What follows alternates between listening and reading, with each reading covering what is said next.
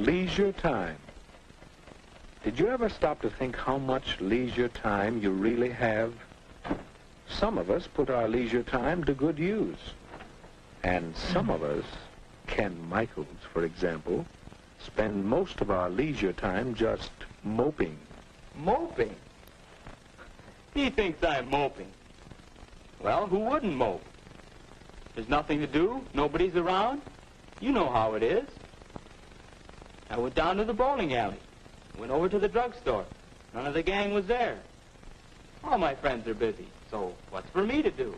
Do you suppose Ken has more leisure time than his friends do? Huh? Well, no, I don't have more time.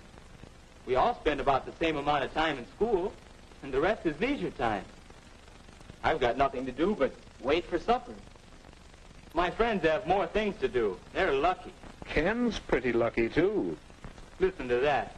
All right, I'll bite. Why am I lucky? Because you have so much leisure time. Time in which you can do things you enjoy. Time in which you don't have to work. Like this, huh? Is that good?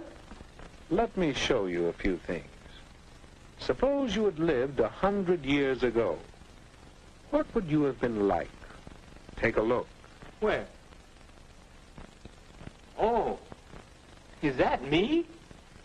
Is that what I would have looked like 100 years ago? Well, perhaps.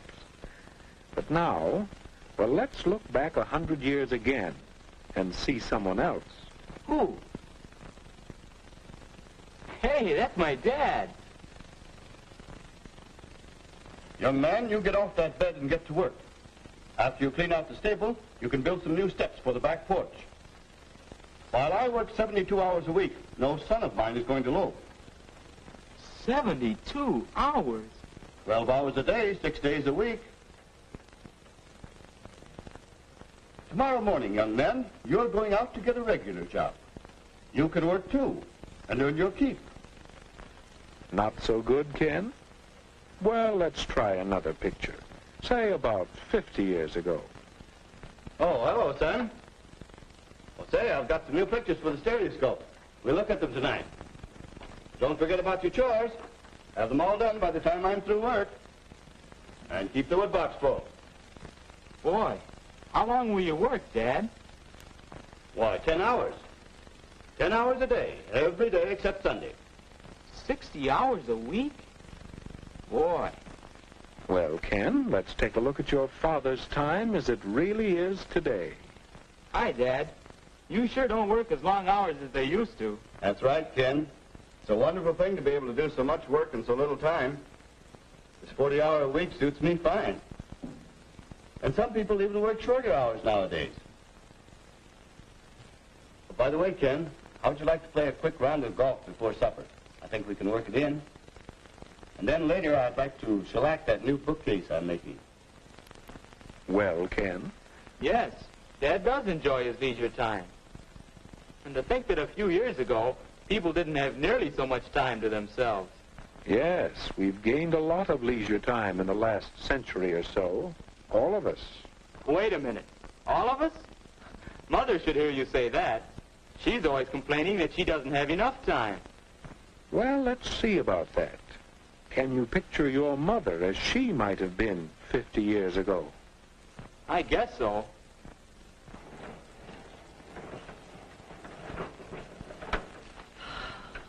Why, that's hard work. It takes so much time, too. But that's woman's lot in life. Scrub clothes, carry water, bake bread, feed the chickens, till time to go to bed and then get up again to start all over again. You see, Ken? Now, how about today?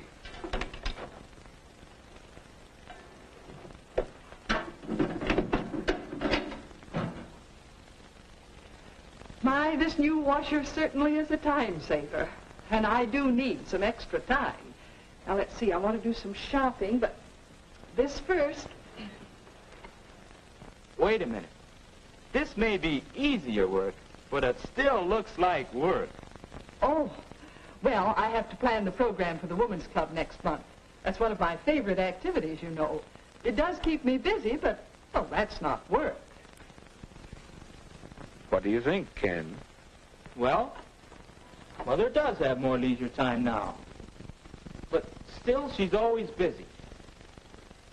How does she find so many things to do? How can I find something to do with my extra time? Or for that matter, what about you? I don't know. It seems as if leisure time is a problem. Well, let's see how your friends have met that problem. I told him once my friends were all busy. Oh, busy. They have something to do with their time. Let's see. Last I saw of Dave, he was headed that-a-way. You mean this way? Yes. Dave has a hobby of identifying birds. It's a pleasant way of spending his time, and besides, it helps him with some of his schoolwork. You can learn quite a bit from hobbies. Here's Bill. Some of his leisure time is spent doing part-time work at the bookstore. Along with earning some spending money, he's getting experience that will help him later on. And Alice is devoting some of her leisure to learning to sew. That's something she'll be glad she did when she's older. And right now, she gets a big kick out of it. Here's the way Marge spends some of her leisure time. She's learning to play the piano. She's getting a lot of pleasure from her own accomplishment, and she's acquiring a skill that will help her socially. And some of the fellows spend their time in group activities that are building them up physically, as well as providing them with a lot of fun. So that's what they're all doing. No wonder I couldn't find them. I'll bet you think I should...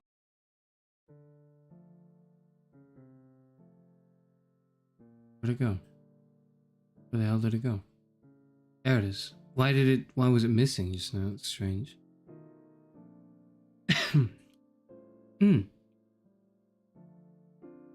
Plato Symposium, Part 2.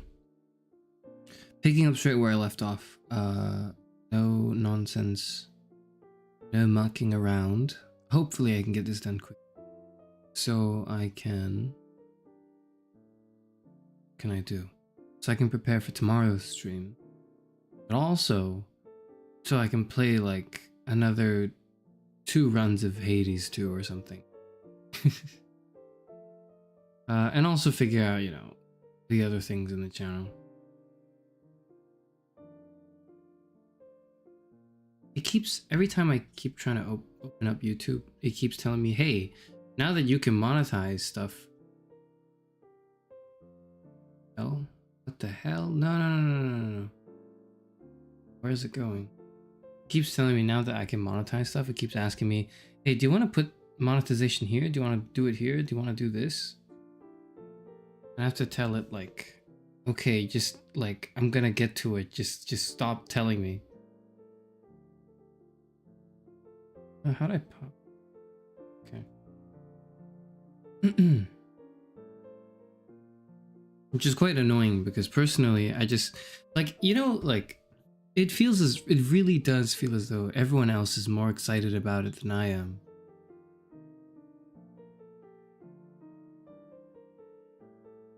Which is a bit unsettling. I'll talk about it more when when we get to when we do that stream. In the meantime, just, you know, in the meantime, just forget that I mentioned that. Okay, we're back to normal. Yeah, I'm Kersu Fenor. First and last philosophy vtuber, last librarian of Alexandria. Reading today. Reading philosophy today, finally, because we haven't read it in a long time. But we read it yesterday as well. I just couldn't finish it because I was really tired, so today we're going to continue. I think we were midway through the symposium, if not most of the way through. So we had like a ways to go, but not too far. It wasn't too much.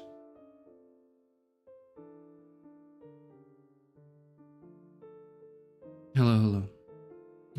Hello. If you said hello, just assume I'm saying hello back. Because I read the message and I say it in my head, but I just don't say it. Just assume that I am. But yeah, I'm just going to read the rest of this. And if anyone has any questions, please give them to me. I've had a bit more time to form how I feel about this. And I do want to say that Symposium is an interesting work because it really does set up a well, I suppose it sets up a dialogue. It sets up a discussion on what exactly love is and like kind of narrowing it down from what it isn't a little bit. It seems as though that's what's happening. It's not really, because there's no such thing as like the exact precise definition that all this is narrowing down towards. It's more like a human experience, right? It's kind of like asking what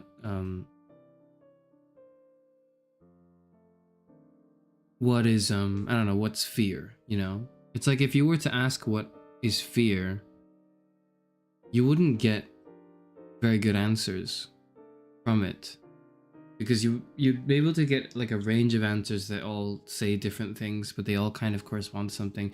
But it's not like just one concept. Fear is something that kind of encompasses, it's like almost, I suppose, like, does it encompass anxiety? Does it encompass like just a fear of what? A fear of losing things, a fear of being judged, a fear of like Freddy Fazbear? Like there's a ton of things to talk about. There's a ton of things that are involved in an understanding of it. And what Symposium does is it sheds, I think it's probably one of the earliest Western texts that sheds light on this issue, or this like question, right? Like what is it? You know, what is it? We talk about it. We engage in it. We seem to be able to do it, but how come we can't understand what it is that we're doing, right? Is the question. How come we talk about other concepts so much, but we don't talk about this as much in in a philosophical sense, right? And well, partly through this dialogue, you may come to understand that, oh, we don't talk about it a lot because it's fucking difficult to talk about, and also seems like a waste of time, because, you know, why discuss love when you can just love things and people, right? I don't know. And like, you know, does this discussion even accomplish anything? Are Phaedrus, Pausanias, Eryximachus, Aristophanes, Agathon, Socrates, and Alcibiades,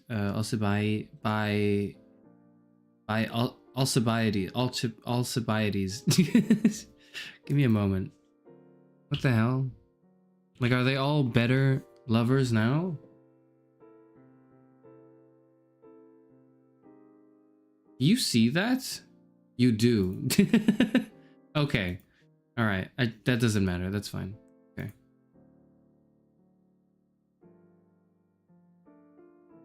Alcibiades.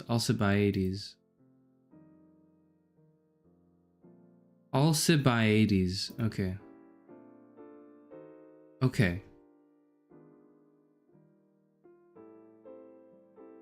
Why read words when I can do the things the words tell me about? Well, the hope is that the words help you do it better, right? The problem, or rather one of the things that, in my opinion at least, my takeaways from Symposium is I read this and it didn't make me a better like lover. You know, it didn't deepen my it may have deepened my understanding of like how we talk about love, but it didn't deepen my understanding of what love itself encompasses too much that I didn't know at the time. Right, that's one of the, not the problems, one of the things I had taking away from this.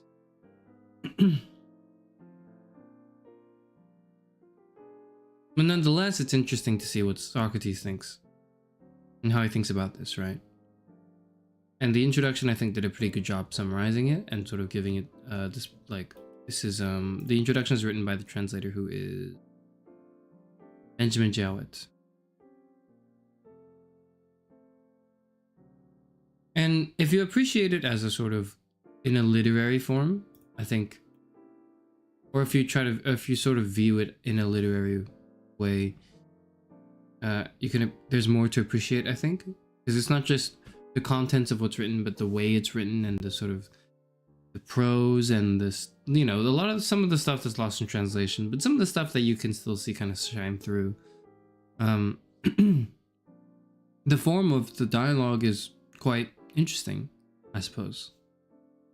There's a lastly, before we continue, it's not really begin because we had already began previously, but lastly, before I continue, I do want to mention that there's a book I'm reading. Let me just see if I can find it.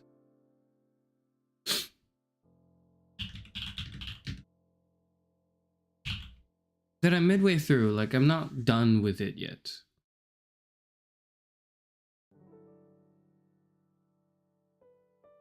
Japanese melodrama novel. No. That's not what I want.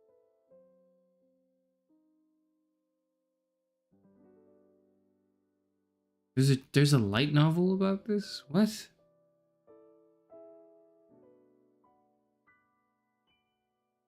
I didn't even know.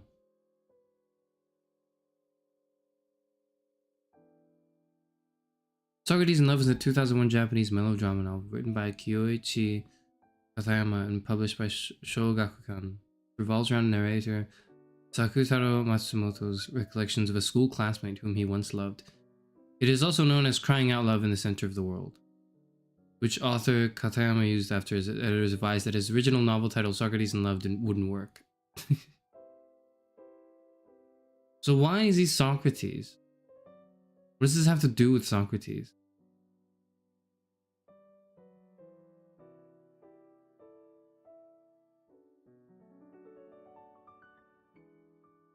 What does this have to do with that at all? What? There's a whole Wikipedia page for it.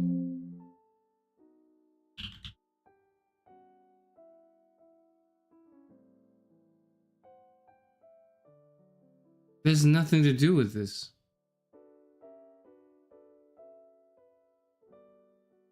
Okay, whatever. But sorry, I wasn't referring to the melodrama. I was referring to there's a book I read. Let me just get that here.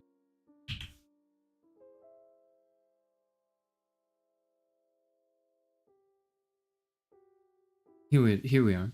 Socrates in Love, The Making of a Philosopher by Armand. It's an innovative and insightful exploration of the passionate early life of Socrates, the influences that led him to be the first and greatest of philosophers.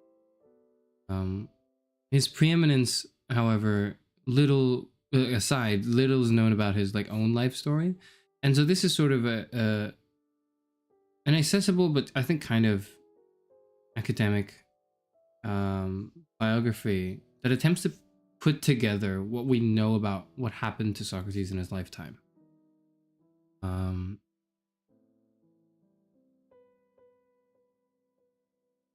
Where is it?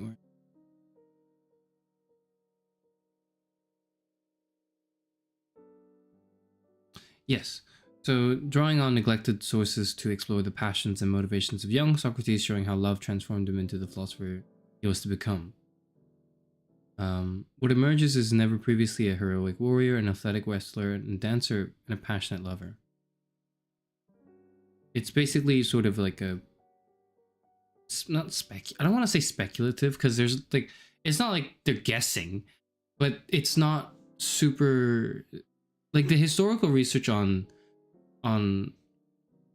the actual life lived by the figure of Socrates is difficult to get right because we don't have, very little, not a lot is known about him, but what is known is sort of pieced together and in a way I suppose connected together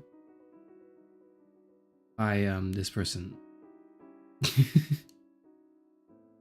Sorry. But yeah, this was interesting, and I haven't finished it yet, but I'm probably halfway through the book. That I think might be a relevant thing to read post Symposium, or if you have an idea for what you of what, or maybe if you want to know more. Sorry, if you want to know more about what he thinks. about love in particular, but also where that comes from and how that's been informed by his previous experiences. It's an interpretation based on incomplete accounts, pretty much. Yeah, that's pretty much what it is. Anyways, I should stop like trying to free talk because I'm not prepared to do so. My mind is just, it's a bit everywhere, and I'm not doing very well yet. I'm really stressed about tomorrow's stream, because tomorrow's stream really needs to be good, or else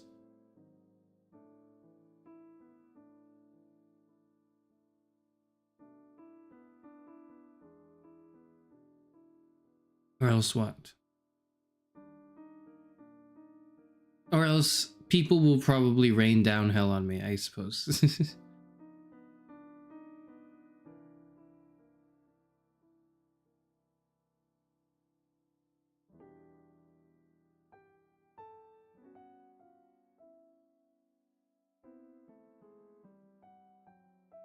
I should have done this before the stream, I'm sorry.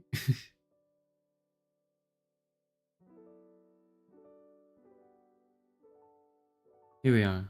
I think we stopped here last time.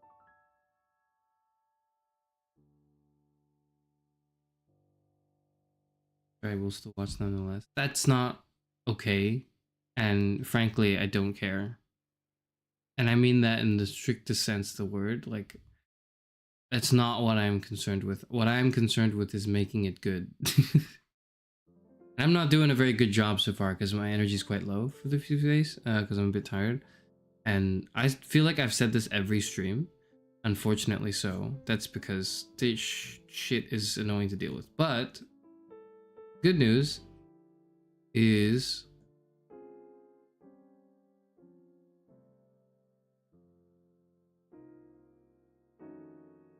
I get to play Wander Stop in the weekend, and that's all that matters. Okay. This is the homework, and then after the homework you get to enjoy the thing. I suppose that's what this is. Watch even if you turn into a worm. I really wouldn't want you to watch me if I turn into a worm. I don't want to be perceived. The last thing I want to be is perceived when I'm a worm. Anyways, let's continue from last time. I'm just gonna start here, I think. But to recount what happened, right? Previously in the text. This is a big celebration. It's just a night out with the boys, and they're all drinking. Or at least the mood is as if they were, but I think they're not drinking because they're hangover from yesterday's drinking. Right? So they're all talking, and they're all taking turns giving. They decided, okay, here's what we're gonna do tonight. We're gonna take turns giving speeches about love. That's what we're gonna do. And 4 of the 6 have gone up and made speeches at this point, I think. And we've had different perspectives on what those speeches like mean. On like they're all about love, but like we've had different perspectives on love, and different, like you can kind of see the different backgrounds of these various characters as well through their speeches, and you can see what they value and all of that. Now we're right about to get to the last 2, which I think are Agathon and Socrates, and they're going to. Well, Socrates is going to give a speech, but before that, he does the classical Socrates move. He does the classic move where he's going to ask a bunch of questions first from like to someone else, and then he's going to start going on his own thing. That's what he does, right? That's what he does. He likes to be annoying. That's his whole thing. We're gonna read through that, get through the rest of the dialogue once they conclude, and sort of give each other that, well, the round of applause, and then something happens in a bit as well. You can think of it as like a play or like a scene almost, really. But yeah, and that will all lead to eventually what Socrates thinks about love, which would have really been informative and helpful maybe like a month and a half ago, but I was busy, so we're reading it now. And I was even gonna finish it yesterday and I couldn't, so we're gonna finish this now today as well. If anyone has any questions, again, ask them. I'm assuming you don't, though, if you don't ask any questions. But yeah, if you if you find yourself thinking about this after having read it, still, I would suggest maybe afterwards reading this speculative biography or interpreted biography of Socrates. Socrates in Love: The Making of a Philosopher.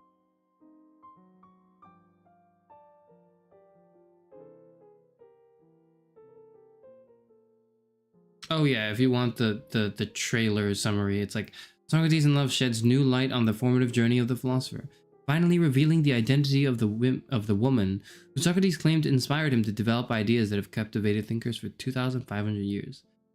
That's just in the Symposium, isn't it? Like, I think is who they're referring to. Diotimus, right? Diotimus is in the it's in Symposium, is it not? I don't remember.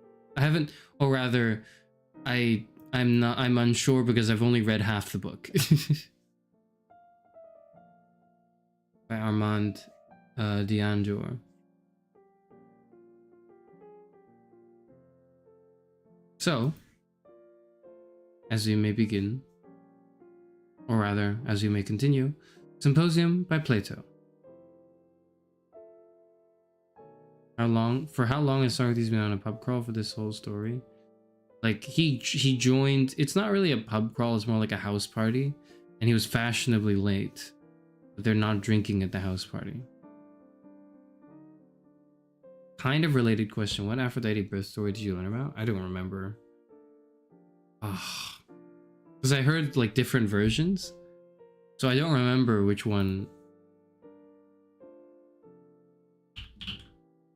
Let me like look it up and I get a refresher. It's an interesting question. I only remember that she was married to Hephaestus.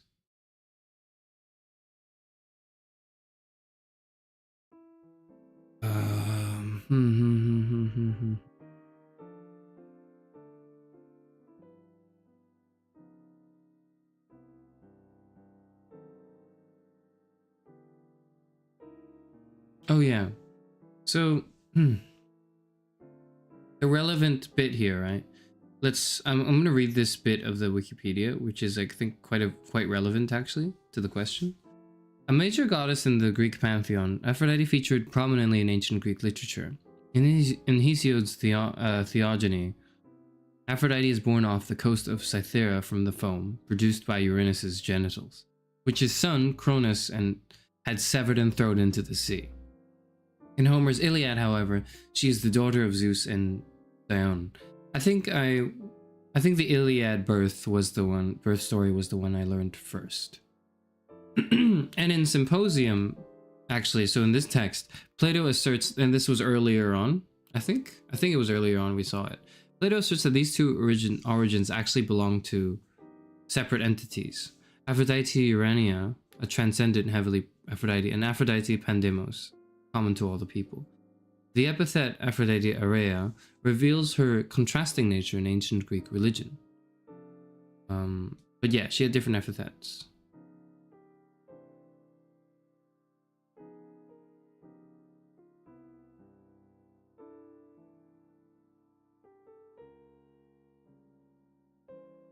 The genital story I learned later, which I found pretty funny.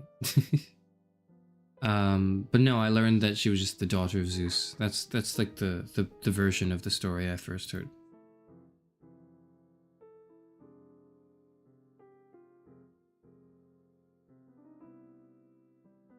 Okay.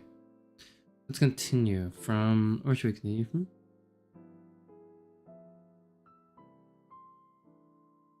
Okay, wall of text. Wall of text. This is...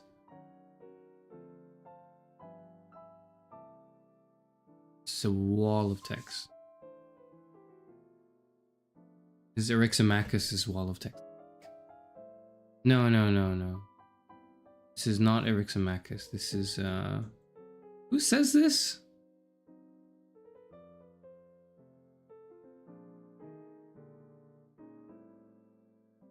Aristophanes? One of them. It was one of them.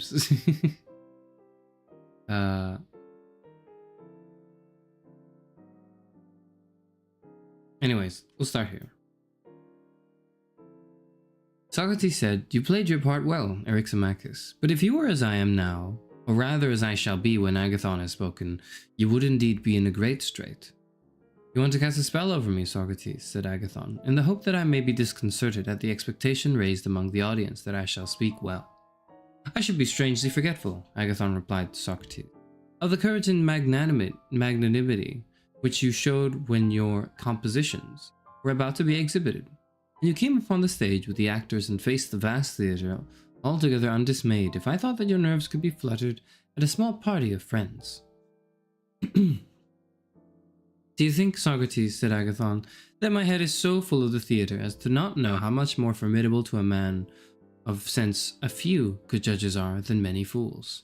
"Nay," replied Socrates, "I should be very wrong in attributing to you, Agathon, that or any other want of refinement, and I am quite aware that if you happened to meet with any whom you thought wise, you would care for their opinion much more than for that of the many.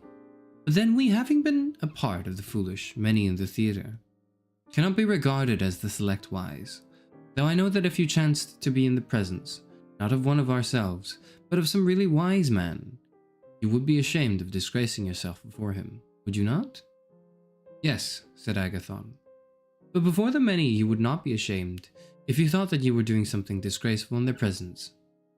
Here Phaedrus interrupted them, saying, "Not answer him, my dear Agathon, for if he can only get a partner with whom he can talk, especially a good-looking one, he will no longer care about the completion of our plan. Now I love to hear him talk, but just at present I must not forget the encomium on love which I ought to receive from him and from everyone. When you and he have paid your tribute to the god, then you may talk." "Very well, Phaedrus," said Agathon. "I see no reason why I should not proceed with my speech, as I shall have many other opportunities of conversing with Socrates. Let me first say how I ought to speak, and then speak." That's probably what he did. He cleared his throat. The previous speakers, instead of praising the god love, or unfolding his nature, appeared to have congratulated mankind on the benefits which he confers upon them. But I would rather praise the god first, and then speak of his gifts. This is always the right way of praising everything. May I say without impiety or offense that all of the blessed gods he is the most blessed because he is the fairest and best, and he is the fairest, for, in the first place, he is the youngest, and of his youth he is himself the witness, fleeing out of the way of age, who is swift enough, swifter truly than most of us like. Love hates him, and will not come near him, but youth and love live and move together. Like to like, as the proverb says.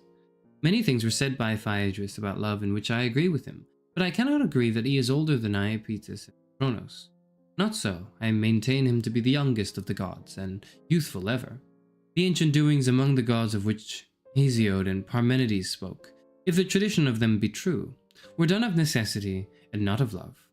Had love been in those days, there would have been no chaining or mutilation of the gods, or other violence, but peace and sweetness, as there is now in heaven since the rule of love began. Love is young and also tender. He ought to have a poet like Homer to describe his tenderness, as Homer says of Ite, "She is a goddess and tender. Her feet are tender, for she sets her steps, not on the ground, but on the heads of men." Herein is an excellent proof of her tenderness, and she walks not upon the hard, but upon the soft. Let us adduce a similar proof of the tenderness of love, for he walks not upon the earth, nor yet upon the skulls of men, which are not so very soft, but in the hearts and souls of both gods and men, which are of all things the softest. In them he walks and dwells and makes his home, not in every soul without exception.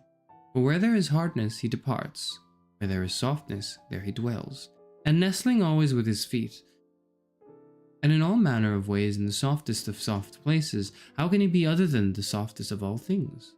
Of a truth, he is the tenderest as well as the youngest, and also he is a flexile form.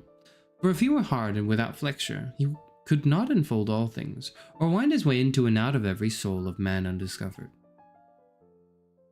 And a proof of his flexibility and symmetry of form is his grace, which is universally admitted to be in an especial manner the attribute of love. Ungrace and love are always at war with one another. The fairness of his complexion is revealed by his habitation among the flowers. For he dwells not amid bloomless or fading beauties, whether of body or soul or aught else, but in the place of flowers and scents there he sits and abides. Concerning the beauty of the god, I have said enough, and yet there remains much more which I might say. Of his virtue I have now to speak. His greatest glory is that he can neither do nor suffer wrong to or from any god or any man, for he suffers not by force if he suffers. Force comes not near him, neither when he acts does he act by force. For all men in all things serve him of their own free will, and where there is voluntary agreement, there, as the laws which are the lords of the city says, is justice. And not only is he just, but exceedingly temperate, for temperance is the acknowledged ruler of the pleasures and desires, and no pleasure ever masters love. He is their master, and they are his servants. And if he conquers them, he must be temperate indeed. As to courage, even the god of war is no match for him. He is the captive, and love is the lord. For love, the love of Aphrodite, masters him as the tale runs, and the master is stronger than the servant. And if he conquers the bravest of all others, he must be himself the bravest. Of his courage and justice and temperance I have spoken, but have yet to speak of his wisdom. Sorry, just a quick note here. I suppose with the use of Aphrodite here, we now know more clearly that no, love is not like a translation for the equivalent of this. It's something else. In case there was any of that confusion. When they say like when there's capital love, my suspicion last time was that so for example here, love himself, the god himself, right? Like my suspicion was it's supposed to be eros, I think is the Greek word that there is being translated here into love, but yeah, I don't remember. It's been a long time.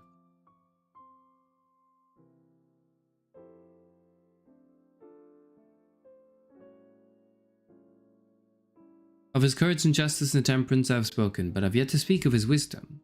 And according to the measure of my ability, I must try to do my best. In the first place, he is a poet, and here, like Eryximachus, I magnify my art. And he is also the source of poesy in others, which he could not be if he were not himself a poet. And at the touch of him, every one becomes a poet, even though he had no music in him before, a fragment of the Sthenoia of Euripides. This also is a proof that love is a good poet and accomplished in all the fine arts, for no one can give to another that which he has not himself, or teach that of which he has no knowledge. Who will deny that the creation of the animals is his doing? Are they not all the works of his wisdom born and begotten of him? And as to the artists, do we not know that he only of them whom love inspires has the light of flame? He whom love touches not walks in darkness. The arts of medicine and archery and divination were discovered by Apollo under the guidance of love and desire, so that he too was a disciple of love.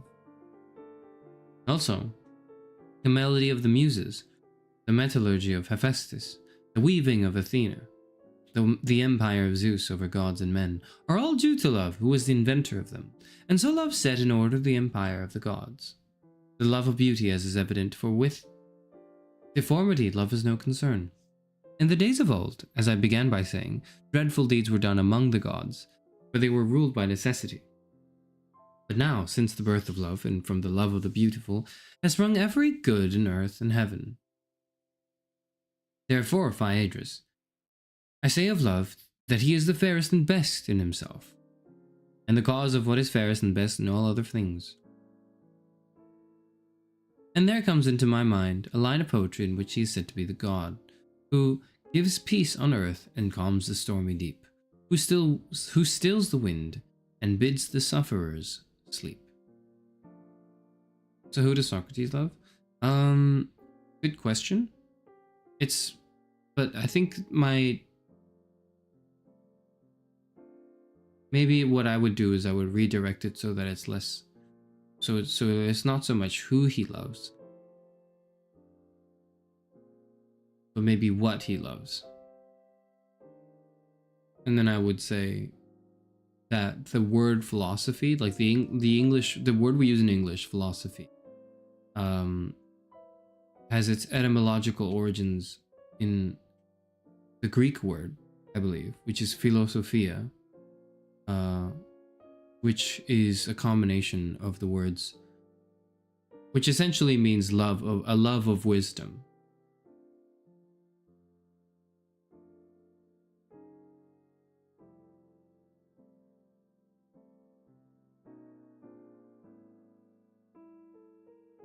This is he who's excuse me. This is he who empties men of disaffection and fills them with affection, who makes them to meet together at banquets such as these.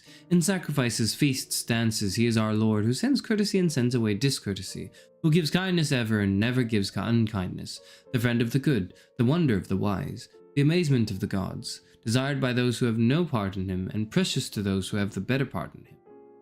Parent of delicacy, luxury, desire, fondness, softness, grace. Regardful of the good, regardless of the evil. In every word, work, wish, fear, savior, pilot, comrade, helper, glory of gods and men, leader best and brightest, in whose footsteps let every man follow, sweetly singing in his honor and joining in that sweet strain with which love charms the souls of gods and men. Such is the speech, Phaedrus, half playful, yet having a certain measure of seriousness, which according to my ability I dedicate to the god. When Agathon had done speaking, Aristodemus said that there was a general cheer. The young man was thought to have spoken in a manner worthy of himself and of the god. And Socrates, looking at Eryximachus, said, "Tell me, son of Acumenus, was there not reason in my fears? And was I not a true prophet when I said that Agathon would make a wonderful oration, and that I should be in a strait?"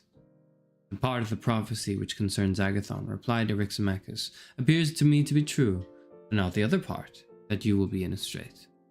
"Why, my dear friend," said Socrates, "must not I or anyone be in a strait who has to speak after he has heard such a rich and varied discourse? I am especially struck with the beauty of the concluding words. Who could listen to them without amazement?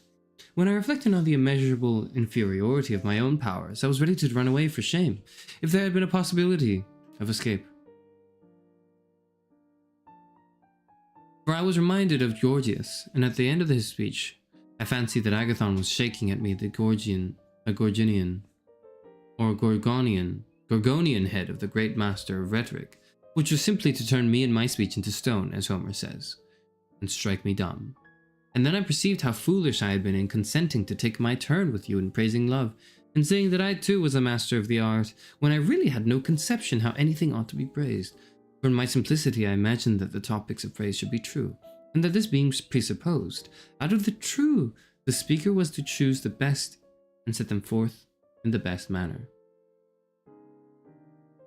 And I felt quite proud, thinking that I knew the nature of true praise, and should speak well, whereas now I see that the intention was to attribute to love every species of greatness and glory, whether really belonging to him or not, without regard to truth or falsehood. That was no matter.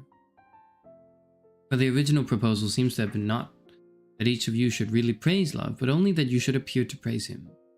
And so you attribute to love every imaginable form of praise which can be gathered anywhere, and you'll see that he is all this, and the cause of all that, making him appear the fairest and best of all those who know him not, for you cannot impose upon those who know him. And a noble and solemn hymn of praise have you rehearsed, But as I misunderstood the nature of the praise, when I said that I would take my turn, I must beg to be absolved from the promise which I made in ignorance, and which, as Euripides would say, was a promise of the lips and not of the mind. Farewell then to such a strain, for I do not praise in that way. No, indeed, I cannot. But if you like to hear the truth about love, I am ready to speak in my own manner, though I will not make myself ridiculous by entering into any rivalry with you. Say then, Phaedrus, whether you would like to have the truth about love, spoken in any words, and in any order which may happen to come into my mind at the time. Will that be agreeable to you?"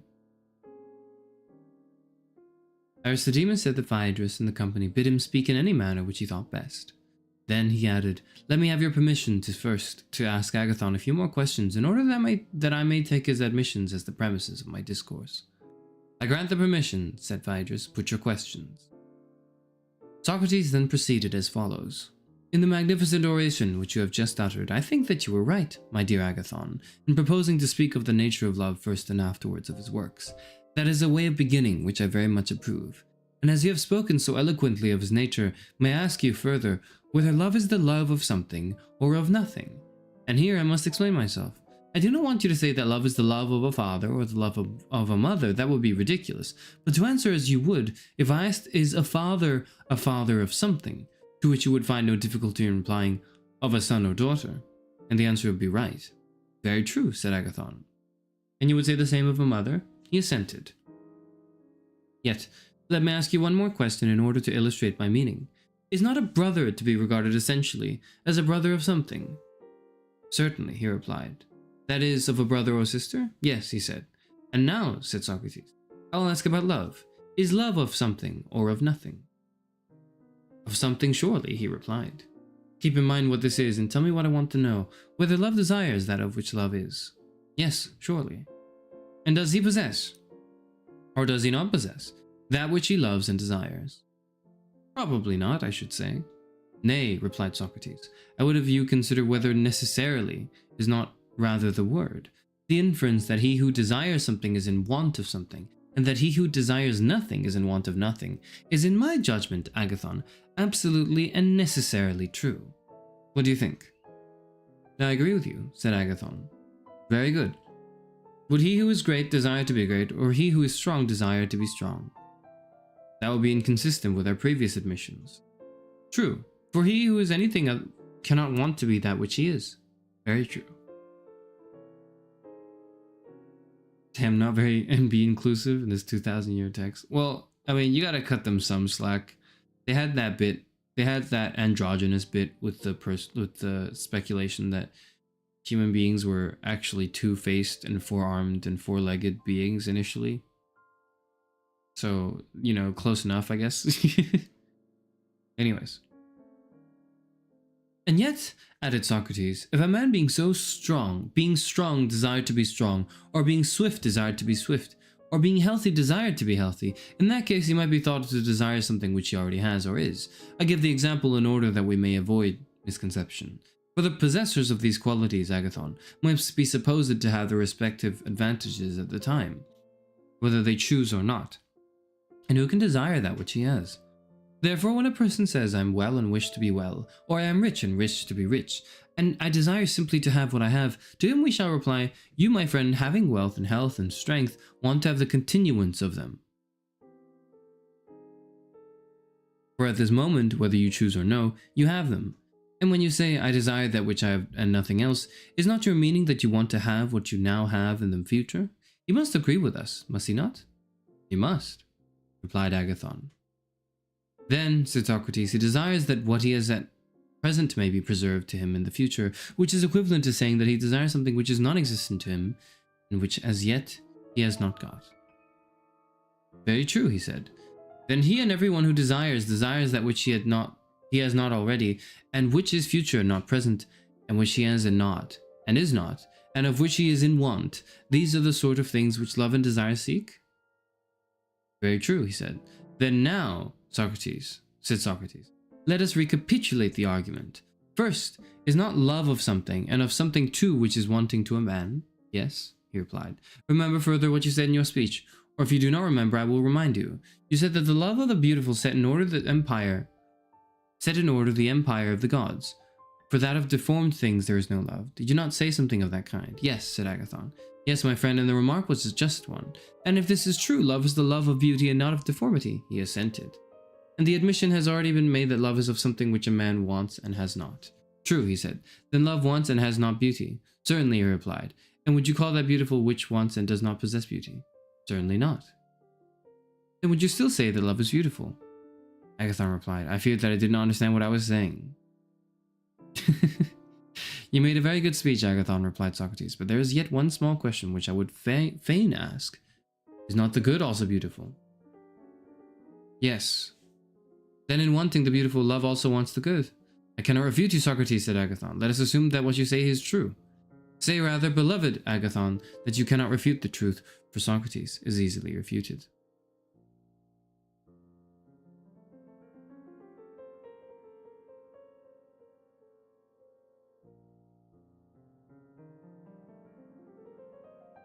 Hi, what'd you miss? Hi Odara, you didn't miss anything. We're reading Plato's Symposium.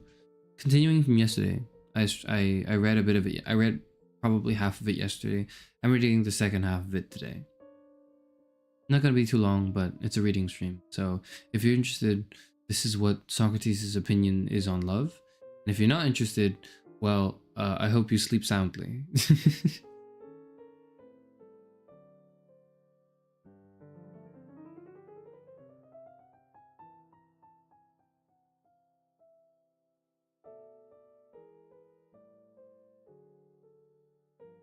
And now, taking my leave of you, I would rehearse a tale of love which I heard from Diotima of Mantinea. Compare I Alcibiades. A woman wise in this and in many other kinds of knowledge, who in the days of old, when the Athenians offered sacrifice before the coming of the plague, delayed the disease 10 years. She was my instructress in the art of love, and I shall repeat to you what she said to me, beginning with the admissions made by Agathon, which are nearly, if not quite the same, which I made to the wise woman when she questioned me.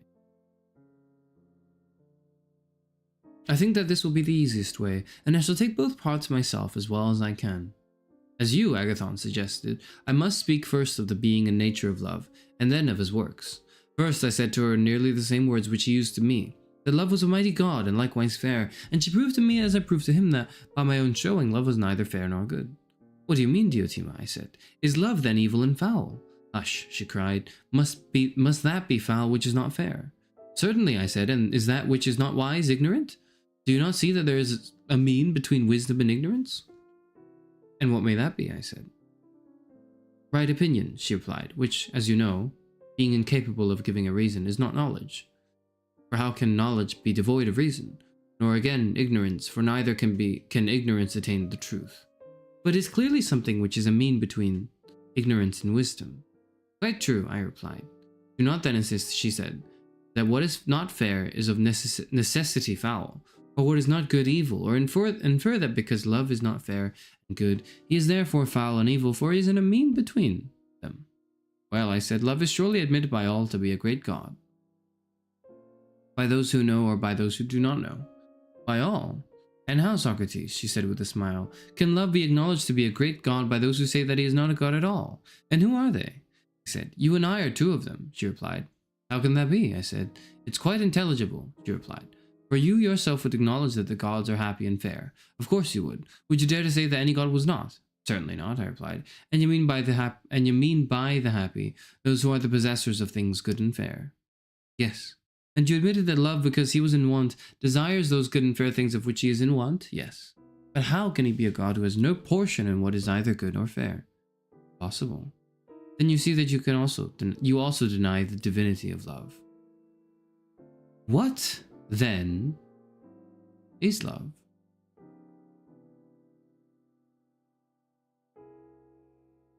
I asked. Is he mortal? No. What then? As in the former instance, he is neither immortal nor mortal, but in a mean between the two. What is he, Diotima? He is a great spirit. And like all spirits, he is intermediate between the divine and the mortal. And what, I said, is his power? He interprets. She replied, between gods and men, conveying and taking across to the gods the prayers and sacrifices of men, and to men the commands and replies of the gods. He is the mediator who spans the chasm which divides them, and therefore in him all is bound together, and through him the arts of the prophet and the priest, the sacrifices and mysteries and charms, and all prophecy and incantation find their way. For God mingles not with man, but through love all the intercourse and converse of God with man, whether awake or asleep, is carried on. The wisdom which understands this is spiritual. All other wisdom, such as that of arts and handicrafts, is mean and vulgar. Now, these spirits or intermediate powers are many and diverse, and one of them is love. And who, I said, was his father, and who was his mother? The tale, she said, will take time. Nevertheless, I will tell you. On the birthday of Aphrodite, there was a feast of the gods, at which the god Poros or Plenty, who is the son of Metis or Discretion, was one of the guests. When the feast was over, Pinea or Poverty, as the manner is on such occasions, came about the doors to beg. Now Plenty, who was the worse for nectar, there was no wine in those days, went into the garden of Zeus and fell into a heavy sleep. And Poverty, considering her own straitened circumstances, thought it to have a child by him.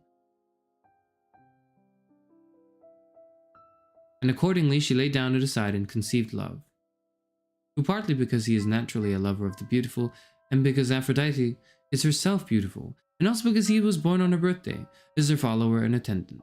And as his parentage is, so also are his fortunes. In the first place, he is always poor and anything but tender and fair, as the many imagine him, and he is rough and squalid and has no shoes, nor a house to dwell in. On the bare earth exposed, he lies under the open heaven, in the streets or the door of houses, taking his rest, and like his mother, he is always in distress. Like his father too, whom he also partly resembles, he is also plotting against the fair and good. He is bold, enterprising, strong, a mighty hunter, always weaving some intrigue, or by nature neither mortal nor immortal, but alive and flourishing at one moment when he is in plenty, and dead at another moment, and again alive by reason of his father's name. The father's nature, sorry.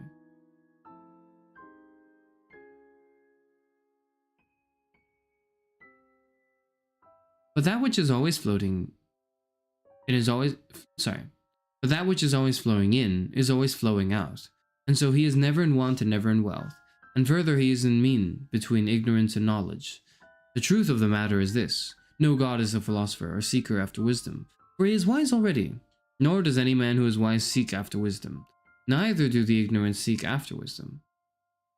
For herein is the evil of ignorance, that he who is neither good nor wise is nevertheless satisfied with himself. He has no desire for that of which he feels no want. But who then, Diotima, I said, are the lovers of wisdom, if they are neither the wise nor the foolish? A child may answer the question, she replied. They are those who are in a mean between the two.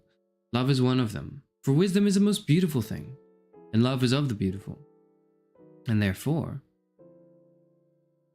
love is also a philosopher, or lover of wisdom, and being a lover of wisdom is in a mean between the wise and the ignorant.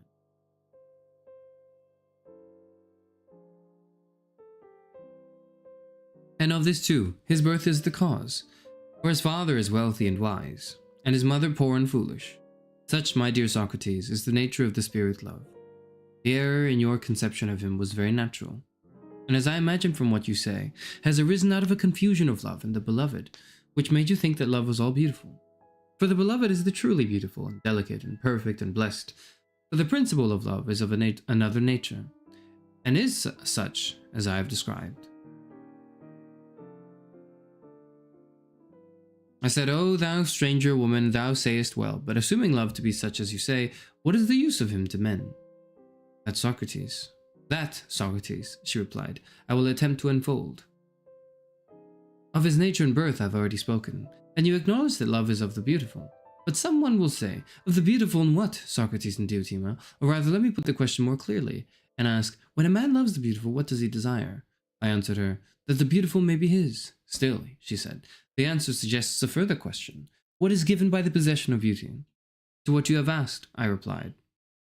I have no answer ready. Then, she said, let me put the word good in the place of the beautiful, and repeat the question once more. If he who loves the good, what is it then that he loves? The possession of the good, I said. And what does he gain who possesses the good? Happiness, I replied. There is less difficulty in answering that question. Yes, she said, the happy are made happy by the acquisition of good things, nor is there any need to ask why a man desires happiness. The answer is already final. You're right, I said. And is this wish and this desire common to all? And do all men always desire their own good, or only some men? What say you? All men, I replied. The desire is common to all. Why then, she rejoined, are not all men, Socrates said, to love, but only of some of them? Whereas you say that all men are always loving the same things. I myself wonder, I said, why this is. There's nothing to wonder at, she replied. The reason is that one part of love is separated off and receives the name of the whole, but the other parts have other names. Give an illustration, I said. She answered me as follows.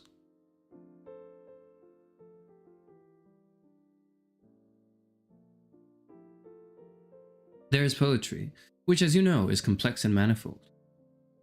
All creation, or passage of non-being into being, is poetry, or making, and the processes of all art are creative, and the masters of arts are all poets or makers. Very true. Still, she said, you know that they are not called poets, but have other names. Only that portion of the art which is separated off from the rest and is concerned with music and meter is termed poetry, and they who possess poetry in this sense of the word are called poets. Very true, I said, and the same holds of love. For you may say generally that all desire of good and happiness is only the great and subtle power of love. But they who are drawn towards it by any other path, whether the path of money-making or gymnastics or philosophy, are not called lovers. The name of the whole is appropriated to those whose affection takes one form only. They alone are said to love, or to be lovers. I dare say. I replied that you are right. Yes, she added, and you hear people say that lovers are seeking for their other half, but I say that they are seeking neither for the half of themselves, nor for the whole, unless the half or the whole be also a good, and they will cut off their own hands and feet and cast them away if they are evil, for they love not what is their own, unless perchance there be some one who calls what belongs to him the good, and what belongs to another the evil. For there is nothing which men love but the good. Is there anything? Certainly I should say that there is nothing. Then, she said, the simple truth is that men love the good. Yes, I said, to which must be added that they love the possession of the good. Yes, that must be added. And not only the possession, but the everlasting possession of the good. That must be added too. Then love, she said, may be described generally as the love of the everlasting possession of the good. That is most true.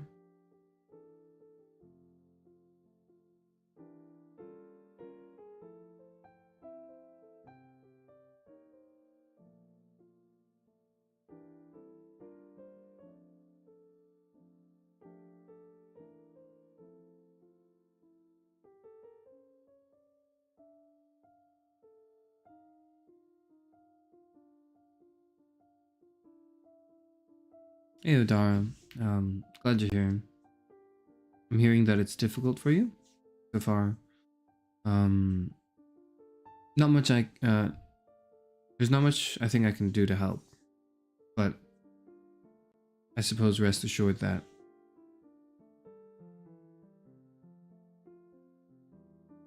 people care. Beyond that, I don't have much else to say. Okay. And yes, of course, hope it all goes better. Anyways. Then if this be the nature of love, can you tell me further, she said. What is the manner of the pursuit? What are they doing who show all this eagerness and heat which is called love? And what is the object which they have in view? Answer me. Nay, Diotima, I replied. If I had known, I should not have wondered at your wisdom. Neither should I have come to learn from you about this very matter. Well, she said, I will teach you. The object which they have in view is birth and beauty, whether of body or soul. I do not understand you, I said. The oracle requires an explanation. I will make my meaning clearer, she replied. I mean to say that all men are bringing to the birth in their bodies and in their souls. There is a certain age at which human nature is desirous of procreation which must be in beauty and not in deformity, and this procreation is the union of man and woman, and is a divine thing. For conception and generation are an immortal principle in the mortal creature, and in the inharmonious they can never be. But the deformed is always inharmonious with the divine, and the beautiful harmonious. Beauty then is the destiny or goddess of fruition, who presides at birth, and therefore, when approaching beauty, the conceiving power is propitious, and diffusive, and benign, and begets and bears fruit. At the sight of ugliness, she frowns and contracts and has a sense of pain, and turns away and shrivels up, and not without a pang refrains from conception. And this is the reason why, when the hour of conception arrives and the teeming nature is full, there is such a flutter and ecstasy about beauty whose approach is the alleviation of the pain of travail. For love, Socrates, is not, as you imagine, the love of the beautiful only. What then? The love of generation and of birth and beauty? Yes, I said. Yes, indeed, she replied. But why of generation? Because to the mortal creature, generation is a sort of eternity and immortality, she replied. And if, as has been already admitted, love is of the everlasting possession of the good, all men will necessarily desire immortality together with good, wherefore love is of immortality. All this she taught me at various times when she spoke of love. And I remember her once saying to me, What is the cause, Socrates, of love and the attendant desire? See you not how all animals, birds, and as well as beasts, in their desire for procreation, are in agony when they take the infection of love, which begins with the desire of union, whereto is added the care of offspring, on whose behalf the weakest are ready to battle against the strongest even to the utmost, and to die for them, and will let themselves be tormented with hunger or suffer anything in order to maintain their young. Man may be supposed to act thus from reason, but why should animals have these passionate feelings? Can you tell me why? Again, I replied that I did not know. She said to me, and do you expect ever to become a master in the art of love if you do not know this? But I have told you already, Diotima, that my ignorance is the reason why I come to you. For I am conscious that I want a teacher. Tell me then the cause of this and of the other mysteries of love.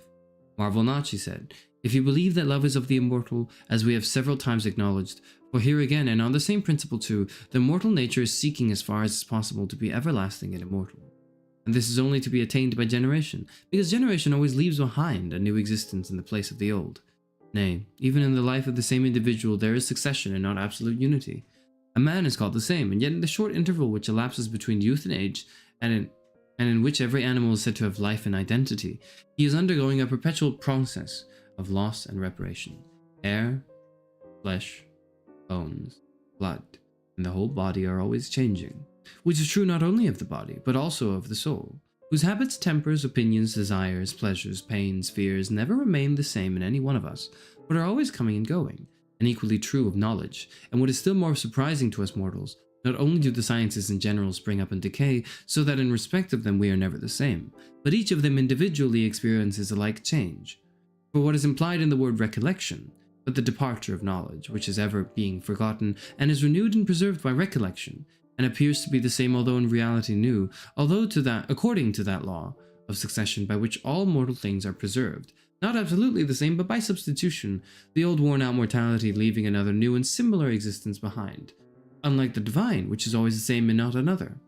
And in this way, Socrates, the mortal body, or mortal anything, partakes of immortality. But the immortal in another way. Marvel not then at the love which all men have of their offspring, for that universal love and interest is for the sake of immortality.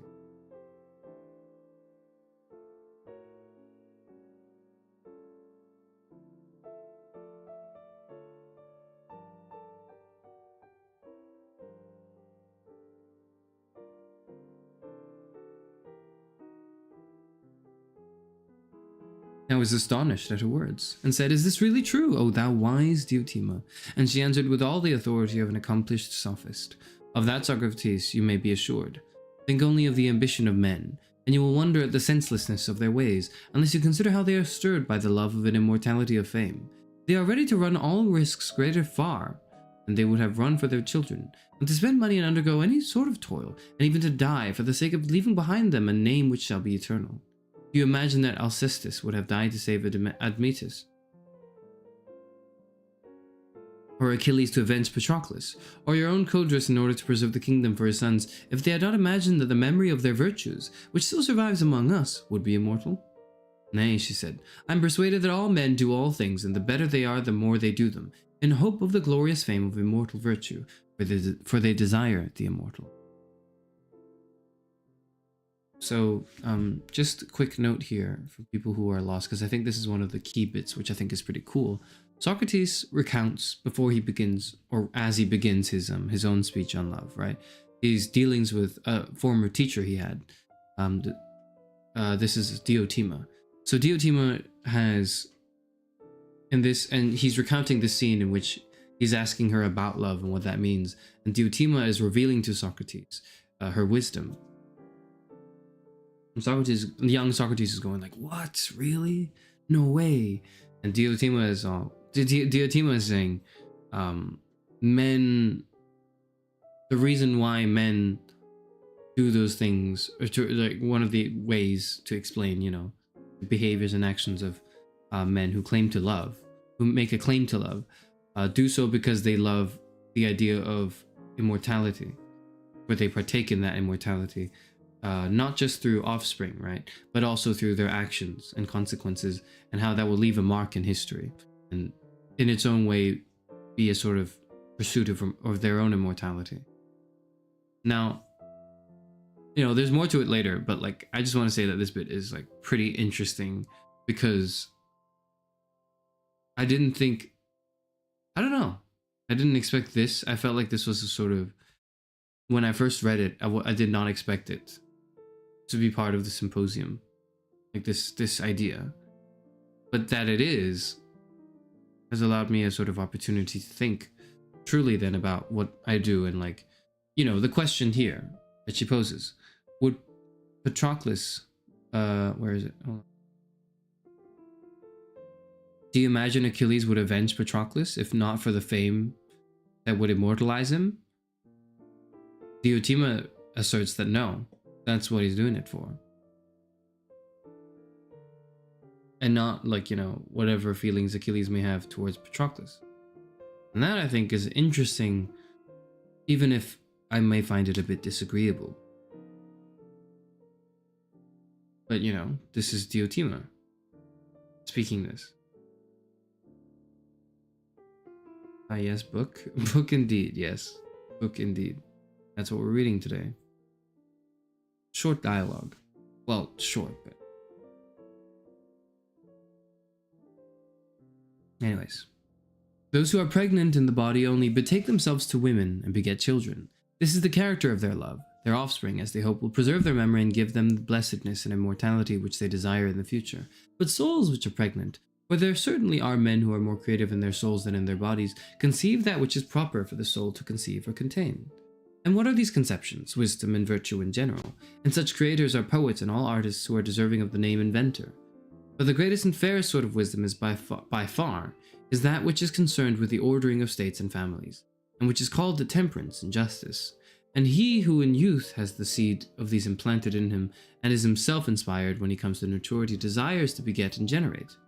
He wanders about seeking beauty that he may beget offspring, for in deformity he will beget nothing, and naturally embraces the beautiful rather than the deformed body. Above all, when he finds a fair, noble, and well-nurtured soul, he embraces the two in one person, and to such an one he is full of speech about virtue and the nature and pursuits of a good man, and he tries to educate him, and at the touch of the beautiful which is ever present to his memory, even when absent, he brings forth that which he had conceived long before, and in company with him tends that which he brings forth.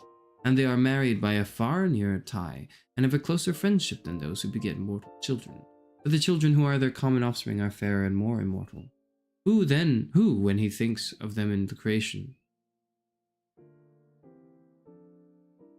Who, when he thinks of Homer and Hesiod and other great poets, would not rather have their children than ordinary human ones? Who would not emulate them in the creation of children such as theirs, which have preserved their memory and given them everlasting glory? Or who would not have such children as Lycurgus left behind him, to be the saviors, not only of Lacedaemon, but of Hellas, as one may say? There is Solon, too, who is the revered father of Athenian laws, and many others there are in many other places, both among Hellenes and barbarians, who have given to the world many noble works, and have been the parents of virtue of every kind, and many temples have been raised in their honor, for the sake of children such as theirs, which were never raised in honor of any one, for the sake of his mortal children. These are the lesser mysteries of love, into which even you, Socrates, may enter. To the greater and more hidden ones, which are the crown of these, and to which if you pursue them in a right spirit they will lead, I know not whether you will be able to attain, but I will do my utmost to inform you, and do you follow? You can. For he who would proceed aright in this matter, should begin in youth to visit beautiful forms, and first, if he be guided by his instructor aright, to love one such form only. Out of that he should create fair thoughts, and soon he will of himself perceive that the beauty of one form is akin to the beauty of another. And then, if beauty of form in general is his pursuit, how foolish would he be not to recognize that beauty in every form is and the same. And when he perceives this, he will abate his violent love of the one, which he will despise and deem a small thing, and will become a lover of all beautiful forms. In the next stage, he will consider that the beauty of the mind is more honorable than the beauty of the outward form. So that if a virtuous soul have but a little comeliness, he will be content to love and tend him, and will search out and bring to the birth thoughts which may improve the young, until he is compelled to contemplate and see the beauty of institutions and laws, and to understand that the beauty of them all is of one family, and that personal beauty is a trifle, and after laws and institutions he will go on to the sciences, that he may see their beauty, being not like a servant in love with the beauty of one youth or man, or many fair and noble thoughts, or institution, himself a slave mean and narrow-minded. But drawing towards and contemplating the vast sea of beauty, he will create many fair and noble thoughts and notions and boundless love of wisdom, until on that shore he grows and waxes strong, and at last the vision is revealed to him of a single science, which is the science of beauty everywhere. To this I will proceed. Please to give me your very best attention.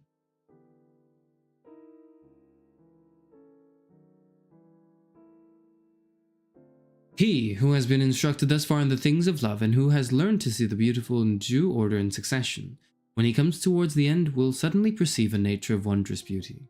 And this, Socrates, is the final cause of all our former toils, a nature which in the first place is everlasting, not growing and decaying, or waxing and waning; secondly, not fair in one point of view and foul in another, or at one time, or in one relation, or at one place fair, at another time, or in another relation, or at another place foul, as if fair to some and foul to others, or in the likeness of a face or hands, or any other part of the bodily frame, or in any form of speech or knowledge, or existing in any other being.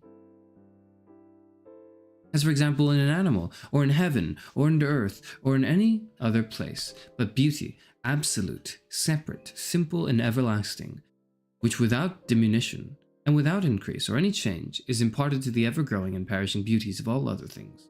He, who from these ascending under the influence of true love, begins to perceive that beauty is not far from the end, and the true order of going, or being led by another to the things of love, is to begin from the beauties of earth and mount upward for the sake of that other beauty, using these as steps only, and from one going on two, and from two to all fair forms, and from fair forms to fair practices, and from fair practices to fair notions, until from fair notions he arrives at the notion of absolute beauty, and at last knows what the essence of beauty is. This, my dear Socrates, said the stranger of Mantinea, is that life above all others which man should live, in the contemplation of beauty absolute, a beauty which you once beheld you would see not to be. After the measure of gold and garments and fair boys and youth, whose presence now entrances you and many a one would be content to live seeing them only and conversing with them without meat or drink, if that were possible. You only want to look at them and to be with them. What if man had eyes to see the true beauty, the divine beauty, I mean, pure and clear and unalloyed, not clogged with the pollutions of mortality and all the colors and vanities of human life, thither looking, and holding converse with the true beauty simple and divine? Remember how in that communion only, beholding beauty with the eye of the mind, he will be enabled to bring forth, not images of beauty, but realities, for he has hold not of an image, but of a reality, and bringing forth and nourishing true virtue to become the friend of God and be immortal, if mortal man may. Would that be an ignoble life? Such, Phaedrus, and I speak not only to you, but to all of you, were the words of Diotima.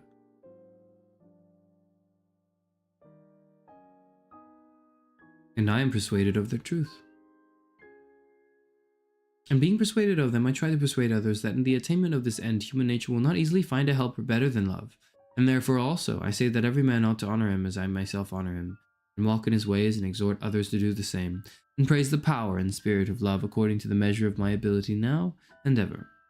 The words which I have spoken, you, Phaedrus, may call an encomium of love, or anything else which you please.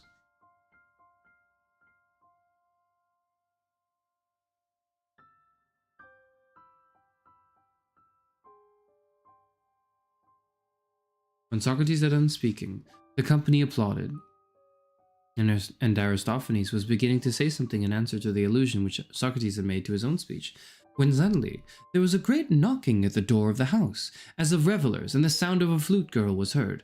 Agathon told the attendants to go and see who were the intruders. If they are a friend of ours, he said, invite them in, but if not, say that the drinking is over. A little while afterwards they heard the voice of Alcibiades resounding in the court.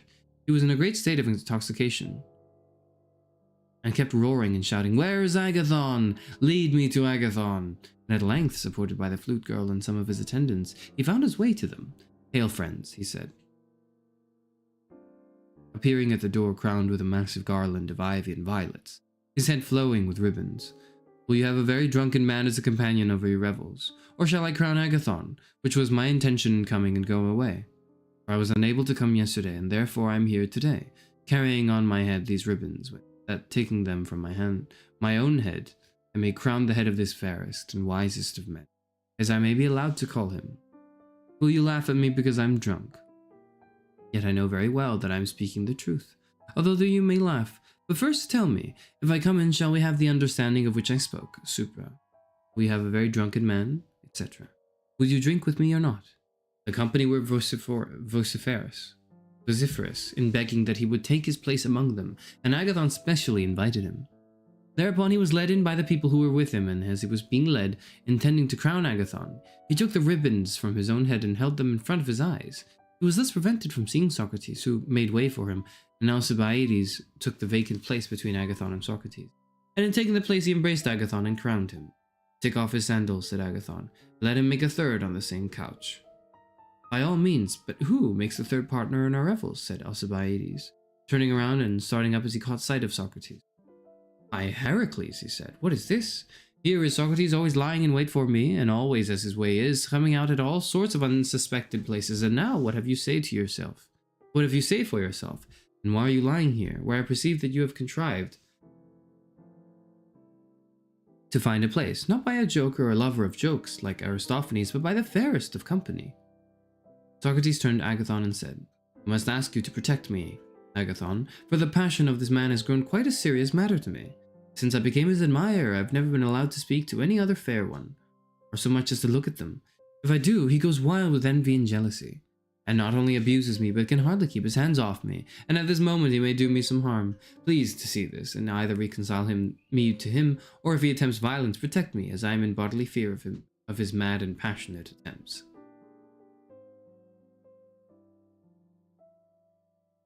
There can never be reconciliation between you and me, said Alcibiades, but for the present I will defer your chastisement.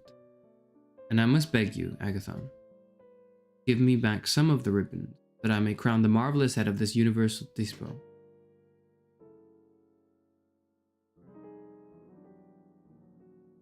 I would not have him complain of me for crowning you, and neglecting him, who in conversation is the conqueror of all mankind, and this not only once, as you were the day before yesterday, but always. Whereupon, taking some of the ribbons, he crowned Socrates, again reclined. Then he said, You seem, my friend, to be sober, which is a thing not to be endured. You must drink, for that was the agreement under which I was admitted, and I elect myself master of the feast until you are well drunk. Let us have a large goblet, Agathon, or rather, he said, addressing the attendant, bring me that wine cooler. The wine cooler which had caught his eye was a vessel holding more than 2 quarts. This he filled and emptied, and bade the attendant fill it again for Socrates. Observe, my friends, said Alcibiades, that this ingenious trick of mine will have no effect on Socrates, for he can drink any quantity of wine and not be at all near being drunk. Socrates drank the cup which the attendant filled for him. Quick pause here, for no reason other than for me to say, he's just like me, for real. And maybe this talent comes with being a philosophy major, or a philosopher VTuber, who knows? Anyways. Eryximachus said, What is this, Alcibiades? Are we to have neither conversation nor singing over our cups, but simply to drink as if we were thirsty? Alcibiades replied, Hail, worthy son of a most wise and worthy sire. The same to you, said Eryximachus, but what shall we do? That I leave to you, said Alcibiades. The wise physician skilled our wounds to heal shall prescribe and we will obey. What do you want? Well, said Eryximachus, before you appeared we had passed the resolution that each one of us in turn should make a speech in praise of love. And as good a one as he could, the turn was passed round from left to right. And as all of us have spoken, and you have not spoken, but have well drunken, you ought to speak, and then impose upon Socrates any task which you please, be on his right-hand neighbor, and so on. That is good, Eryximachus, said Alcibiades.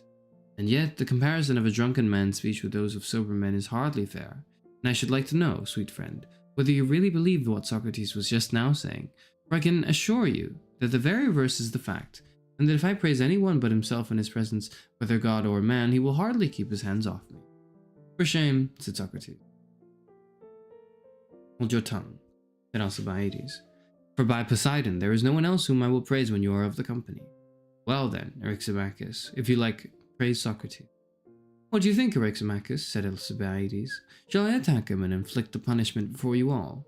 What are you about? Said Socrates. Are you going to raise a laugh at my expenses at the meaning of your praise? I'm going to speak the truth, if you will permit me. I not only permit, but exhort you to speak the truth.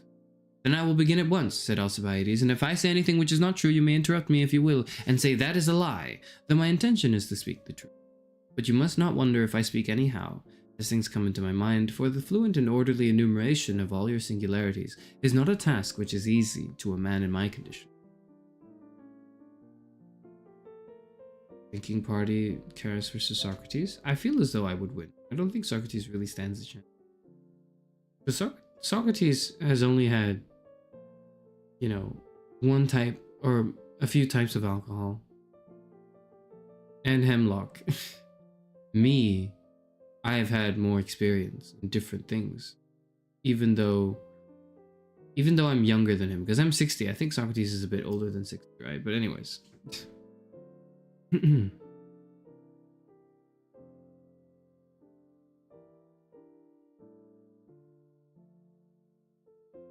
And now, my boys, I shall praise Socrates in a figure which will appear to him to be a caricature, and yet I speak not to make fun of him, but only for the truth's sake.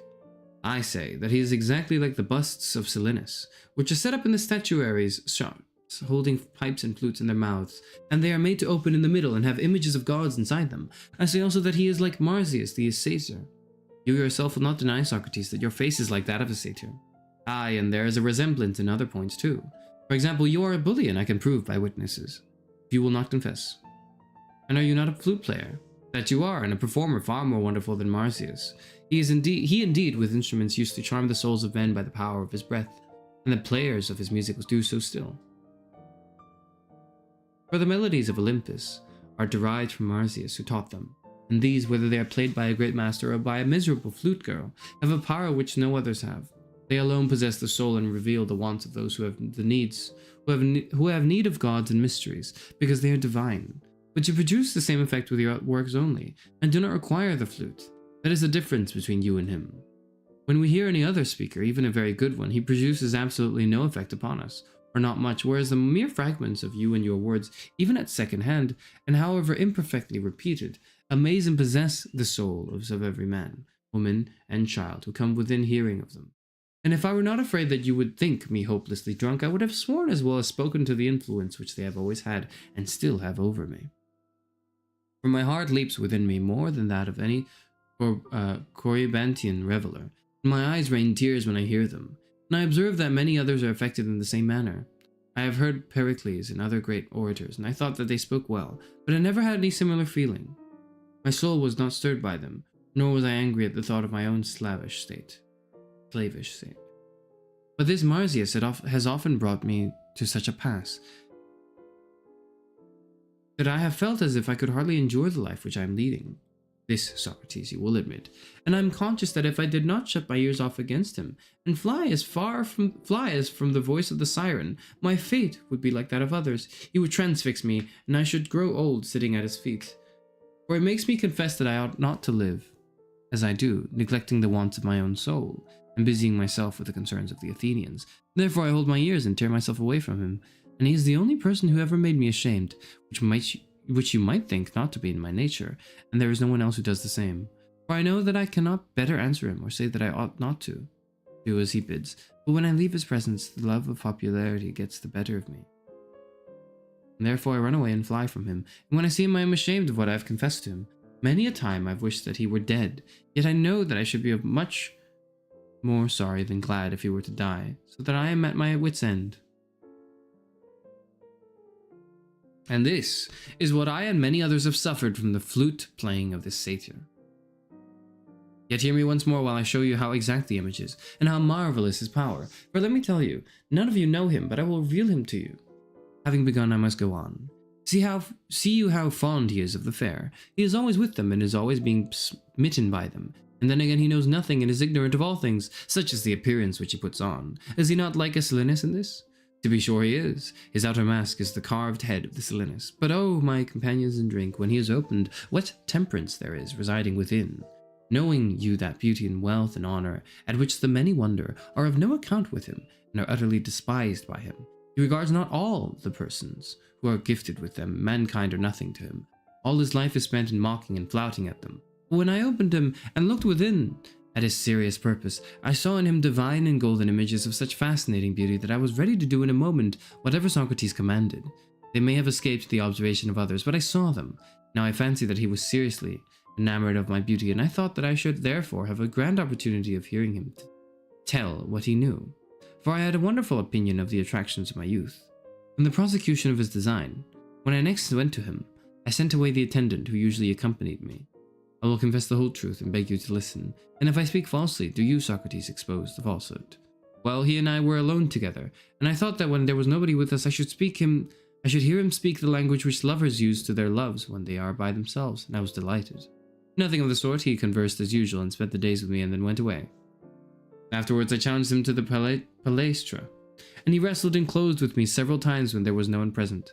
I fancied that I might succeed in this manner. Not a bit. I made no way with him. Lastly, as I had failed hitherto, I thought that I must take stronger measures and attack him boldly, and as I had begun, not giving up, but see how matters stood between him and me, so I invited him to sup with me, just as if he were a fair youth, and I am a designing lover. He was not easily persuaded to come. He did, however, after a while accept the invitation, and when he came the first time he wanted to go away at once as soon as supper was over, and I had not the face to detain him. The second time, still in pursuance of my design, after we had supped, I went on conversing far into the night. And when he wanted to go away, I pretended that the hour was late and that he had much better remain. So he lay down on the couch next to me, the same on which he had supped, and there was no one but ourselves sleeping in the apartment. All this may be told without shame to anyone. But what follows I could hardly tell you if I were sober. Yet as the proverb says, in vino veritas. Honestly real, whether with boys or without them, in allusion to two proverbs. And therefore I must speak. Nor, again, should I be justified in concealing the lofty actions of Socrates when I come to praise him. Moreover, I have felt the serpent's sting, and he who has suffered, as they say, is willing to tell his fellow sufferers only, as they alone will be likely to understand him, and will not be extreme in judging of the sayings or doings which have been wrung from his agony. For I have been bitten by a more than viper's tooth. I have known in my soul, or in my heart, or in some other part, the worst of pangs, more violent and ingenuous youth than any serpent's tooth, the pang of philosophy, which will make a man say or do anything. And you whom I see around me, Phaedrus and Agathon and Eryximachus and Pausanias and Aristodemus and Aristophanes, all of you, and I need not say Socrates himself, have had experience of the same madness and passion in your longing after wisdom. Therefore, listen and excuse my doings then and my sayings now, but let the attendants and other profane and unmannered persons close up the doors of their ears. When the lamp was put out and the servants had gone away, I thought that I must be plain with him and have no more ambiguity. So I gave him a shake, and I said, Socrates, are you asleep? No, he said. Do you know what I am meditating? What are you meditating? He said. I think, I replied, that of all the lovers whom I have ever had, you are the only one who is worthy of me, and you appear to be too modest to speak. Now I feel that I should be a fool to refuse you this or any other favor, and therefore I come to lay at your feet all that I have and all that my friends have, in the hope that you will assist me in the way of virtue, which I desire above all things, and in which I believe that you can help me better than anyone else. And I should certainly have more reason to be ashamed of what wise men would say if I were to refuse a favor to such as you, than of what the world, who are mostly fools, would say of me if I granted it. To these words he replied in the ironical manner which is so characteristic of him. Alcibiades, my friend. Oh, he got friend zoned immediately, but anyways, Alcibiades, my friend, you have indeed an elevated aim, if what you say is true, and if there really is in me any power by which you may become better, truly you must see in me some rare beauty of a kind infinitely higher than any which I see in you. Oof. And therefore, if you mean to share with me and to exchange beauty for beauty, you will have greatly the advantage of me. You will gain true beauty in return for appearance, like Diomed, gold in exchange for brass. But look again, sweet friend, and see whether you are not deceived in me. The mind begins to grow critical when the bodily eye fails, and it will be a long time before you get old. Hearing this, I said, I have told you my purpose, which is quite serious, and do you consider what you think best for you and me? That is good, he said. At some other time, then we will consider and act as seems best about this and about other matters. Whereupon I fancied that he was smitten, and the words which I had uttered like arrows had wounded him, and so without waiting to hear more I got up, and throwing my coat about him, crept under his threadbare cloak. The time of year was winter, and there I lay during the whole night having this wonderful monster in my arms. This, again, Socrates, will not be denied by you. And yet, notwithstanding all, he was so superior to my solicitations, so contemptuous and derisive and disdainful of my beauty, which really, as I fancied, had some attractions. Hear, O judges, for judges you shall be, of the haughty virtue of Socrates. Nothing more happened, but in the morning when I woke, all the gods and goddesses be my witnesses. I arose as from the couch of a father or an elder brother.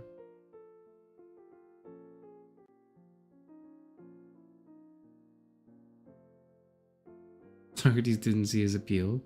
Yeah, I don't know. He just seemed a bit desperate. You know what I mean? He did kind of let him like cuddle, anyways.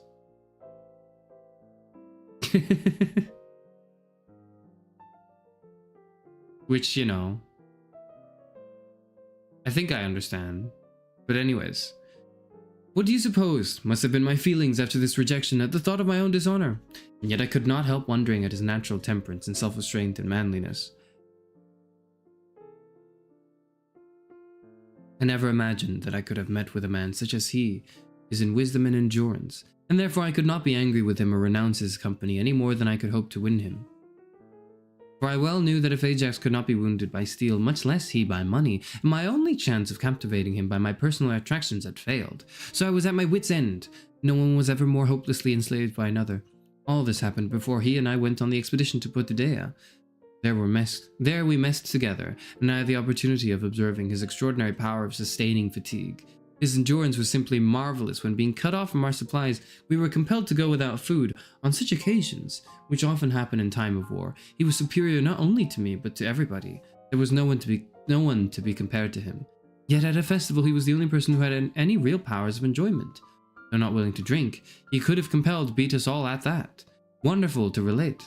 No human being had ever seen Socrates drunk, and his powers, if I am not mistaken, will be tested before long. His fortitude in enduring cold was also surprising. There was a severe frost, for the winter in that region is really tremendous, and everybody else either remained indoors, or if they went out, had on an amazing quantity of clothes, and were all well shod, and had their feet swathed in felt and fleeces. In the midst of this, Socrates, with his bare feet on the ice and in his ordinary dress, marched better than the other soldiers who had shoes. And they looked daggers at him, because he seemed to despise them.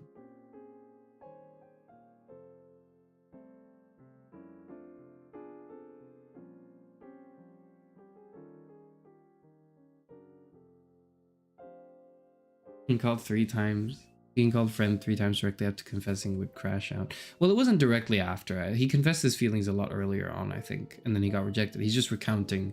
He's just like, by the way, like he's at this house party with everyone. He's like, by the way, I've confessed to Socrates and he friend-zoned me, but he still let me cuddle, is what he was doing. And Socrates was kind of like, all right, friend, shut up.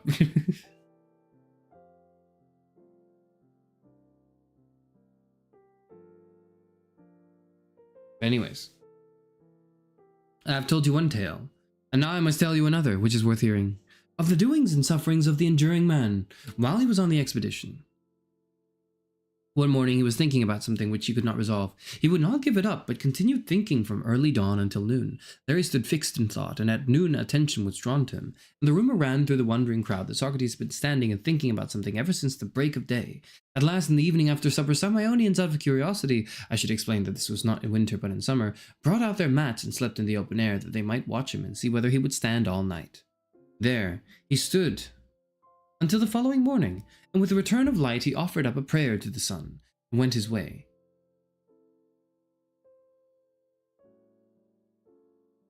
I will also tell, if you please, and indeed I am bound to tell, of his courage in battle, for who but he saved my life?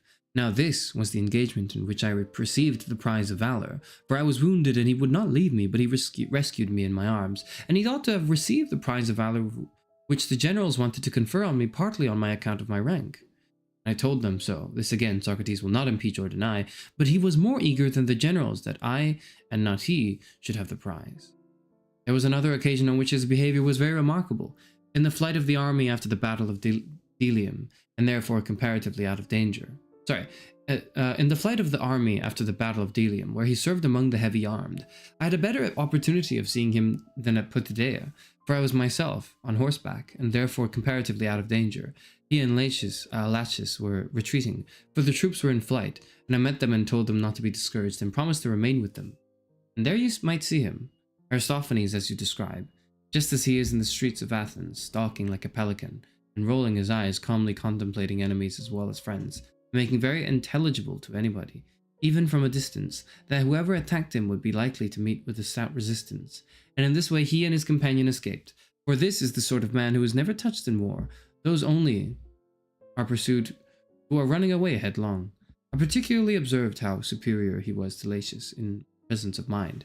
Many are the marvels which I might narrate in praise of Socrates. Most of his ways might perhaps be paralleled in another man, but his absolute unlikeness to any human being that is or ever has been is perfectly astonishing. You may imagine Brasidas and others to have been like Achilles, or you may imagine Nestor and Antenor to have been like Pericles. And the same may be said of other famous men, but of this strange being you will never be able to find any likeness, however remote, either among men who are now are, or who ever have been, other than that which I have already suggested of Silenus and the satyrs, and they represented a figure not only himself but his words. For although I forgot to mention this to you before, his words are like the images of Silenus which open. They are ridiculous when you first hear them. He clothes himself in language that is like the skin of the wanton satyr. For his talk is of pack asses and smiths and cobblers and couriers, and he is always repeating the same things in the same words, so that any ignorant or inexperienced person might feel disposed to laugh at him. But he who opens the bust and sees what is within will find that they are the only words which have a meaning in them, and also the most divine, abounding in fair images of virtue, and of the widest comprehension, or rather extending to the whole duty of a good and honourable man. This, friends, is my praise of Socrates. I have added my blame of him for his ill treatment of me, and he has ill treated not only me, but Charmides, the son of Glaucon, and Euthydemus, the son of Diocles, and many others in the same way. Beginning as their lover, he has ended by making them pay their addresses to him. Wherefore, I say to you, Agathon, be not deceived by him. Learn from me and take warning, and do not be a fool, and learn by experience, as the Proverbs.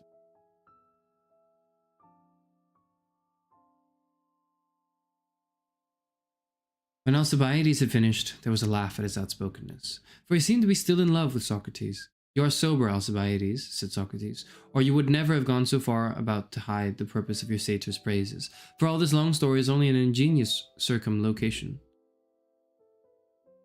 of which the point comes in by the way at the end. You want to get up a quarrel between me and Agathon, and your notion is that I ought to love you and nobody else, and that you and you only ought to love Agathon. But the plot of this satiric or Cyllenic drama has been detected, and you must not allow him, Agathon, to set us at variance. I believe you are right, said Agathon, and I am now disposed to think that his intention in placing himself between you and me was only to divide us, but he shall gain nothing by that move, for I will go and lie on the couch next to you. Yes, yes, replied Socrates, by all means come here and lie on the couch below me. Alas, said Alcibiades, how I am fooled by this man. He is determined to get the better of me at every turn. I do beseech you, allow Agathon to lie between us. Certainly not, said Socrates, as you praised me, and I in turn ought to praise my neighbour on the right. He will be out of order in praising me again when he ought rather to be praised by me. And I must entreat you to consent to this, and not be jealous, for I have a great desire to praise the youth. Hurrah, cried Agathon, I will rise instantly that I may be praised by Socrates. The usual way, said Alcibiades, where Socrates is, no one else has any chance with the fair. And now how readily has he invented a specious way for attracting, a specious reason for attracting Agathon to himself.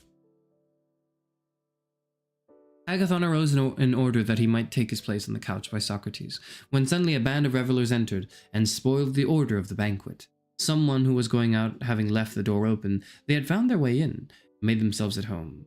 Great confusion ensued, and every one was compelled to drink large quantities of wine. Aristodemus said that Eryximachus, Phaedrus, and others went away. He himself fell asleep, and as the nights were long, took a good rest. He was awakened towards daybreak by a crowing of cocks, and when he awoke, the others were either asleep or had gone away. There remained only Socrates, Aristophanes, and Agathon, who were drinking out of a large goblet which they passed around. and Socrates was discoursing to them. Aristodemus was only half awake, and he did not hear the beginning of the discourse. The chief thing which he remembered was Socrates compelling the other two to acknowledge that the genius of comedy was the same with that of tragedy, and that the true artist in tragedy was an artist in comedy also. To this they were constrained to assent, being drowsy and not quite following the argument. And first of all Aristophanes dropped off.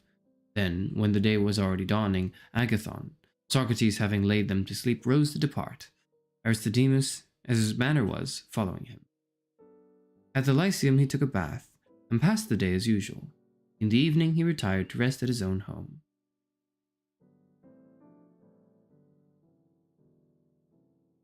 That is the Symposium by Plato. Typical intergay drama. Well, all I'm gonna say is, like, you know, these were the Greeks.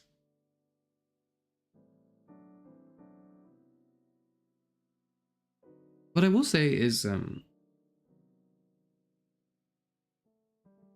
I've thought about this. I've thought about, and I have had an idea for this text for a while, actually, and honestly, a lot of the dialogues as well, is I feel like there would be such a cool,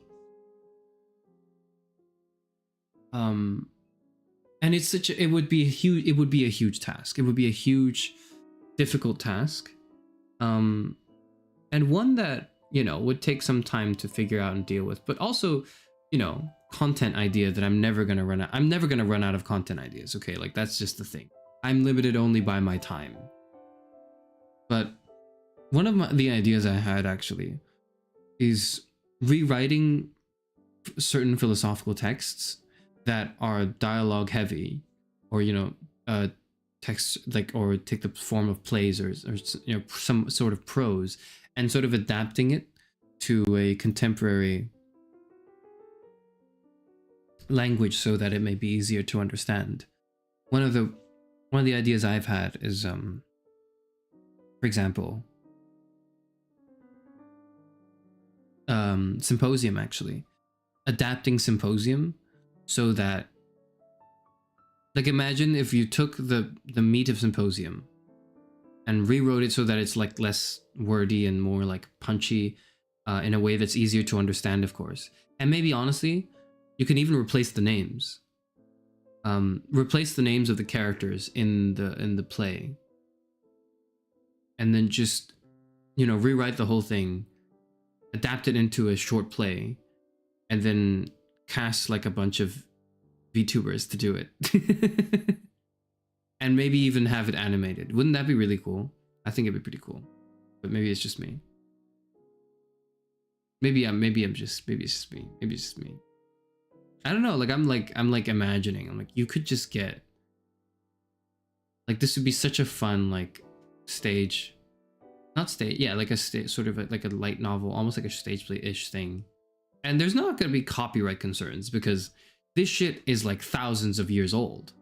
And not only are there not copyright concerns, you can also claim an educational reason, even if this weren't really old text. Because, you know, Plato's Symposium is an interesting and insightful piece of work that not a lot of people, like, it's accessible. It's right here on the World Wide Web, is on Project Gutenberg. But not a lot of people are going on Gutenberg to read Plato's Symposium, right? Because it's like, it's a little difficult to parse through, if you, especially, like, it's difficult for me, and I have spent 5 years studying philosophy. So, like, I can only imagine, like, it, for someone who's not really familiar with this, like, they wouldn't be able to dive into it. But, you know, like, that's just, isn't that just amazing content idea that no one's doing? Genuinely, right? When I was before I debuted, and I was waiting and I was watching, I was like, I wish there was a philosopher VTuber, and then they could do this. So, and I could watch it, you know, I would love to watch it. But then, you know, nobody fucking did it. And so I was like, fine. And so, much like Thanos with the Infinity Gauntlet at that one post-credit scene, I was like, fine, I'll do it myself.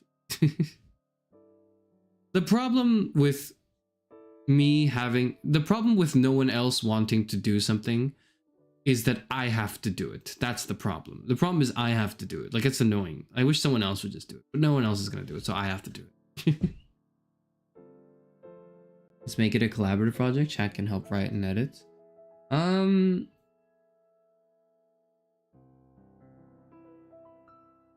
Certainly could do something else that's collaborative. I don't think this is necessarily something I would make as a collaborative project. In this sense, I feel like this is a personal project probably that I would have to rewrite, because it's I'm essentially translating, or I'm translating a translation, which, you know, and you don't want stuff to get lost in the translation already. Karen's community, make it happen.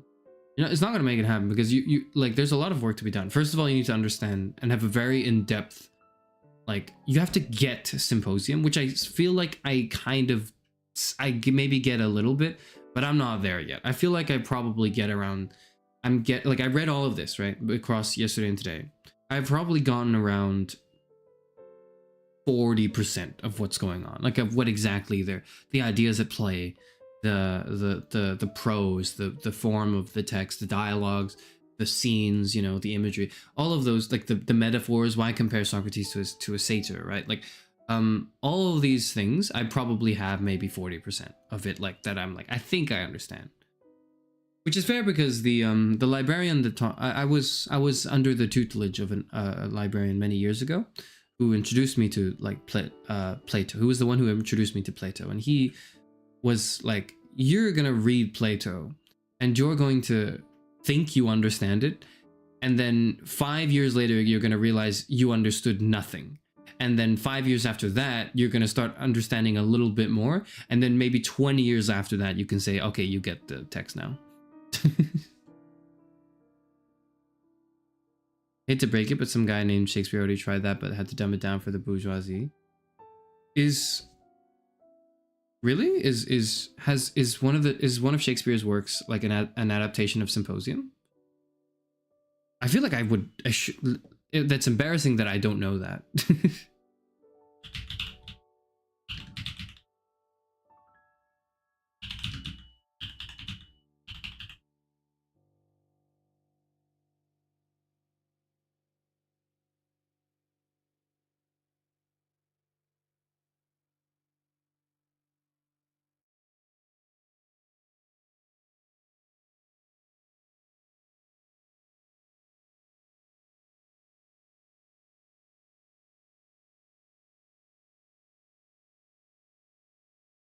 No, I don't see that. Is that true? Can you tell me what that would be if that's true? Could you tell me what that would be? Oh, my BGM stopped.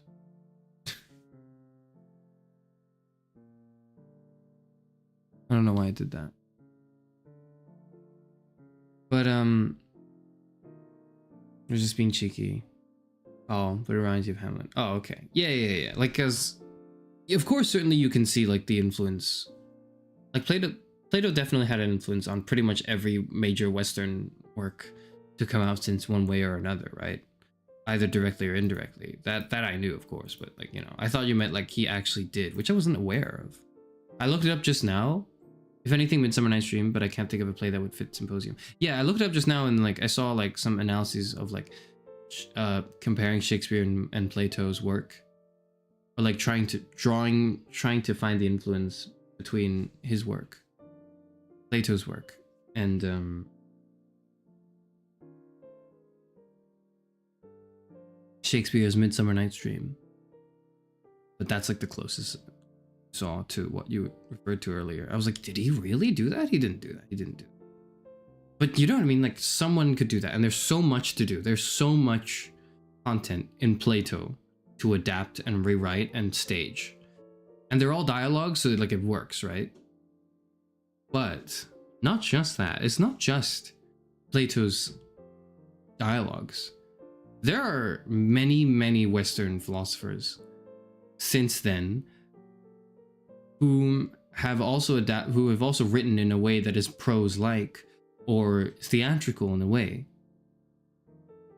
And that's all free real estate. It's free real estate, you know. That's all copyright free. Not only that, it's educational. So you can even give a moral impetus to this task, this project. And it's fun, because a lot of people, when they do translation work, it's not very fun. It's like you have to you have to be very faithful to the work its originality. But if you're translating for like VTuber content, then you could just make it funny. Like you can just do whatever the hell you want with it. There's a lot more freedom with it, due to the nature of it being entertainment primarily. Right? Wouldn't that be great? I also say this because, like, and I'll tell you now, I don't mind telling you now, but a lot of, or some of Kierkegaard's work also takes the form of like dialogue and theatrics. Some, not all, but and there's a great deal of prose in his writing as well, which is like, you know, that's why he's my goat, right? That's why he's the goat. But I would love to adapt his stuff in a way that's like funny. And it would be, again, it's like free content. It's literally free content. It's so easy. Well, it's not easy, but it's like, it's there. And you know what the best part is? I'm the first and last philosopher VTuber. I know that nobody's gonna do this shit. I know that nobody is going to do this. I would be the only one doing this stuff. And, oh, well, now that the cat's out of the bag, the secret's out, now that I've said it, and with the changing and passing of time as well, wouldn't someone eventually do it? If someone does it, great. You know what? I would just want to work with them. If there's like another philosopher VTuber that pops up and has this idea, or someone is compelled by this idea and wants to indulge in VTubing as well, well, it's simple. We can work together on this. And it would be fucking fun.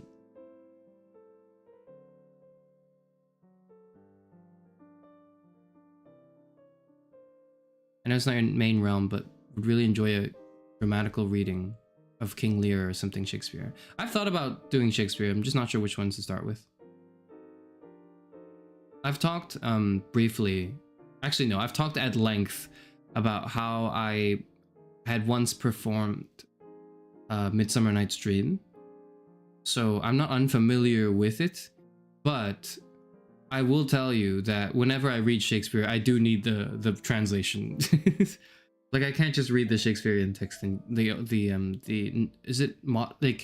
it's modern English, isn't it? Like that's what that era is called. The era is modern English, I think. Because Old English is like even older than that, I think. But I can't understand it because I'm dumb. But I would love to. I would love to do a bit of Shakespeare sometime in the future. I would love for that to be like a collaboration idea, probably, actually. In the near future, like if I were to do, I would do Shakespeare with someone else. Just like a round table of VTubers sitting around reading Shakespeare. Wouldn't that be stupid? It'd be great. Hope in 3 years, a random philosophy teacher links a Karen's for normal modernized Plato dialogue. Oh god. Oh god, no. Holy shit. That is, if I do that well, that's a possibility, and that kind of scares me. I feel like I should not, I feel like Karen's for should not be in a classroom, okay? Like, I don't know if part of the thing with Karen's is precisely a sort of like defiant rebel against the systems of education right now. That's why I don't adhere to structures such as like, you know, here's a lecture stream, here's a whatever stream. No. It's OP, original pronunciation for the first form of modern English. Right. Wouldn't it rub you the wrong way? Wouldn't it rub you the wrong way if... Wait, wouldn't it rub you the wrong... A YouTuber did adapt Plato Symposium, but it's from Book of Life channel. I'd heard of Book of Life. Let me just... I've heard of it, but let me just Google it again.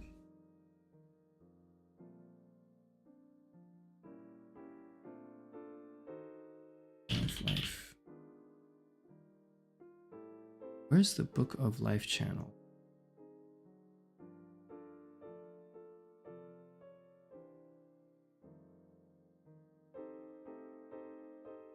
I just see a movie.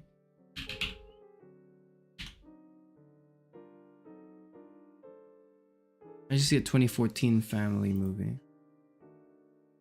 Book of Life TV? School of life. Yes, okay, that's, I think, the thing I'm familiar with.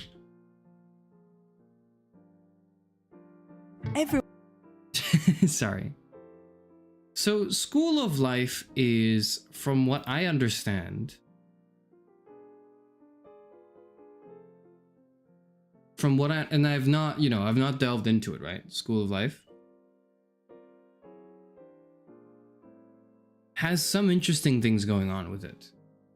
I think that their work can be accessible and educational and helpful for people, probably. I don't think it would rub me the wrong way if they did that, but I don't think they would be doing what I have in mind. Because what I have in mind is there's a personality to it. It's very character driven. It's very much like a project of entertainment and of like, it's a drama, right? But School of Life's content is a lot of like self-help stuff. So I don't think they would do like what I just said. Like, I don't think they would do that. It would just be completely different from their brand. In fact, I don't think anyone would do that. I can't think of anyone who would do what I just said. Not only do I think I have a completely untampered with gold mine of original ideas, I also think that nobody else is going to do them. Because it's like too much work, probably. And if I'm proven wrong, and I would love to be proven wrong, I want someone to be like, actually, Karasuper, you're a fucking idiot because someone has already done it and here's their channel. Link that shit to me right now because I want to see it. I would love to engage with that because this is the shit I was looking for when I was watching VTubers like all those years ago, like 5 years ago when the advent of EN had brought that to my attention, right? The advent of fucking HoloLive had brought me to the attention of, oh shit, this is real, this exists. This type of character work and drama and dialogue and like writing is so like, I don't know, I would love to watch this. And the only reason I'm talking about it now so openly and instead of guarding it like a secret, like, no, this is my formula, no one else can have it, my 11 herbs and spices, no, it's because I want someone else to do it first. It would make it a lot easier for me to then just take what they're doing and make it better. Because I'm lazy, but fucking nobody's doing it. So I have to be the trailblazer here, which I don't enjoy. I don't enjoy being the trailblazer, but it is what it is, right? This is what happens when you're the first and last philosopher VTuber.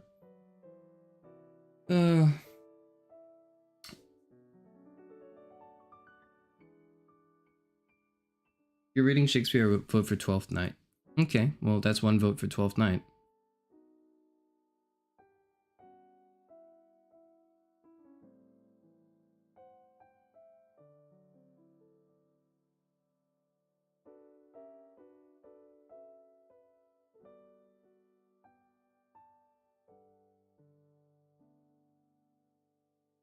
Twelfth Night, King Lear, Hamlet. There are like a few I could do that I would be interested in doing. Well, honestly, I wouldn't be opposed to all of them. Or honestly, just maybe even reading some sonnets. We'll see. But yeah, it's not my field exactly because, it's not my field. I didn't major in English. I majored in philosophy. That's my whole thing. That's my whole personality is I'm a philosophy major, okay? That's everything I have. And for that to not be the case is, or for it to be the case that, I nonetheless have an interest in English literature, means that I have to, or literature in general, means I have to work extra hard to make sure it's like worthwhile, I suppose. Not reading related. Can you play the absurd trolley game since it's somewhat philosophy related? I think I have Thought Experiment Simulator in my Steam library. Absurd Trolley Game is the web version, right? We could play that at some point, but I'm not sure when.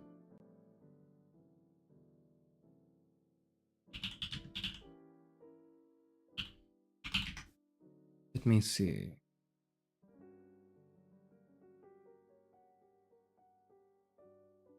Yeah. It's become like not really much about the problem at all. I just realized you can see that. That's fine. Thank God I didn't click into anything else. That was weird. Okay. Yeah, so it's not really it's not about the philosophy anymore. It's purely just like just funny situations, which we can do. I just need to find the time to like schedule it to do it. Because right now I have so this week we're doing, so tomorrow we're doing the last bit of the pretty much the maybe the epilogue of the quote unquote February month, you know, the themes of love and all that. Today, like today's stream is sort of like a semi-conclusion with Plato's Symposium, right? After that, we're gonna move on to a whole different theme. All right. Next week is an entirely different theme. Next week's theme is absurdism.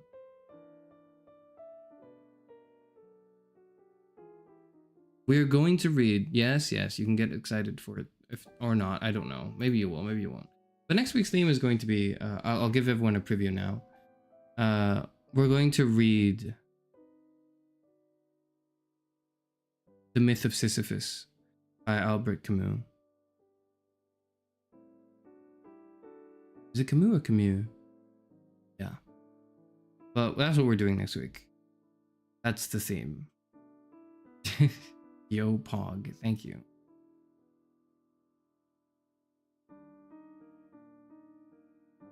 Will you include art such as the game Helix or just the philosophy? What the hell's that? You're gonna have to make me look that up too? Okay, give me a second.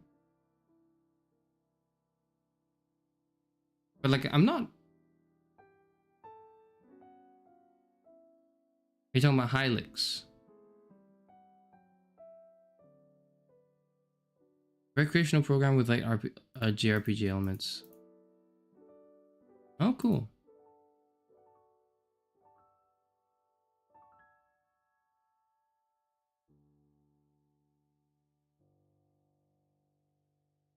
No, I will not.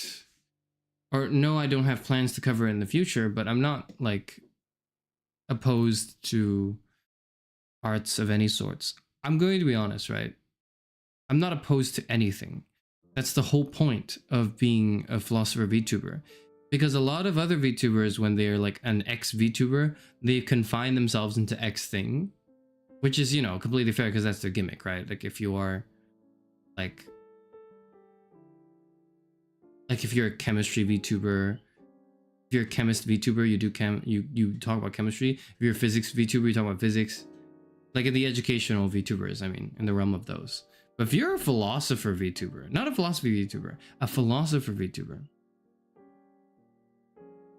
what does a philosopher do? I think the question is better asked this way. What doesn't a philosopher do? And there you go. So yeah, I will do, and I'll talk about literally anything and everything. That's the whole point. That's why I was very okay with branding myself heavily right in the beginning as the philosopher VTuber. It's because it seems as though you would be limited in what you do, but the more you think about it, which is what you do as a philosopher VTuber, the more you will realize there is no limit to what you can do. Really, there genuinely is no limit to any approach, so long as it is an engaging process that is, you know, in my opinion at least, driven by some sort of passion. As long as I give a shit. I wouldn't do something I didn't want. That's the only limitation. There needs to be a level of passion in it. Okay, but sorry, I've talked enough about that. Do I have a summary of my opinion of Plato's Symposium and how Socrates thinks of love? Let me think. I think here you can, so something you'll find that makes this different from other texts from Plato that feature Socrates especially, right? Are that here Socrates for the first time, I think, is not like, he still does the, you know, debating and engaging, and then like, you were right here, but that, that your thing you said contradicted these set of premises. Is that true? Yes, it is. And then Socratic method, right? But I think this is one of the few times where he's also just chilling, and he's just like happy, like he's just vibing. Everything's just great. He's not like deep in thought. He's not like really so much in a deep introspective thought of what love is, but more so like a celebration for, well, here's what my teacher thought, and I was blown away, and I think she's right. And that's all. Like, that's all he's kind of does here, which is very unusual compared to a lot of the other Plato's dialogues, in my opinion. So, make of that what you will. What I make of it is that Socrates doesn't just speak on love, he lives his love. And that love and the celebration of that love is part of what makes his speech and, like, the whole structure of the Symposium, honestly, quite so fun and interesting and passionate and loving, maybe. Gay philosophers make me blush. It's also really gay, I mean, like, it's I guess when you think of it that way, oh, a symposium where a bunch of Greek philosophers are hanging out with each other, it's probably a little gay, right? Oh.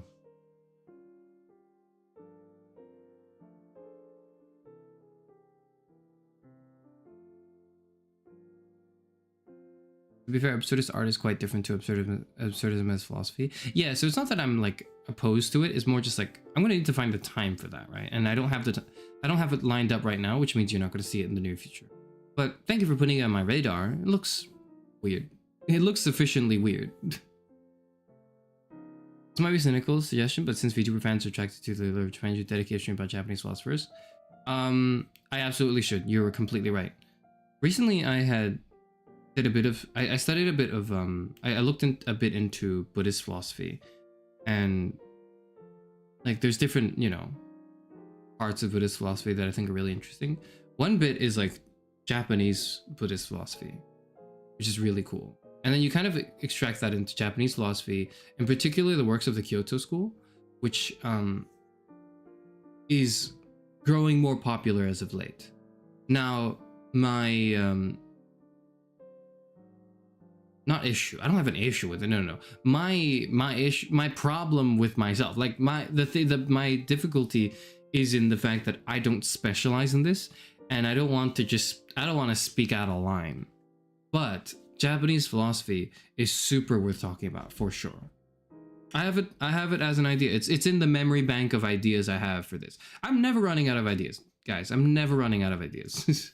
And you are helping in making sure that doesn't happen, because I see a lot of suggestions from people that are like interesting suggestions too.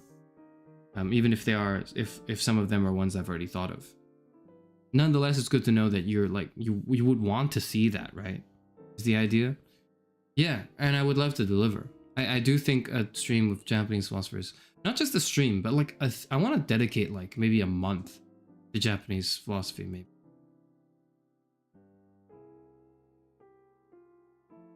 And then have that, and raise examples of where that is in contemporary media, maybe even in anime or in manga, how certain ideas in Japanese philosophy have been interpreted and shown, and like how things are actually, even the shonen manga you enjoy, like even Gojo Satoru, your goat, he quotes the Buddha. What does that mean? Wouldn't that be interesting to figure out what he means by that, instead of just thinking of him as, oh, he's aura farming, right? Like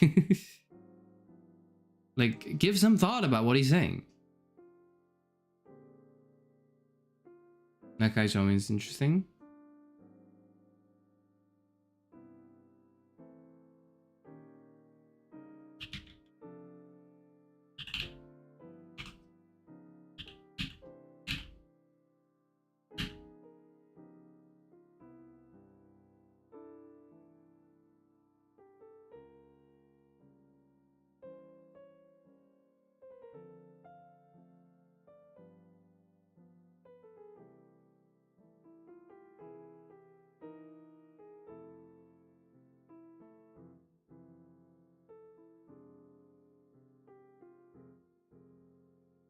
Interesting. He has one work, and it's titled A Discourse by Three Drunkards on Government. That's pretty based, I won't lie to you. That is pretty based. Breaking the Eastern Barrier with this one. I mean, it's not really a breaking. I've never shied away from it. It's just I'm not familiar because a lot of my education is, if not most of my education, my philosophical education has been in the Western practices of it. But I have read some of it. Going ever so slowly off track. Have you seen Scorsese's Silence? Okay, I feel like we're off track enough that it justifies me switching screens. But yeah, anyways, that was Plato's Symposium. If anyone has questions about that, feel free to ask.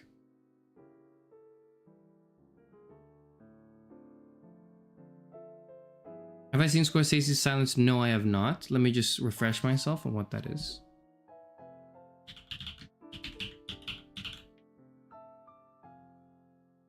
...2016 film. It's an epic historical drama. Okay, what's it about? Is this the one that's shot, the whole thing is in one shot, or is that a different thing?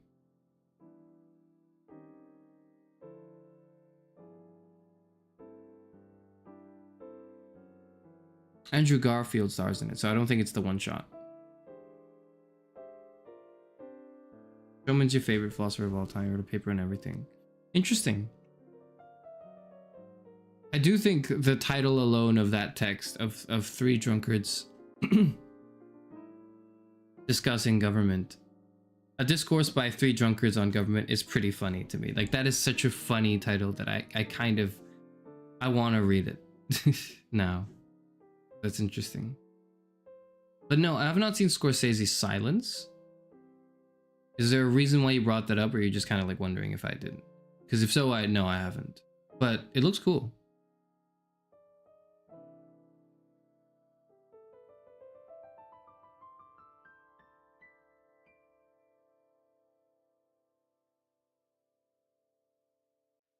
Is this the one that is this the one that's Shogun, or am I completely mistaken? Plot follows two 17th century Jesuit priests who traveled from Portugal to Edo period Japan via Macau to locate their missing mentor and spread Catholic Christianity.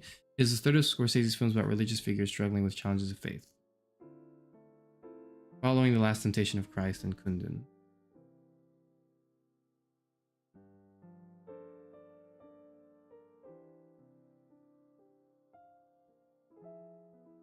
So was this after the filming of Wolf of Wall Street? He did this. Interesting. Damn, you missed the whole thing. Well, there's always the VOD 0, so I wouldn't worry too much. But yeah, I was just reading Plato's Symposium. Finally.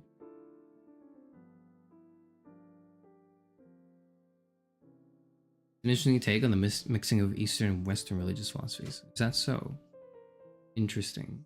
Then it might not be quite the way Shogun is, because Shogun is less a mixing of it and more just the conflict of it.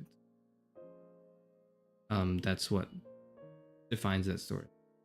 So it's not just because it's just because it is Westerner goes to Japan as a foreign land for the first time does not mean it's the same thing. I'm sorry, but it's just I've watched Shogun recently and I was really impressed by it, so I immediately made that connection in my head. No, I've not seen it, but it looks really cool. Because this is very similar. I think the plot of Shogun, the TV show, takes place a bit after this period of time, I think. Because this period of time is Shogun takes place after several or many religious priests had traveled to Japan from Portugal to teach them Portuguese, but also then teach them Christ and everything. And how that comes into conflict with their beliefs, or rather works with their beliefs and all of that.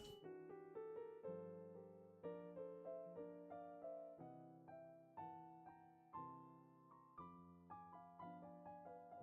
Oh, Tadanobu Sato. Tadanobu Asano is in this. Really?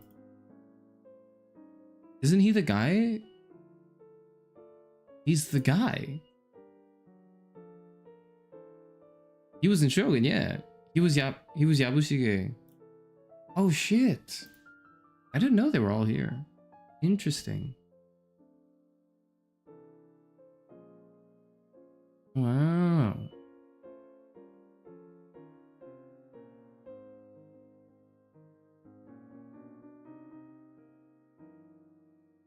Interesting.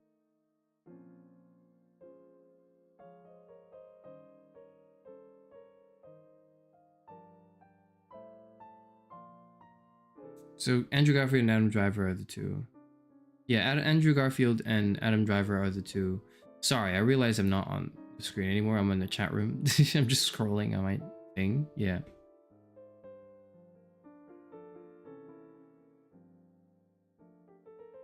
Yes. So that is... Yeah, that's the whole thing. I'll definitely keep it in mind to watch. For it to be a good watch for me. I've too many things to watch and like Zoom, but this is definitely going on the list for sure. Thank you for the recommendation.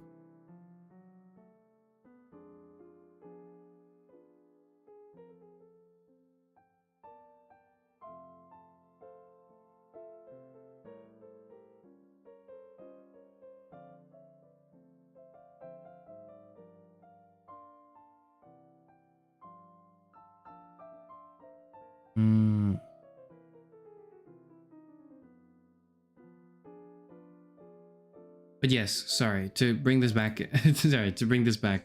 Yes, I have thought about Japanese philosophy and how to introduce it in like a stream, and wondered how to do it in a way that is tasteful and not just, you know, shallow.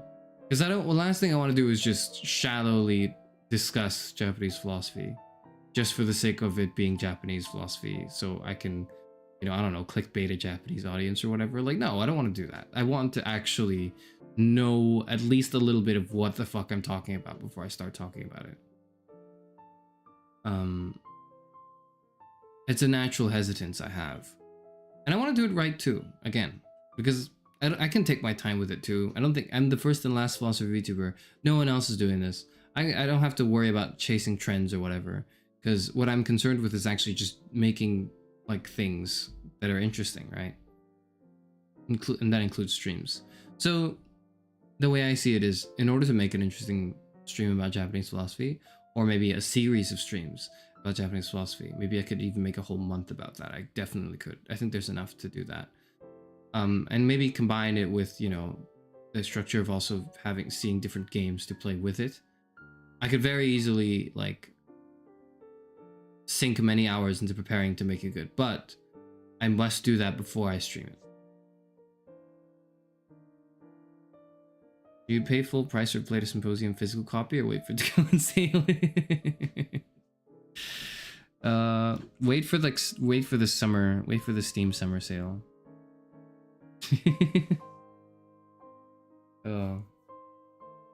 Or pirate it like the rest of us.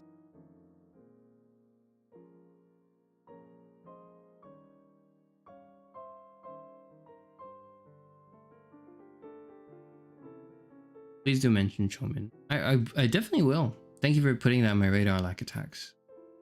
It's for sure on my radar now, and it's something I'm definitely gonna look forward to reading myself, or maybe even reading on stream. But a lot of this stuff, yeah, like I don't want to. I'm a little worried. I'm a little cautious about sensationalizing it and kind of just making it too much like, whoa, Japanese philosophy.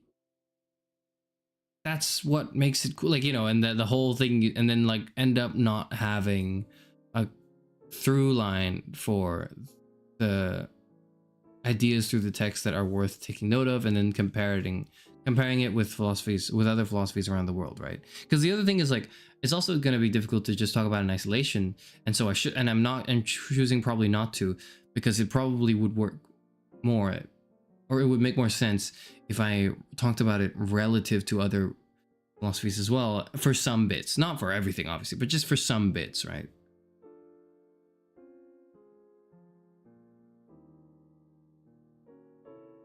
There's a good YouTube video about Chomin's philosophy on YouTube by a guy called Ian Whittyberry. Again, I'll take a look. Let's see.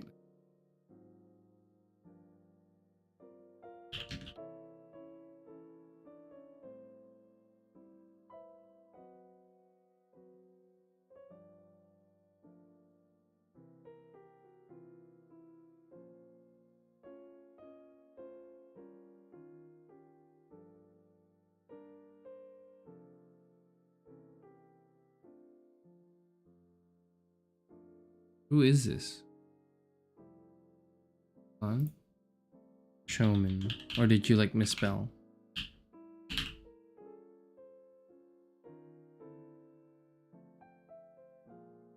Why is my third result Lil Durk?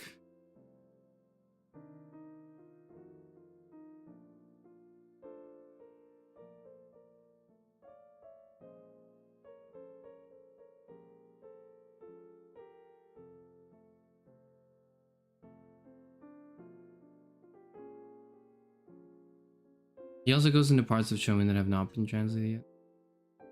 Interesting.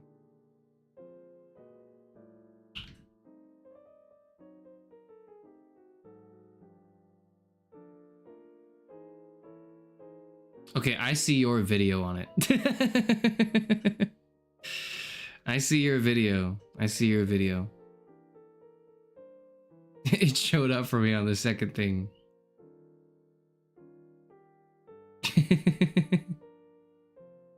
uh,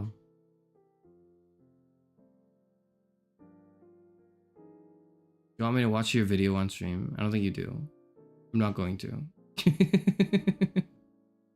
But I see it.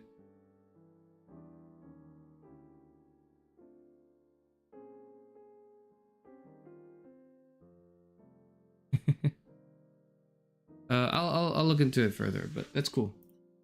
Thank you for bringing it to my attention.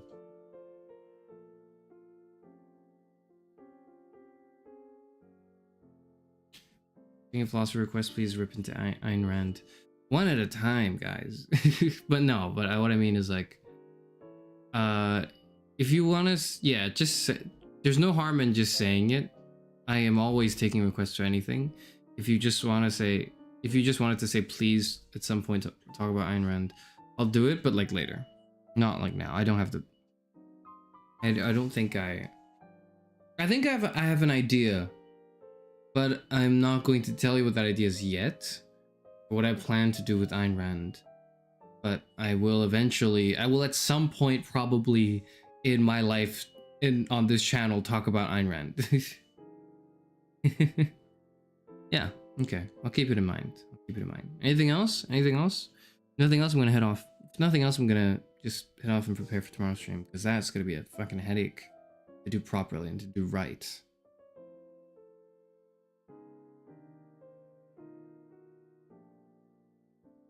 And I'm also like low-key preparing for the harassment I'm gonna get for tomorrow, if that were a thing. Like I just feel as though like that's gonna happen. You know what I mean?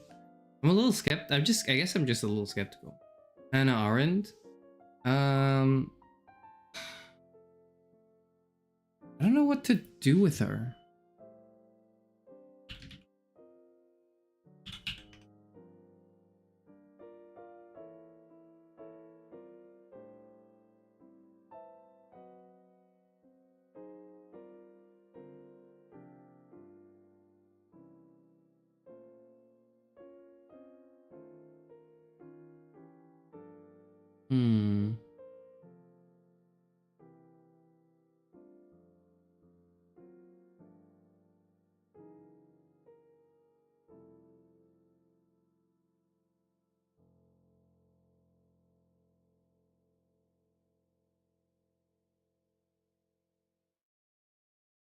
It's not on my radar yet, but like maybe in the future.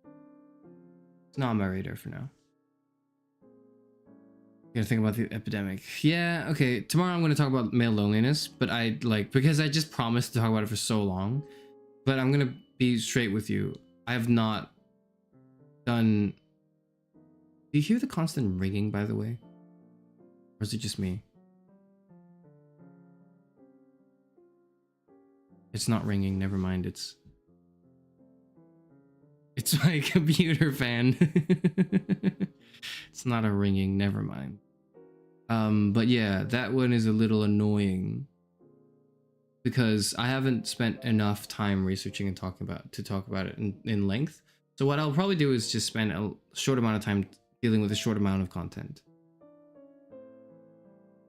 I will just narrow my scope down to, is the epidemic real? And what does it mean if it's real or if it isn't? And what does it look like? And why do we feel like it's real, or maybe why do we feel like it's not? When we have altering perspectives. But then you kind of have to get into like, at least wait till March is over. Well, you see, yeah, I got nothing. I got nothing. It's unfortunate timing, but that's what I would do. That's how I'm doing, and I've already like locked in that I'm doing it.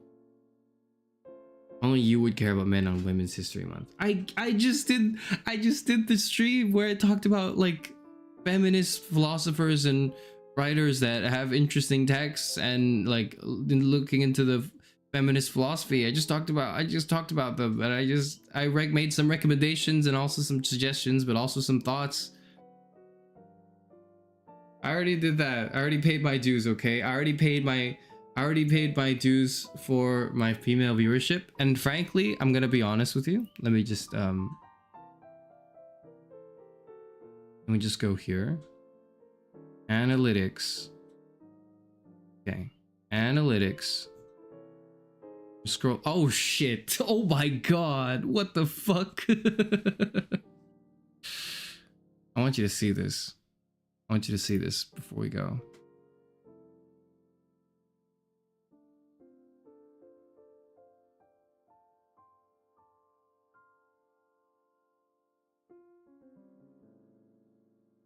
I want you to look at this. Talks about women once and think that's enough. No, it's just like I'm doing it. I'm taking turns, okay? Like, I want you to look at this. So my top geographies are still like United States, 90%, yeah. But like, I want you to just look at this. It's too far. It's too far. Time to play FIFA. God. All the more reason to not talk. Okay, no, but like, here's my thing, right? The male loneliness epidemic stream is not just for the men, it's also for the women, and it is also for the NBs if they care. If they don't, I guess you can just like, and if you're the NBs have enough shit to deal with. But like, you know, if you feel like you want to care, then like that's also for you, right? Like that, it's not just like me and the homies, like me and the boys talking about boy stuff, like, and you are like, you know, and it's like no girls allowed cooties. That's not what tomorrow's stream is. That's not what that is.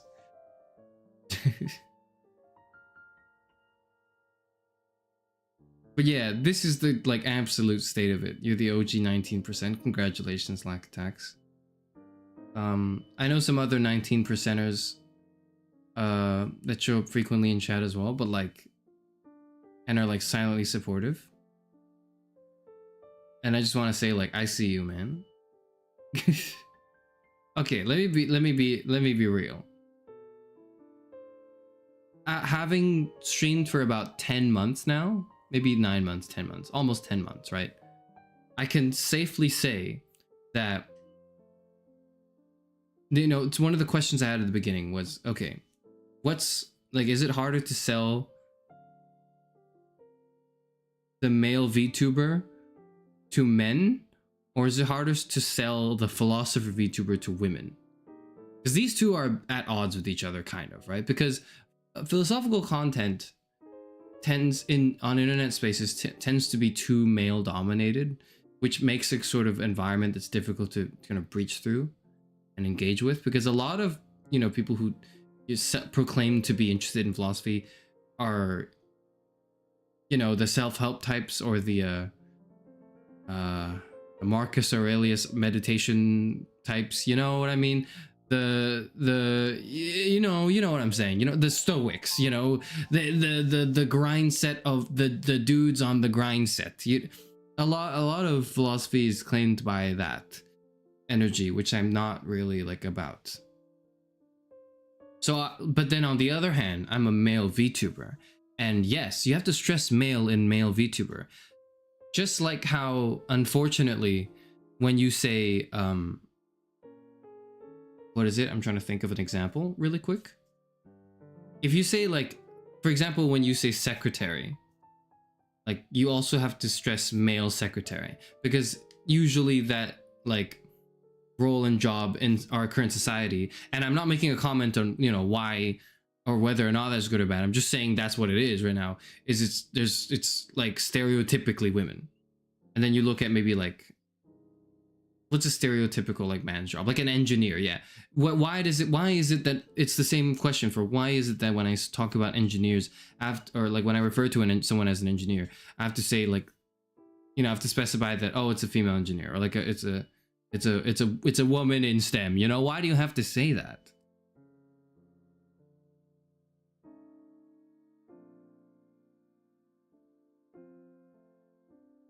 I'm not like, I'm not begging the question. This is not like a question to beg, and I'm not trying to assert a point with it either. It's just, I'm just trying to let you see into my headspace for why it's important for me to stress myself, for me to not look away from the fact that essentially I am a male VTuber. I'm not a VTuber, I'm a male VTuber. And there is a difference. There is a meaningful difference or there is not maybe a meaningless difference. There is, but nonetheless, there is a difference from the way people perceive me, right? And with that being said, those two things were at odds at the beginning. And I think the philosophy crowd was winning a bit. It was at some point 100% male, which was pretty funny. I posted that on Twitter. And then like over time, I think post Class of 09, I think really there was a pre and post Class of 09 era for my channel, but post 09, post the 09 era was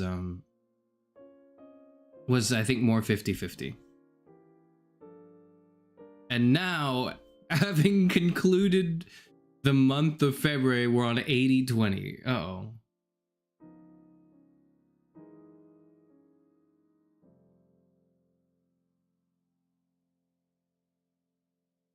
The robotics club in high school, and this is when they were really pushing the women in STEM thing. Yeah, it's like, there's at some point where it becomes a little too cringe.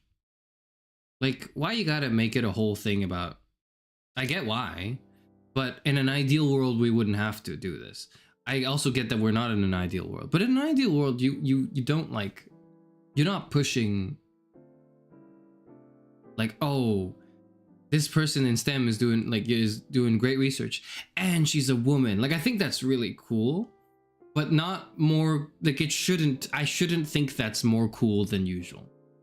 You know what I mean? Does that make sense? Am I not beating the misogyny during Women's History Month allegations?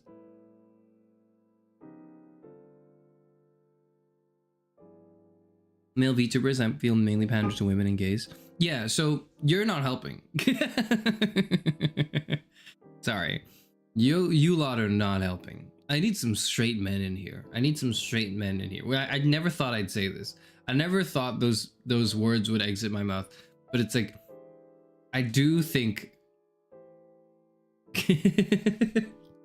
maybe that's the... Maybe my secret misogyny is gonna be how I bond with the straight men. And that's how I get the audience split back. I forgot what the hell I was talking about before this. What the hell was I saying? Oh yeah, like the fact that it's like we have to like the whole Women's History Month. Okay, yeah, mask off. Kara Sufanor about to go on his rant and tirade on women. Okay, guys. Here it goes. Right. In an ideal, perfect world, Women's History Month shouldn't exist. Honestly, it really shouldn't. In the ideal, perfect world, I don't want to, like, there shouldn't be a Women's History Month. We do not live in that ideal, perfect world. And I just don't know if this is the way to deal with this imperfect world that we live in now, but it's certainly an attempt that I think is respectable. It's just maybe not what I would do personally, but I am a guy, so that limits my opinion quite a bit, doesn't it? Straight men are cringe oftentimes. Yeah. I don't have it. I want to be like a but. I wanted to add like a but. But no, like no. Straight men who are not at least a little gay, or cannot perceive of a perspective, or like a what if they were gay, like, cause like that, they're kind of cringe. Cause I think if you're a straight man, you should be able to imagine if you weren't. Just in the same way that if you are a man, you should be able to imagine if you're a woman. To some extent. And, you know, vice versa, but, you know, ceteris paribus. But, you know, like, just... hold with me, right? Like, you're not, but you should be able to at least imagine what it would be like.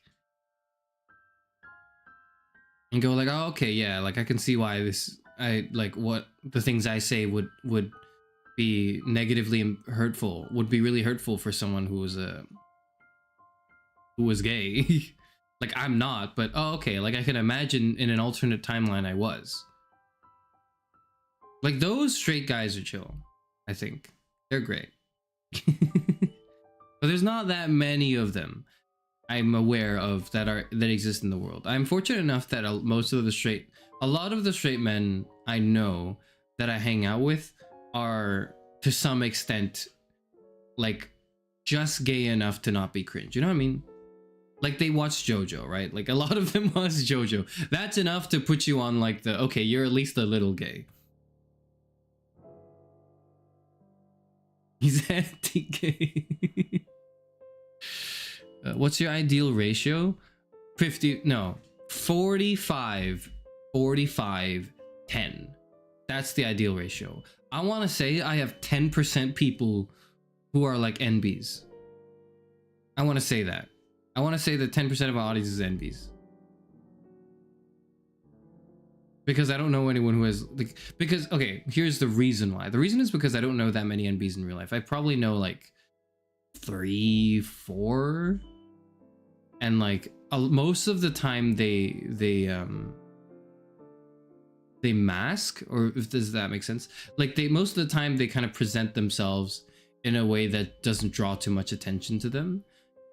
And they go by whatever they're assigned, like, at birth, just to make things easier, because, you know, like, you know, life is life. So I would like to hear opinions from NBs who are not like closeting themselves off, because a lot of the things I think about do concern like the problems of men and women. And whenever I think of problems that concern of men and women, I always need to like want to know, okay, but what the fuck if you're an NB though? What the hell do you think? Like, how do you relate to this? Because you definitely relate to us to some extent, but like, to what extent do you? I don't know.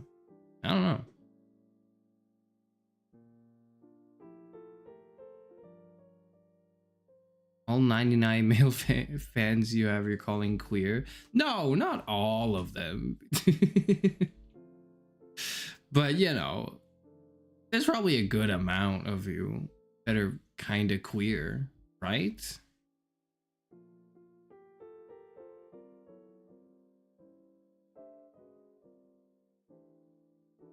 Like, it only makes sense, because why else would you watch a male VTuber?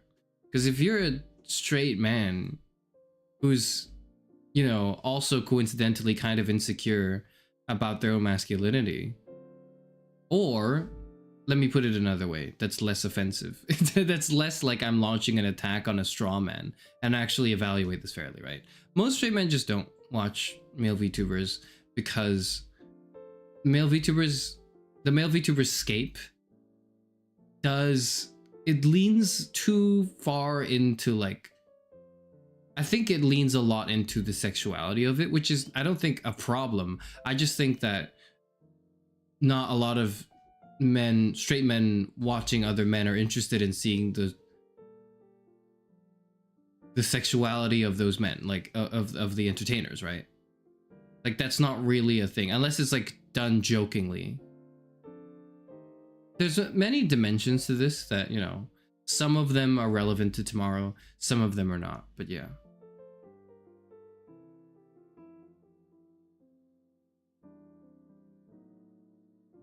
Everyone should just be women then? All problems will be solved?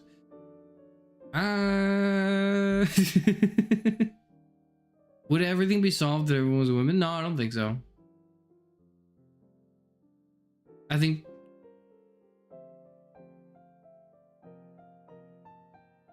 I don't think it would solve all the problems, I'm not gonna lie. Does Sherman lean into the sexuality? No, I'd like to think not. Because... like, I don't want to say it's cringe, because I don't think it itself is cringe. I think the way some people do it is cringe, but it's the same as like, you know, some YouTubers are cringe, but just because I don't like cringe YouTubers doesn't mean I think all YouTubers are cringe, right? That's what I mean. I'm not interested in that. I'm not interested in leaning into the sexuality of it because like it's so shallow. It's so pointless. It really is just trend chasing and then, okay, how can I try my best to be like the men from Love and Deep Space? And that's it. Like, I don't want to be the guy from Love and Deep Space. Or like at least present myself as the guy from Love and Deep Space, because like fuck that guy, like, or like not in the way that's like, this is not real. This is not a real person. This is a caricature of what it is like for like a man to be the perfect boyfriend, and that is like that's just not real. And I'm not interested in authenticity. I want to believe that, you know, if you just close your eyes and look past the VTuber aspect, the anime avatar or whatever, you kind of just hear a guy talking. You don't hear like a YouTuber, you don't hear a streamer. You hear someone who goes through shit, who has gone through shit, and has a sympathy and understanding and a limited understanding of the world, who is ultimately here just to entertain, but tries their best to like do things that are meaningful but also comforting. Like, that's the idea. Not all hashtag not all male VTubers. I don't know. I have stronger opinions on it personally, but I don't want to air them out in my like, because I don't think it's inherently wrong to you know, to hustle. You're getting on a hustle. But I also think it's not interesting if your whole thing is like trying to be the guy from Love and Deep Space, or one of the guys, or maybe all 5 of the guys, really. Or you're trying to just, yeah, like bait super chats so that you'll do like intimate ASMR streams where it's not about the craft of the stream, it's just about saying and alluding to sexual things in a voice that's like clearly unnatural. Like I'm not gonna talk like, okay, I'm not gonna talk, I don't speak differently on stream. I know some people do, and I think that's not, I don't want to say that's bad. I think that's fine. That is an artistic choice. That's a stylistic choice you make as the VTuber, to speak on stream with a voice, or like as a streamer, right? And then to use your real voice in like another setting and just code switch. I think, like, I code switch in my life, but I don't do so to conceal. I do so to adapt.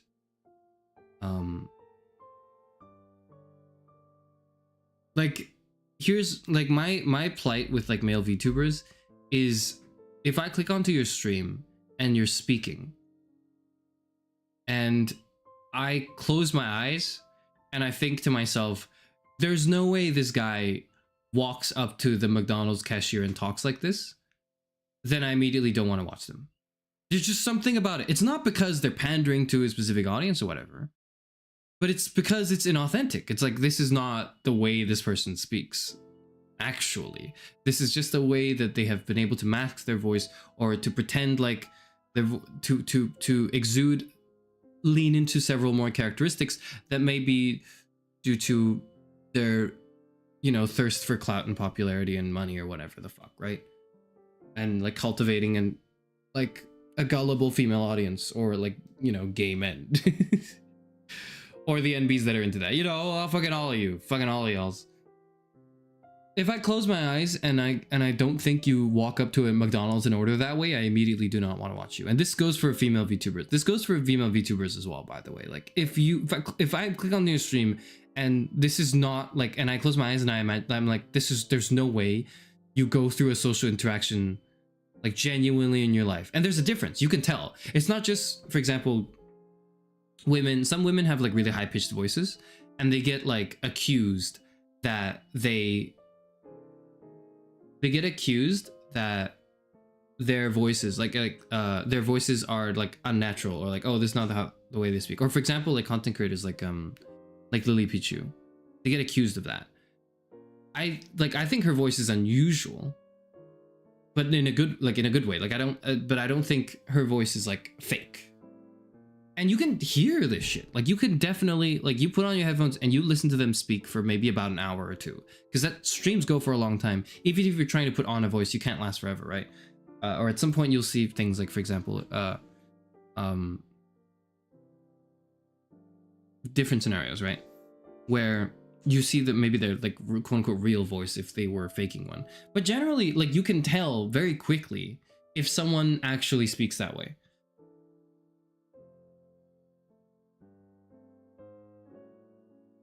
Every VTuber equals girls, he astral projects into a McDonald's to roleplay with them.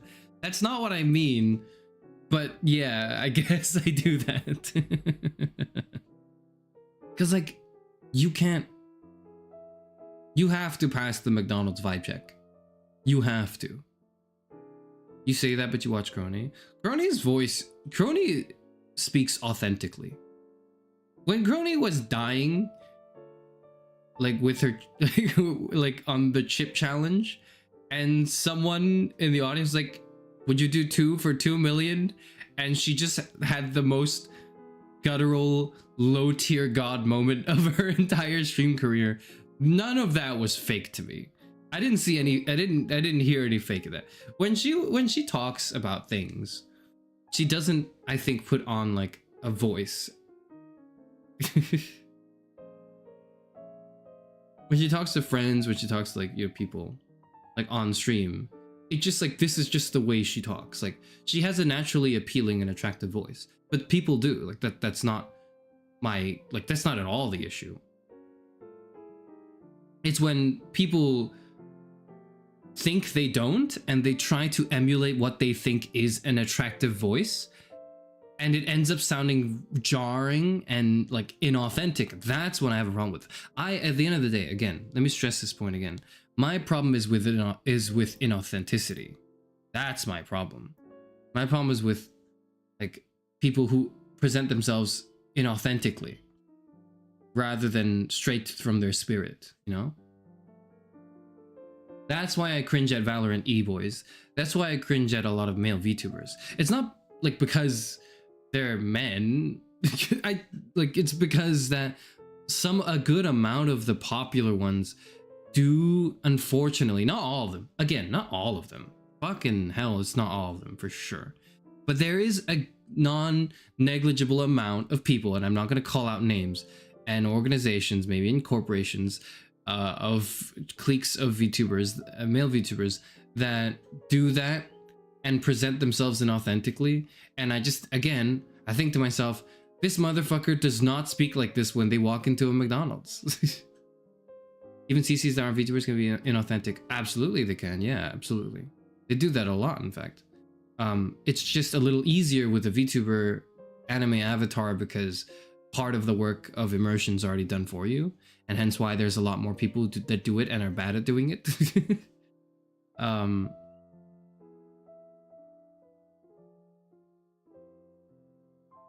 But yeah, but even like content creators that aren't VTubers do that, and it's like, I don't want to watch that. I'm not interested in it. I don't think there's a lot of value and depth in this, and I also think it can be harmful. Let me come over back here, because I don't think you need to see my stats anymore.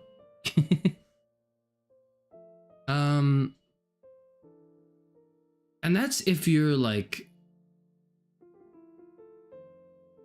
and that's if you're good.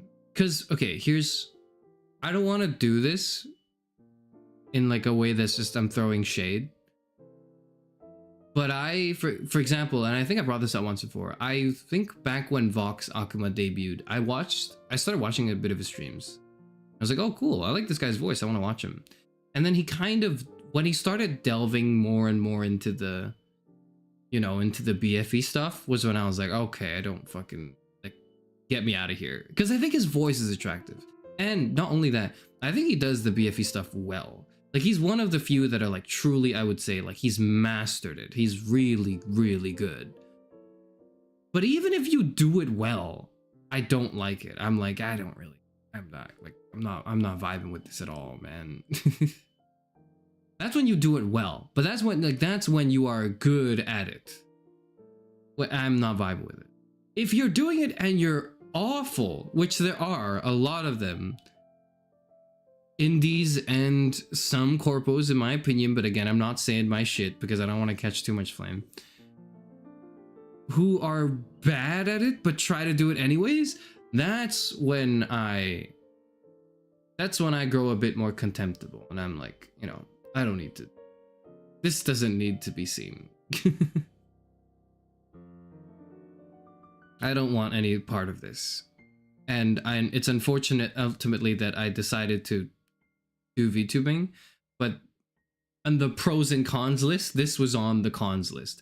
I was like, I'm gonna forever have to be associated with people who like BFE bait on this godforsaken platform. Like, I'm gonna have to forever stand in this shadow under these motherfuckers. Like, I can't believe that. I'm in despair that I will forever just be a little bit like a flicker of a candlelight compared to the burning mountain that is like the success of these specific types of streamers. What's BFE? Boyfriend experience. You might have heard the term GFE get thrown around a lot as well. That's GFE, that's girlfriend experience. So it's difficult to explain because I think I would rather just spend a whole video talking about it, or like a stream talking about it. But the TLDR is like, I don't like it, and unfortunately the connotation for it is really strong for a lot of successful mainstream male VTubers. Not all of them. There are a lot that don't do that and are great, but there's always in the back of your mind, in the same way that like when you think of VTubers, you always think of, there's always in the back of your head, or like in part of your head, you think of the HoloLive VTubers.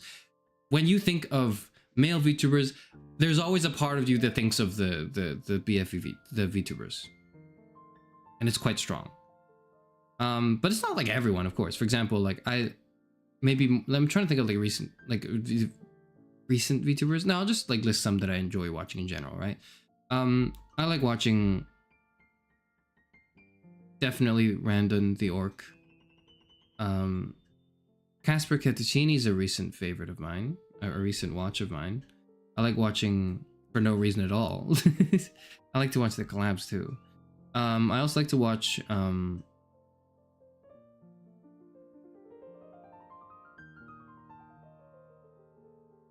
I didn't watch a lot of him, but I was a fan of some of his work, Takahata 101, and I know he's doing VTubing now. I also enjoy, again, this is off the top of my head recently, Sayu, the voice actor. Yeah. Well, I'm not going to talk about his alias, but you know, the Sayu, the voice actor for a lot of the Genshin, for a Genshin character, and some of the other Hoyoverse characters as well. He's the voice of Cyno. He's also the voice of Jingyuan from HSR, I think. But he also VTubes in his own time, and it's fun. It's fun watching him. But anyways, there are a lot of big and like relatively successful male VTubers who don't do that shit, like, you know, for the ones that this is just now that I enjoy watching. But there comes the asterisk, is like, but you can never get rid of that. You can never get rid of that tag, can you? You can never get rid of that stereotype. It's unfortunate. My goal is to be successful enough to rid myself of that stereotype so I don't have to work with. So like when people come into my stream, they don't make assumptions on me based on what they've seen of other VTubers. I become the thing people make assumptions based off of. That's my goal. That's my goal, not my dream, but that's my goal. Or one of my goals. And with that, I'm done yapping. I'm done yapping about VTubers. And again, I keep talking about it every time, every day. I keep talking about VTubers. It must be so boring if you don't care. I'm sorry, but I do care, and I think a lot about it. But anyways, if you don't pass the vibe check, I will immediately stop watching everything you do. That's exactly right. The McDonald's vibe check theory. I think that works out actually. That's a good theory. You watch CG Marine? Not enough recently, but to catch up with everything, but enough because I keep watching clips of her, and every one of them, she's more based by the minute. She is hilarious. I love her dynamic with Crony right now. The SpongeBob and Squidward dynamic is what people call it right now. It's just it's a version of the funny man straight man dynamic, and it's so good. Like, it works. Remember what I talked about maybe like many streams ago about my favorite VTuber stream ever being the therapy stream that Orocrony did with Nor Vesper, and how that has a similar kind of like dynamic. The straight man funny man skit played right. That's GG and Crony right now. We never get desperate enough to say, if I don't get a million soon, I'm gonna have to start Easter eggs.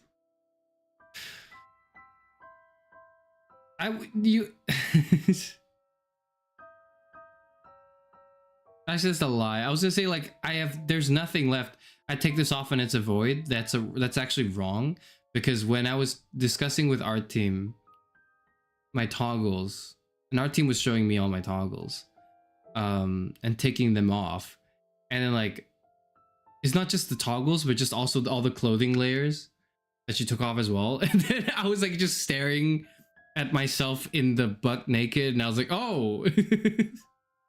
Oh, there's like some detail here. Obviously not every part, but like there was a good amount of detail in this. And I was like, I don't know if I wanted to see it, but I think I did actually. I just didn't know that I wanted to do it. Now that I saw it, I'm glad I saw it, but I did not know I wanted to see it at the time until you showed me that. Frankly, I didn't even think there was going to be anything beyond like my vest. But like, you know. You can never have too many details, I suppose.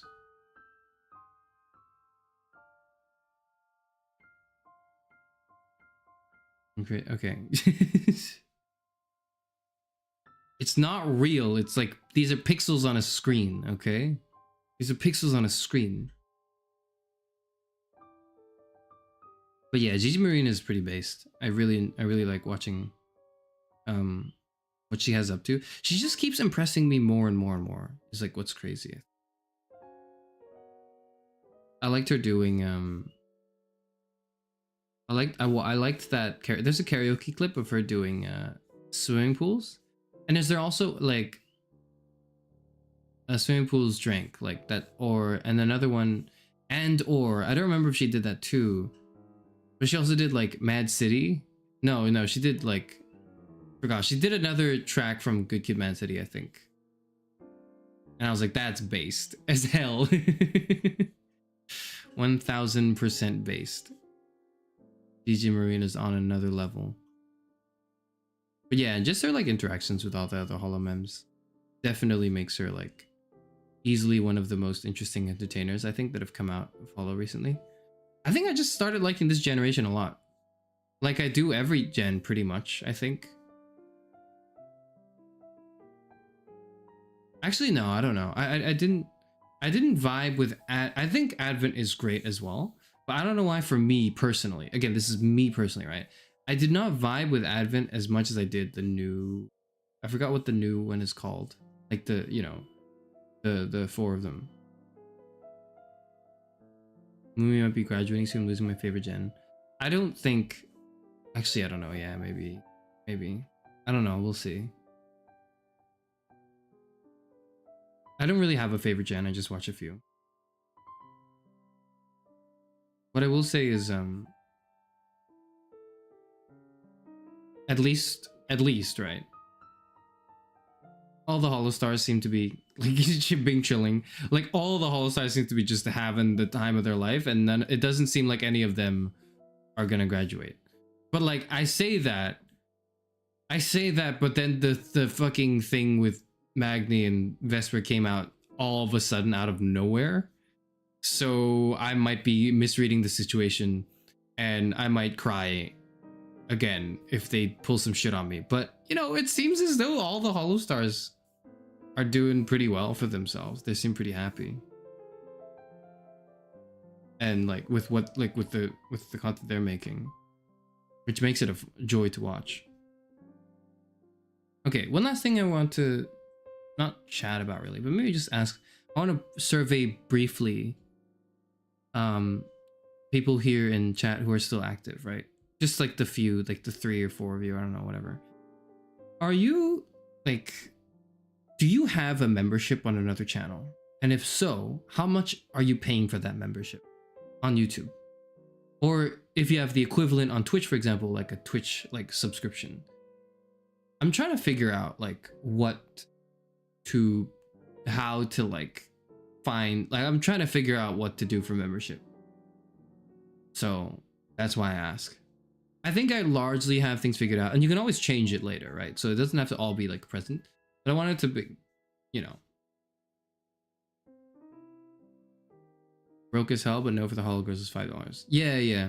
I think it's standard for pretty much everyone in Holo. It's like $5. You're asking the wrong people. Everyone here is broke. Well, shit. Just like me, for real. I've never had a membership either, which is why I ask. You can tell it's not just because, you know, I'm thinking about doing it, but also like I have never myself had a membership on anyone else's channel, which is why I'm completely lost on all this, because I too am a broke bitch. You have to Prime, that's it. I see. I have like Prime, I think, but I don't use it because I don't really watch people on Twitch. Like everyone I watch who's a Twitch streamer, I just watch their YouTube edits because I don't have enough time to watch VODs or streams. Or rather, I don't have enough time to watch VODs, and I'm not really a fan of the. Oh, I don't really need the stream interaction. Been a great name for 5 years, not changing soon. That's good. Or rather, like, it's good that you're like. It seems as though you are content with it and you have your priorities straight. That's good. Same for me, I think. But also, like, you know, if some people have like the spare disposable income, they want to do that, they can. You should do a dual streaming and be a Prime farmer. I don't know what that means. I don't know what farming Prime means. Like, am I just asking people to sub to me with their Prime? Why would you do that for me instead of, I don't know, doing that for Northern Lion? Or like Germa. I don't even know if you can do that for Germa anymore. I don't know. But yeah, dual streaming, I could totally do. It's just in practice, I have to like actually, like my computer can't handle it right now, so I'm not doing it. But like eventually when I can figure like out how to do it, I will do it. So if if it looks if I haven't done it yet, it's because I'm limited by the technology of my time.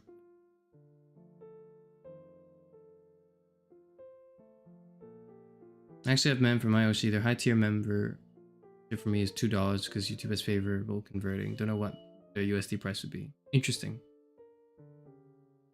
Usually it's just emotes, a Discord role, and the special subs chat. Yeah, I know those are the perks. I don't really want to do the special sub chat. I don't want to do like a Discord because I don't want to do it fucking Discord. You know, like I saw on the perks. Okay, here's some funny shit. They were like, I'll talk about it like again soon maybe.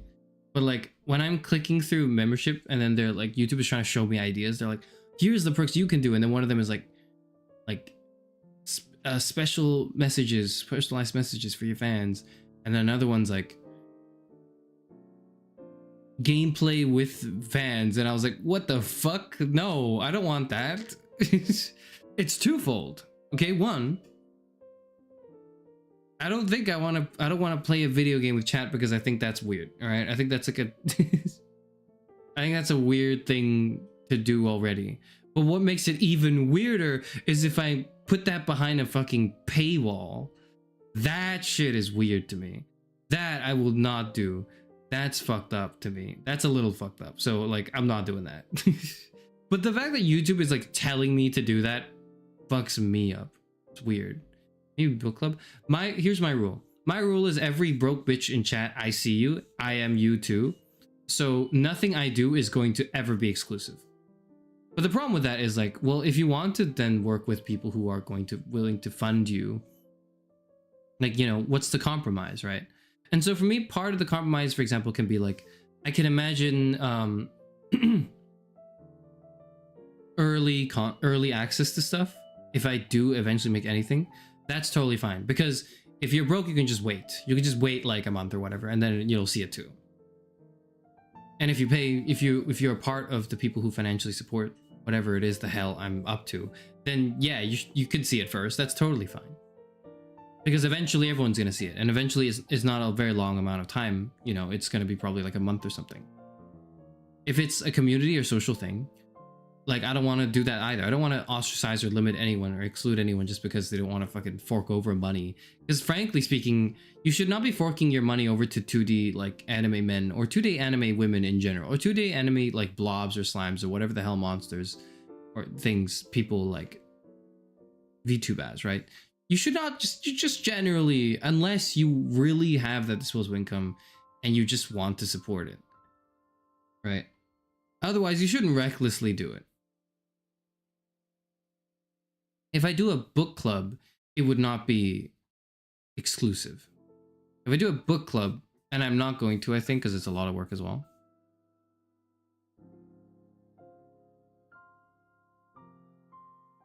It should be accessible to everyone. That's the idea. You consider creating a Discord? I'm considering it, but I really don't want to because I'm like, I can't. Part of me thinks I don't want to see what's going on there. Like, I don't mind people doing it. I just don't want to be there. So the compromise I've come up with is maybe I do make a Discord, but I'm just never on the Discord unless I am pinging people that I'm about to go live. But like, I can't otherwise justify like, why the fuck would I use a Discord? I hate that shit.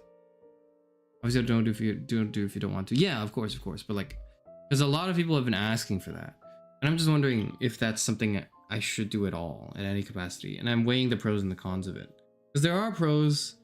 People do, you know, there's a reason why there's a lot of them, but also like Discord's kind of, you slip into the like the barrier between audience and performer is I think is corroded a little bit with the presence of like a Discord created by the entertainer. I think that distance is eroded a bit, and I don't like that. I want to keep that distance.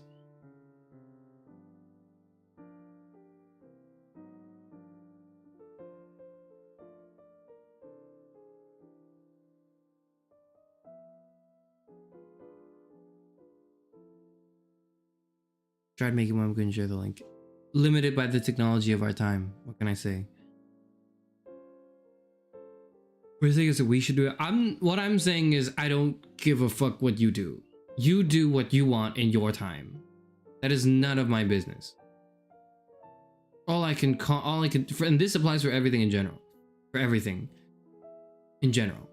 All I can do is caution against things I don't think would be a good idea and encourage things that I think would be good. For example, I can encourage you to read more, but I can discourage you from like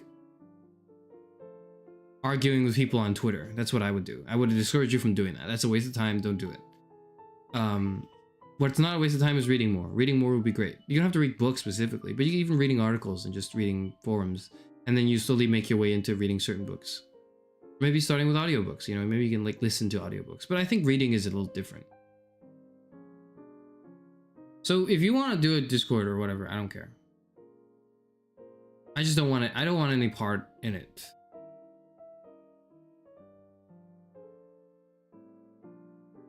Because I think it's weird too. And we're also definitely not doing gameplay with fans at like a certain membership rank, because that's fucked up to me. That's weird. Have I stressed enough about how weird that was when I first read it? I was like, what? You want me to put what there? Hold on, let me just go on it right now. I could just check. So when I go on like the membership tab, where YouTube is telling me to like, you know, hurry up, set this up so you can monetize it. Because they pocket like 30% of everything. So that's why they're encouraging me to do it so quickly. But they're like, default templates are like level 1, loyalty badges, emojis, members only live chats, priority reply to comments. And then level 2, early access to new videos, members shout out, photos and status updates, members only videos, members only live streams. I'm not vibing with all that. Member shout out is like, yeah, I guess that makes sense, but I'll shout anyone out. I don't care if you give me money or not. And then the third level, which is like, I want to say like $20 US a month or something, or like 25. It's like, this is the example, by the way. Like, it's not what I'm doing, but in the example, right? They have a 25 American dollars a month thing. Okay. And including all the previous things, it also is like gameplay with you, connecting on social media. What the fuck? I don't want to do that. That's like, that's really weird to me. I don't want that. That's fucked up. I don't know how I feel about it when other people do it. I just know that I don't want to do it. That's all I know. It's crazy. It's like 22 or 25. So yeah. No, it's 25 a month. It's not 22. It's 25 a month. It's $25 a month. American dollars a month. For gameplay with you. And connecting on social media and perk unique to your audience. Like I gotta start charging all my friends this amount of money to like play games with me, man. That's what I gotta do. I gotta be like, yeah, I'll queue into League. You just gotta pay me like $25 a month. And then connecting on social media? I was giving this shit out for free. I was like, if you make me laugh, I'll follow you on Twitter. That's like the extent. I was like, you know, just if you can make me laugh, I'll follow you on Twitter. Or like if you make me fan art. If you make me fan art or if you make me laugh, I will follow you on Twitter. That's all. But then here it's like, you know, $25 a month for that. Like, oh, no way anyone can justify that. You're wrong though, because people can totally justify that. Here's what I mean though, right? Because to some people who have that disposable income and nothing else to do, why not like use your disposable income or money to support the like VTubers or like content creators that they watch? Why don't you do that? Why not? If you have a lot of money, you got nothing else to do with the money. Like, what do you, if you don't have your own kids, your hobbies are like not that expensive. You're not into wasting money on like you know, Gucci bags, like designer clothes, or like, you know, those fucking bears with the shitty, awful designs that are like apparently rare and expensive collectibles that people have. Those fucking bears with the patterns, the teddy bears, but they're like statues and they all have different patterns on them. Like, like, and if you don't want to spend money on that, which I would argue is a much bigger waste of money than donating that to a streamer or a VTuber, I would argue that's a way worse way to spend your money, right? But if you know, if you don't do all of that, then what else do you do, right? So I can, and if you make that like a lot of money in your job or whatever, or you just have that disposable income for whatever reason, why not use it to support, like, you know, the content creators that you watch? So $25 a month for whatever reason is not unjustifiable to me. I think it makes sense that someone could do that. I could never do it because I'm a broke bitch, but that's my situation, and my situation can change. Like, if I made so much money, like, then if I made enough money that $25 is a drop in the bucket and I don't care, then yeah, I'll spend $25 like supporting like Oral Crony's like channel. Like, I'll do that every month. Why the fuck not? But I don't. So I don't think it's completely unjustifiable. I just think it's like, I just don't think that many people would like do that. Haven't you followed Zero? They made fan art. I did. I am following Zero.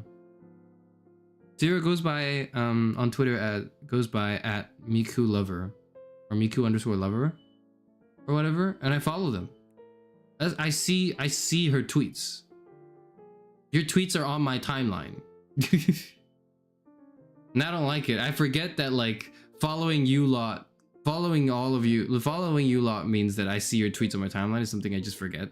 And I'll just scroll through my timeline and be like, oh, yeah, okay. That's what they're tweeting.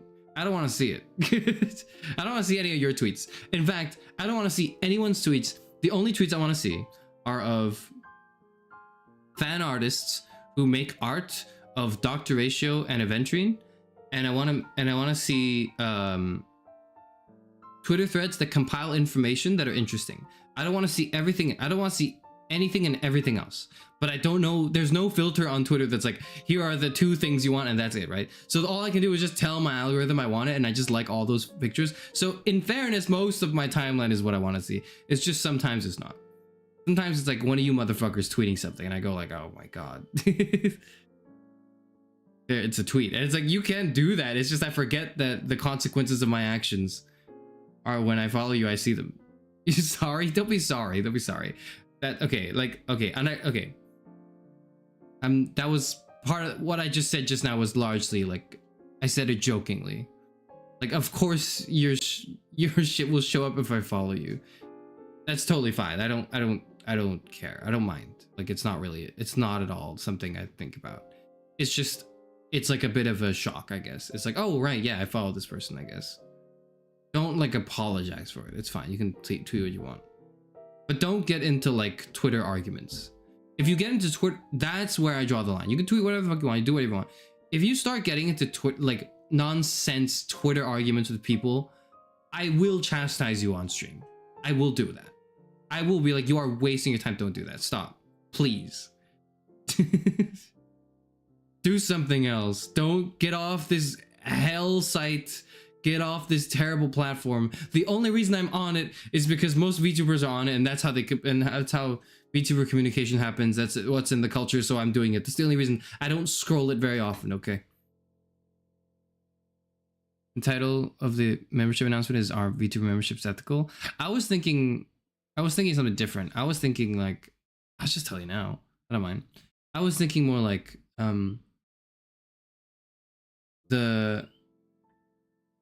the capitalism update. Or like the capitalism patch is the title, and the thumbnail is like 500 subscribers. That was my idea for what that announcement would be like.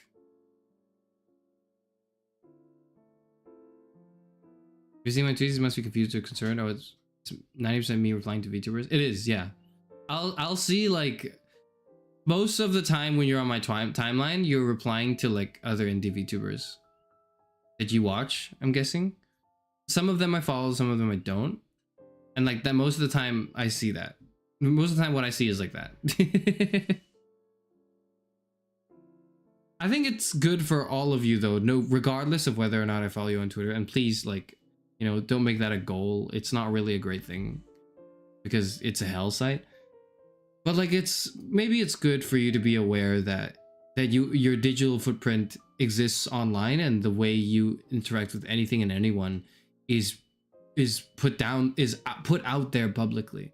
And like, you should make sure that whatever you put out there is an authentic representation of who you are. I think that's important. Represent yourself truthfully and authentically and meaningfully. I believe the physics got nerfed in the capitalism update. If anything, they'd be buffed in the capitalism update. If anything. Don't check the next 2 things I tweet. I write my medical records publicly. Don't do that! Don't write your medical records publicly unless you are completely okay with people online having access to it. Because it's not just when the moment you write it, people see it. It's forever in the future. If someone looks, it's there. You know, it's not just, you know the difference between tweeting something and going out in the public square and yelling? When you go out in the public square and you yell, you make a nuisance. Right, people are annoyed by you, but that your yelling ends when you stop screaming. You know, that's over. It's over. You're not talking anymore. There's no sound out of you. That's it. But when you post a tweet, people will see it, and 10 years later, it's still there. And people can go there anytime and say, oh yeah, this guy did this. This guy said this. It's as if you went out there and you were yelling in like the town square, and then someone recorded it, and that record is like stamped on your forehead. So anytime anyone's looking at you and they just like, you know, peel over the stamp on your forehead, they'll go, oh yeah, this person was yelling this thing at the town square the other day.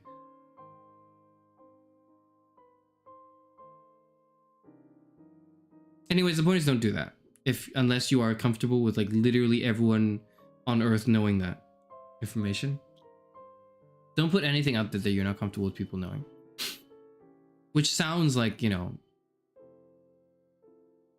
obvious advice, but you will not, like, you underestimate probably, or maybe you don't, maybe I do, you underestimate the amount of people that don't think that or don't realize that as when they hit the tweet button. I like to think that's what I do. No, that's good. That's good. My medical records need discretion. I can tell the homies I'm sick. So, like, you can, but you have to understand that it's there. And you can't really, there's no takesy-backsies. If it's out there, it's there. Why draw him, Preg? I did see your, okay, Zero, I did see your art the other day when I was scrolling my timeline. You drew Gigi Marine, didn't you? I saw that on my timeline. I liked it. Enjoyed the art. I didn't like it. I don't think I liked it because I don't like anything. I lurk wherever I go. My presence should not be known generally, unless specifically I want to announce my presence. You know what liking a tweet is like? Liking a tweet to me is kind of like walking into a room and announcing that I'm in the room. That's what it's like, and that's why I almost never like tweets. I only do that if it's like, if it's a VTuber, I'm an indie VTuber I'm watching who I'm supporting as well, that I want to do well, then I'm like, okay, you need the number, I'm going to put that there. But yeah, I saw your GG Marine art.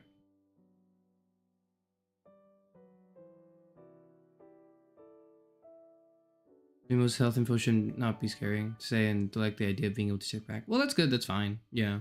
But like, you just have to be like sure that, because there's a lot of things with, because a lot of people take their personal health records very seriously and they want it to be personal and not disclosed.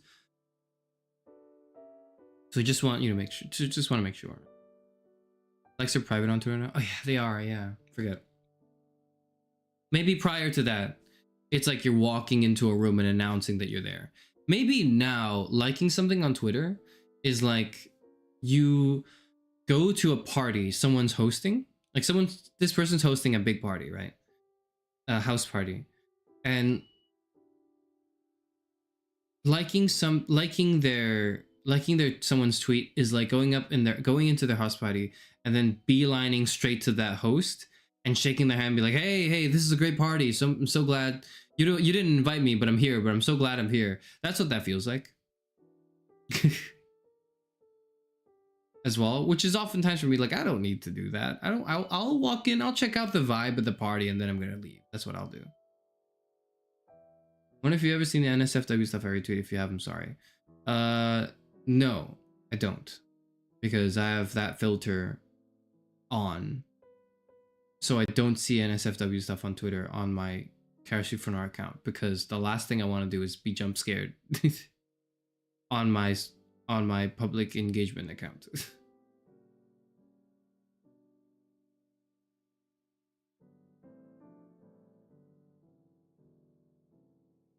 I'm not gonna say I got a prostate exam on Twitter, Chairman. Maybe, but should it be as scrutinized as it is? I see no reason why you would do that. I see no benefit to doing that, and I see potential harm in doing that. I see risk in doing that. Here's the risk: someone's gonna weaponize it. Okay, here's what I'll say. Maybe this is the last thing I'll say on the end stream. Okay, the last thing I'll say before I end stream. Or this is the last topic. Okay, whatever the hell you put online, you should expect for an angry person to be able to weaponize against you, and if you shouldn't be surprised when they do. Like, whatever the hell you put online, someone out there who hates you enough is going to weaponize that in some way.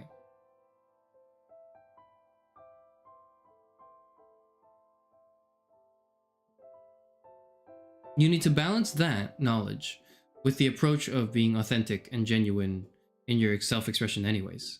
That's what you need to balance. Because, you want to be authentic in that you don't want to, like, put up fake bullshit on your social media to pretend like, like the people who post on Instagram, I guess. Like, you don't want to do that.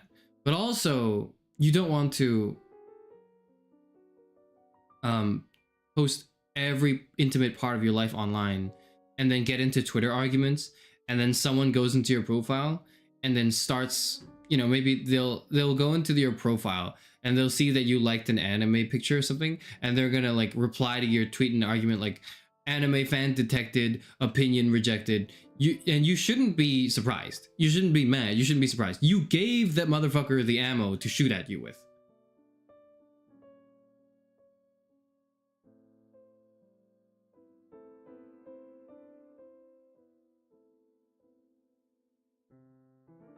So you have to bear in mind the dangers and risks of what you post online, because all it takes is one bad actor to weaponize all that shit against you, and you're gonna feel bad.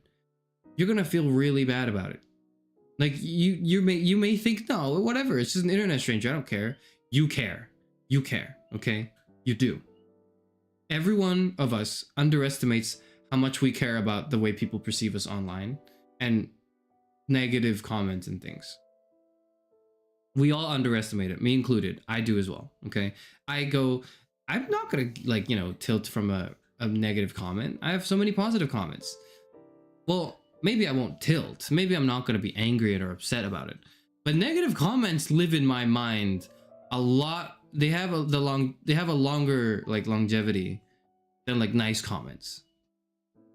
The stuff that has the most longevity is like insightful comments. Those will stay in my head the longest. But and that's the stuff I appreciate the most. And if not that, like, then positive comments. The negative comments will stay there very long. So I never post anything people can use against me. Yeah. Or like, you try not to, right? Like, so that's like the bit of advice I would give in media engagement. Don't be surprised if people do that. If they weaponize whatever they see for you against you. People do that online. They are, because they too have nothing better to do with their days. Yeah.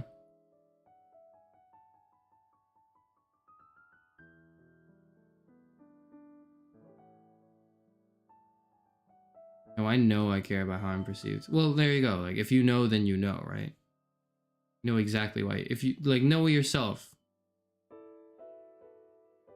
And know thy enemy. And you will win 100 wars that you fight. Sun Tzu said that. I read that for a Fire Emblem 3 Houses stream I did a long time ago.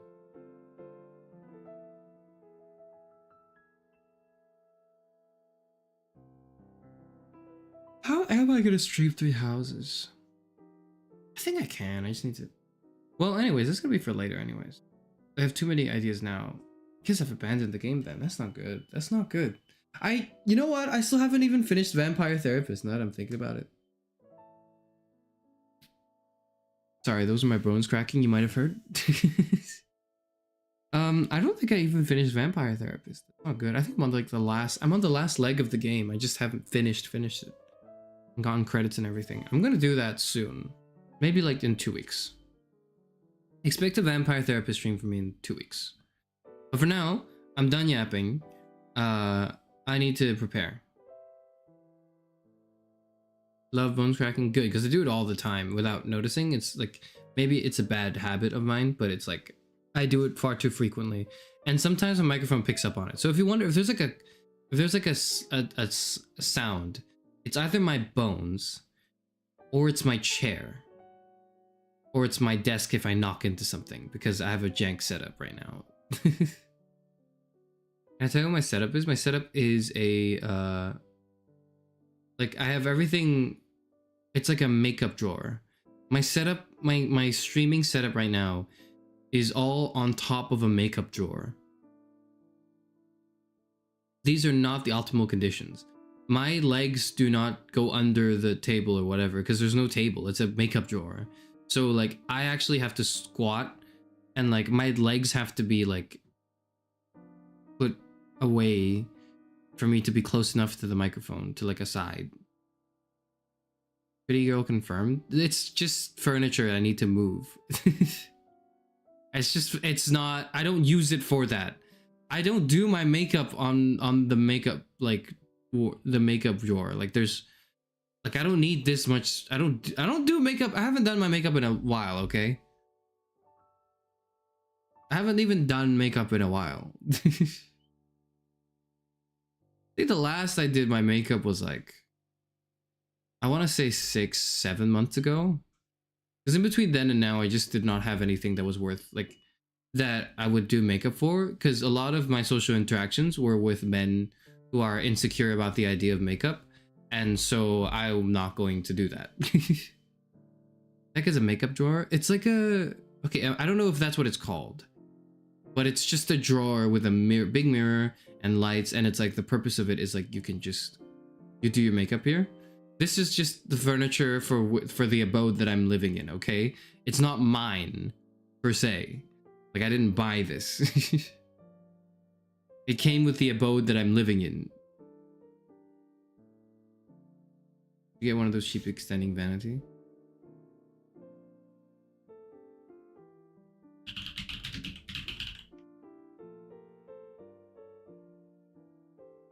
Why would I do that? I don't need it. I have a mirror in my bathroom. That's all I need. The medicine cabinet fits in the bathroom. It's not in the bath. I'm not streaming in the bathroom. I'm not streaming in the bathroom.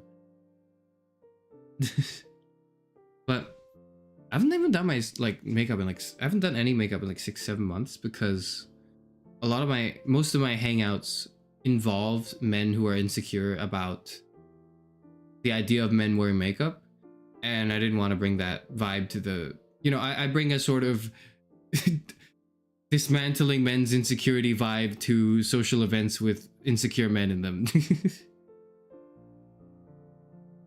Usually for you, like $20. I don't need it, but yeah, I mean, I don't know. I'll think about it. Odd thing to be insecure about. You'd be surprised. No, because makeup equals femininity, and we cannot have any femininity because I'm the most masculine man to ever exist. And if I'm not a masculine man, then who am I? Is like generally the way a lot of guys think, subconsciously or otherwise. I am nothing if not a masculine man. No, I need to be a real man. so I can gain the approval of other men in my life, and also claim that there's no homoerotic tension or like to any of that at all, when I actually just prefer the validation of other men rather than women, because I don't see women as real people. They are merely objects to my path of being a good man. That's the whole thing, right?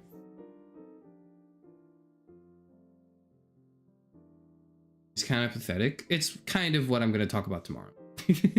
In a very light and gentle way, because I don't want it to come across as mean. Because I don't mean it as like, because, okay, is it pathetic? Is it kind of pathetic? Yes.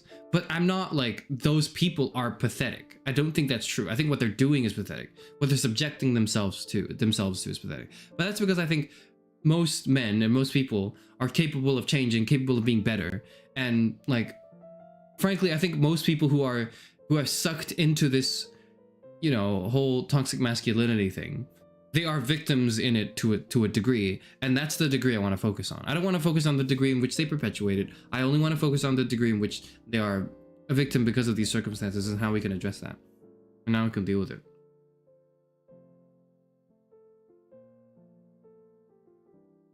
This is a gay to enhance your beauty or use your face as a canvas. Oh, yeah, it is. Because, like, I don't need to be beautiful. I need to, like, no. It's not beautiful. Using makeup is bad, but you know, is gay. But you know what is not gay? Mewing in front of the mirror and, like, what is it? Like, looks maxing, fucking, like, drawing out your jawline or whatever the fuck. These insane people do, like, jutting out your chin like it's an exercise that'll enhance the way your bone structure is. Yeah, like bone push-ups or whatever the fuck the dudes are doing. Like, man, just put on the foundation. Put the foundation on the face, man. Like, don't do that. Mewing, that's the word. Yeah, like, just fucking put on the makeup. Don't do that shit, man. If you want to, or go to the gym. If you think your beauty you want to focus on your beauty more in the tone of your body, which I completely get as well, head to the gym. Or better yet, and not something I do personally because I'm lazy, but better yet, actually go on a jog and do sports. Be in a social, like, sports club. If that's too much for you and you're like, you just want to do your own thing and fuck off, then go to a gym. And if you really, really don't want to deal with other people, go to a small gym or a private gym where there's not that many. Or, and if you really, really, really, really don't want to do that, just buy a few dumbbells and put them at home. There's like no excuse. There's no excuse.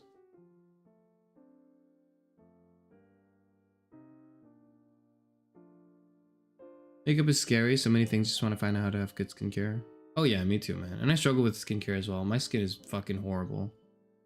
I am probably, out of everyone I know in my life, my skin is probably the worst ever, I think. Not like the condition it's in, but like how, like, if I just shower a bit earlier in the day and then I happen to forget to wash my face before I go to sleep, I will wake up with zits and acne. It sucks. I'm 60 years old. I should be over this, but I'm not. I don't understand it. Like, I've lived my years. I've lived my life. Why the fuck do I still have to deal with this like I'm a teenager? I want to use makeup, but it's expensive and I have sensitive skin. Yeah, makeup for sensitive skin is quite expensive. But also, there's plenty of ways to look good without makeup too. Like, I think makeup is fine, but also, I think it's overvalued. I think, okay, here's my take on makeup is overvalued and it's overhated. It's overvalued in that I think a lot of people, and noticeably a lot more women than men, because, you know, society, right? But a lot of women overvalue like makeup. They think too highly of it. But I also think it's overhated in, like, for example, the people who have it out for any sort of like face modification, like facial like paint or making up of the makeup. There's too much hate for it as well. There's too much demonizing that's going on. And these two positions I hold at the same time. I don't think they contradict each other. I think it's overrated and I think it's overhated. the reality is it's a tool you can use to change the way you physically and visually present yourself to the world. It's one of many tools.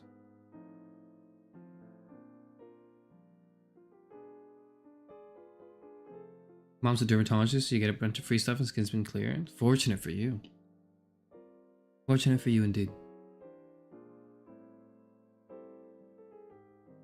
But yeah, makeup, I can understand it's scary. The first time I endeavored into it was scary as well, but maybe something that would make it less scary is if you have a supportive network of friends, especially women who are a lot more supportive of this in my experience. When you tell them, oh, I'm interested in doing makeup, but I'm not sure where to begin, they're gonna be like, oh my god, you want to get into makeup, let's go. And then they're gonna have like a whole list. They're gonna be like, okay, here's what we're gonna do. You buy this exact thing with this brand, it's gonna cost you this amount of money, and they have like it all figured out. So if it's scary, just remember that there are a lot of people who are way ahead of you who would love to, like, as you know, provided as you're not talking to people who are fucking weird and like would ostracize you for it, right? Assuming, you know, you have supportive friends, they would totally like get you into it. But even if not, then you can watch a bunch of tutorials online, or even you can just walk into like a store, a pharmaceutical or whatever, anything, and just ask the people who work there. Like, you can ask them, hey, I'm looking for these things that I looked up online for this. How can you help me with this? Can you do this thing for me? Like, for example, my foundation, I wasn't sure which color like would best suit my skin tone, so I went up to the person who worked there anyways, and I was just like, hey, I'm gonna be honest, I don't know shit about this, I don't know anything, but I want to get like a foundation that works for my skin tone, can you help me pick? And they just like, they're more than willing to just help you out. Yeah.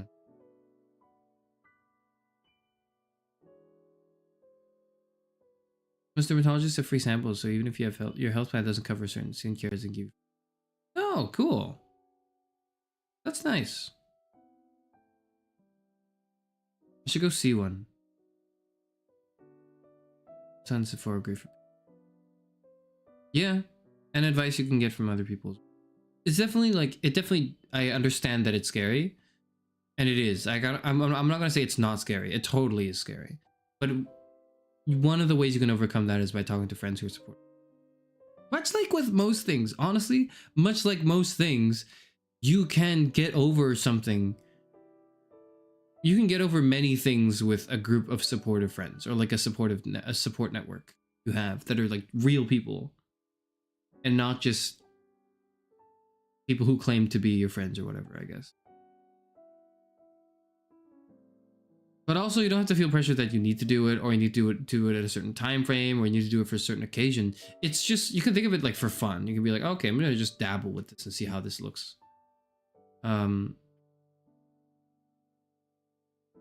I personally think eyeliner might look good on me, but I have yet to be able to actually properly do eyeliner, so I'm stuck on that. So I have an eyeliner pen that's just lying around because I keep trying to do it right, but I keep fucking it up.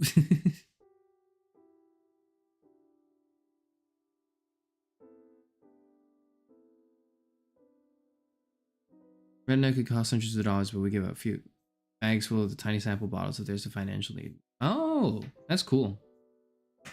I didn't know. It's all about practice here. It's definitely a skill. What helps also is if you have friends who want to do your makeup for you, although I feel like that we're veering a bit more into the can't relate territory. No, I'm certain you can relate. Yeah. If you're like worried and you don't want to do it yourself, you're like the first time around, at least you want to just see what it would look like if it was done well on you, then you can just ask a friend to help you do your makeup for you.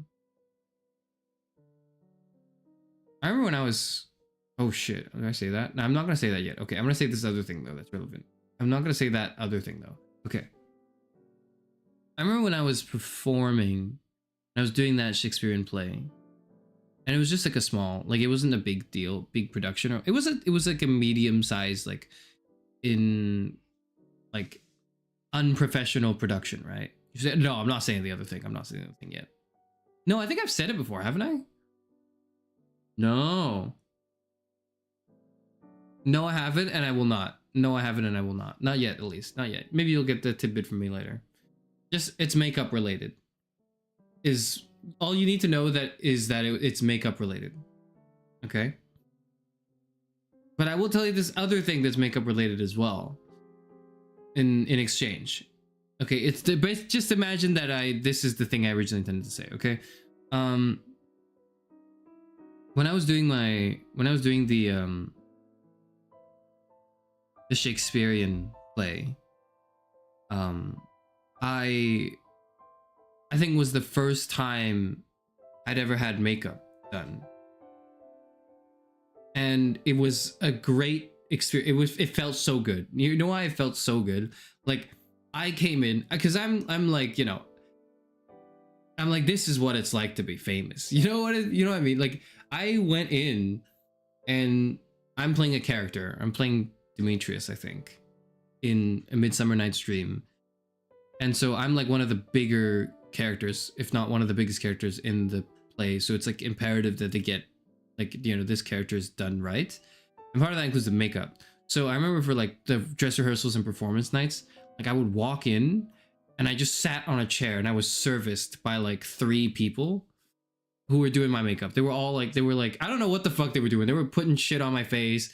They were like, you know, slathering stuff. They were like puffing it up. They were like doing like the brush or whatever. And it felt so good. It felt so good. I don't know about you, but like it felt so good being in a chair and like and someone else doing the work for me, and then like I'm just sitting there. I'm like, yeah, I'm ready for my makeup. And I was like, this is what it's like. This is what it's like. I get it now. I get the appeal. I get the allure of stardom for stuff like this. Completely understand it. It helps that like the people who did it they weren't professionals, but they were really good. They were like experienced. The people who did my makeup were not professional makeup artists, I think, but they were like people who've done it a lot. Passenger Princess it always. It feels so good. Maybe no, it's don't use Passenger Princess. Maybe I'm a diva, okay? Maybe it's that. Okay. I feel like that's but like just sitting there going like and saying the words, doesn't it feel so good saying the words, I'm ready for my makeup, you know? Like that's, and in a way that's like unironic. It's not like you're doing a bit and you're pretending. It's like, no, this is a genuine, like you are in a position where you are ready for your makeup.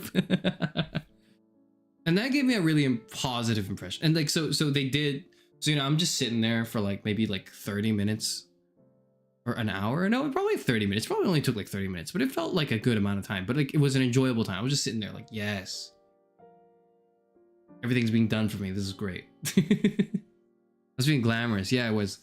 And you know, they were putting all the shit in face, whatever. And when they were done, got up, got around, went to the bathroom, looked at the mirror, and like I was shocked a bit at first because I was like, this is just not like, what the hell? I looks like I would be performing at like a rock concert. Like my face was super pale, but my eyeliner was heavy as well. Like it made me look like a rock star singer or whatever the hell. Did you do a little twirl? No, I didn't. I did like I don't think I did that. No, I think I expressed myself relatively masculine, traditionally masculine ways, probably because of the way I was just brought up. But like, no, I did not do a twirl, although I don't think I would have been opposed to it strictly. Anyways, like I walked up to the mirror and I saw that and I was like blown away from how different it was. And at first I was in shock. I was like, oh, I don't know how I feel about this. I don't know if it like, because it's so different. But then quickly I was like, no, this is fucking great. I love this. Like, this is perfect.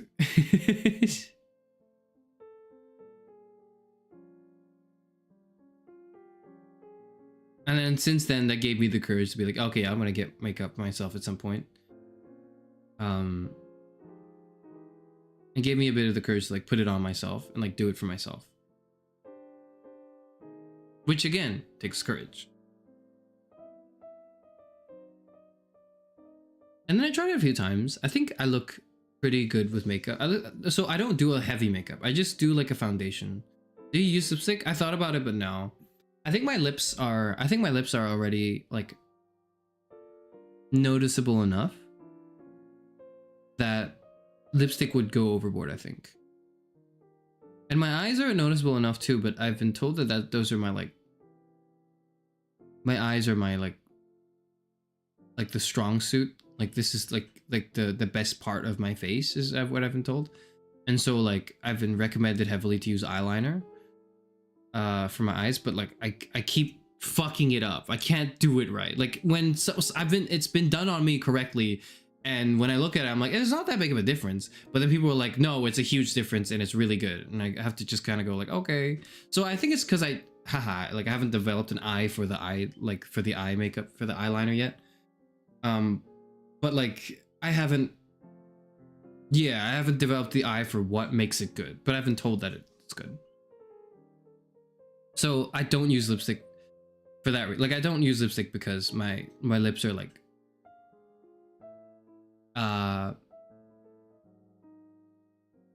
prominent enough. Is that the word? Like I think what I've been told is like when you look at my face, it's like you're drawn. The gaze is drawn to the eyes first. For me, right? It's like people usually go to the eyes first and then the lips, I think. And then the rest of my face, I think. I'm not sure. At least use it lip balm. Yeah, I use lip balm. Yeah. I don't have to use it a lot though, because I think my lips are moisturized enough. That's okay. What foundation do you use? I don't know. I don't know. It's just foundation. I just bought it. It's like he said the gays. Well, them too. He thought he said them too, but no, like as in like the way people see, like where the vision is first. Colored eyeliner to match your outfit is the best use of it. IMO. That's a good idea. I haven't thought about that yet, but I've just been using like black eyeliner.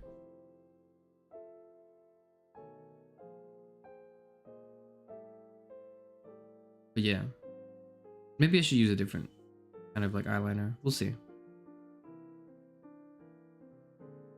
Maybe I should use a different type of color of eyeliner now that I'm thinking about it. Well, I'll think about it. But like, I just can't draw it right. Like it keeps fucking up when I try to draw it, and my hands are not that steady as well, and I can't do it. You know what I wish? I wish that whenever I needed to do makeup, I could just walk into the room and sit on the chair and be like, I'm ready for my makeup, and then someone does, and then like 3 people do it for me. That's what I wish.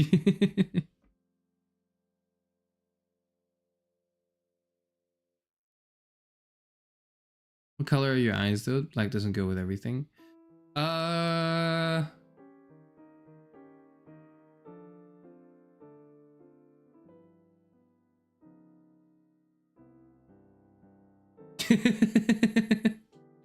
me think about this.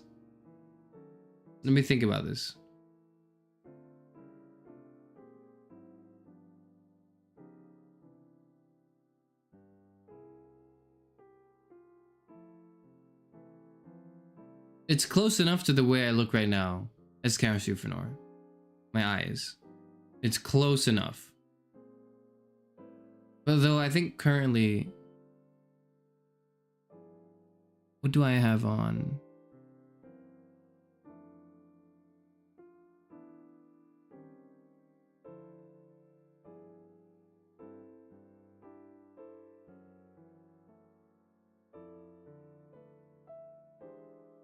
I don't think there's an eyeliner here, is there? I think there's like... I don't know. It's similar enough to gray, that's what I'll say.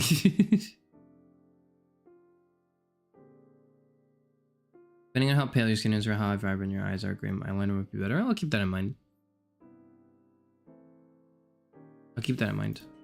Okay.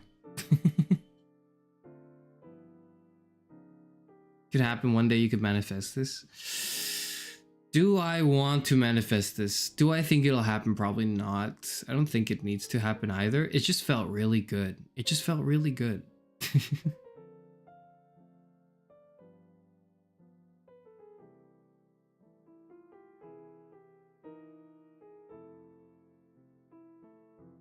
But yeah. My eyes color is basically close enough to what this is. Because why not let it happen again? I'm letting it happen. It's just like you need to take, because like okay, there's a specific set of circumstances you really need to get through for it to experience something like this, and like I just happened to be at the right place at the right time for when it happened the first time, and it's not something that will happen consistently in my life, which is completely fine. I'm okay with that. I'm a fucking philosophy major. This shit is not happening. If I continue as a philosophy, if I am a fucking philosophy major, if I'm a VTuber, even more so. I find it unlikely, because like why would you need to do makeup if you're a VTuber, right? Most of the time I don't think I need makeup. I don't feel particularly better with it. It's just kind of like for an occasion I'll do it. In a similar sense of like I would put on like a suit to a very formal event, I would probably also do like a bit of foundation for that as well. Weddings, yeah, something like that, yeah. You do like, you know, I'll do the foundation, I'll do the bit of blush, I'll do the eyeliner, and that's all I do. I don't do more than that for my makeup. Because like I don't need much beyond that, right? Like that's all that is there for. It's fine anyways. I'm not much of, like, it wasn't much of a looker anyway, so it's okay. It's not something I had to worry about too much. I'm kind of like Socrates, you know, actually. Socrates was like an oaf. He looked like a satyr, didn't he? That's his whole thing. That's Socrates' whole thing, is he looks like a satyr. He's like ugly. He's like conventionally unattractive. And he's still raising people up in the gay symposium, so it's no problem. Okay, now I should go. Now I gotta go. Now the hell I'm leaving. I forgot. Instead of this short. No, I think I'm like good. I think I'm selling myself just the right amount. Because I know what my strengths are, and I know that I have no problem with whatever the hell I want to do. But what I want to do does not align with like me sitting in a makeup chair. Because that itself felt good, but the road that would pave towards me sitting on a makeup chair with makeup artists helping me do my makeup is not the road. That pit stop is not on the road I'm walking. You know what I mean? Can someone mention Socrates in the Hear Me Out kick? I mean, that's good. Socrates is a good Hear Me Out mention, I think. I was not somebody. I know, I'm aware. When I say I'm not much of a looker, I'm not saying like people like shy away and like hiss in disgust when I show up. It's just like I'm average, which most people are average. Most people are average. And most people don't think they're like, what is it, like 70% of people think they're above average or whatever? Or 60% of people think they're above average, which is pretty funny. It's a funny statistic, right? Compare yourself to a satyr. No, but I just mean like the context of that. That's what I mean, the context of that.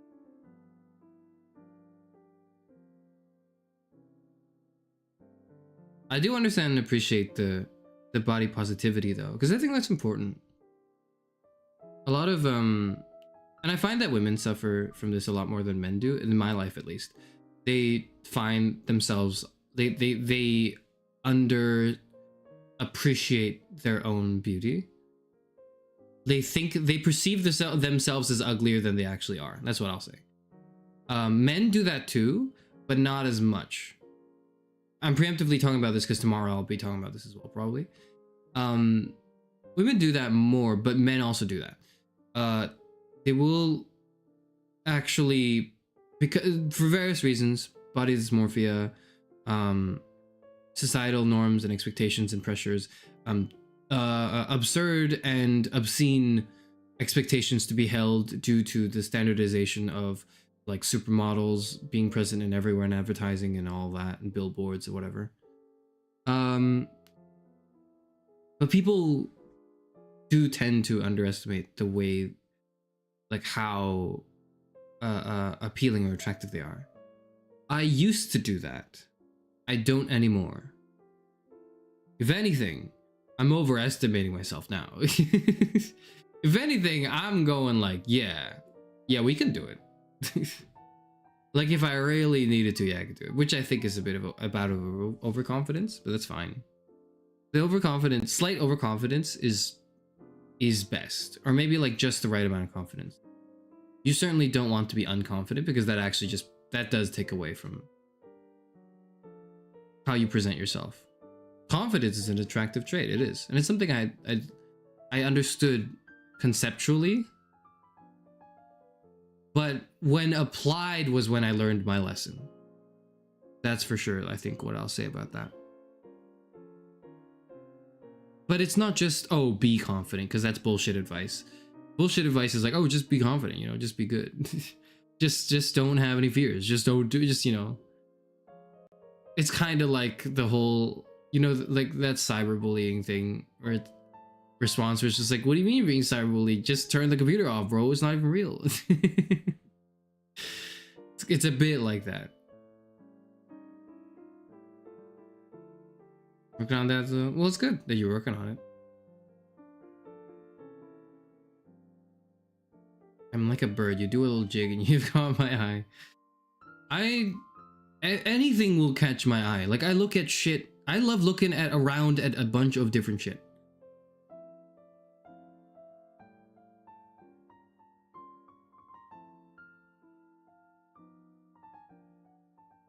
Anything will catch my eye. I'm too easily interested.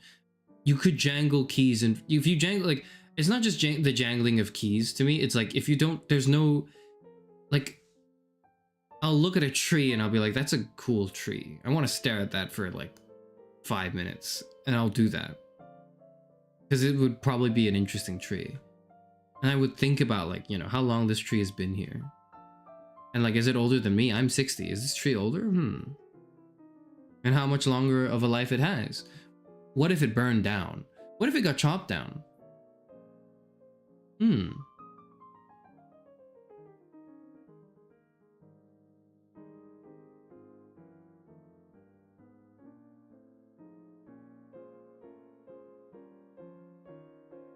Jangle, you'll see. That's not, all right. It's not, I just said it's not gonna work. At least not in that way. I'm interested. I look at stuff. I like enjoying. I enjoy looking at stuff that's mundane. There we go. Way to put it.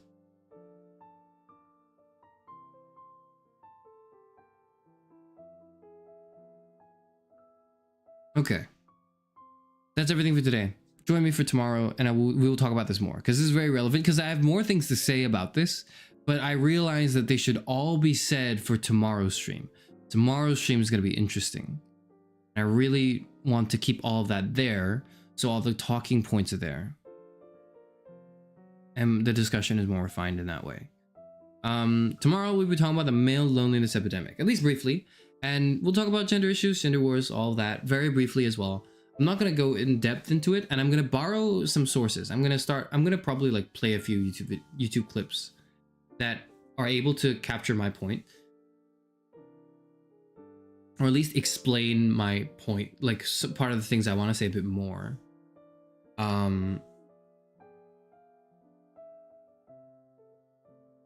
But that's for tomorrow.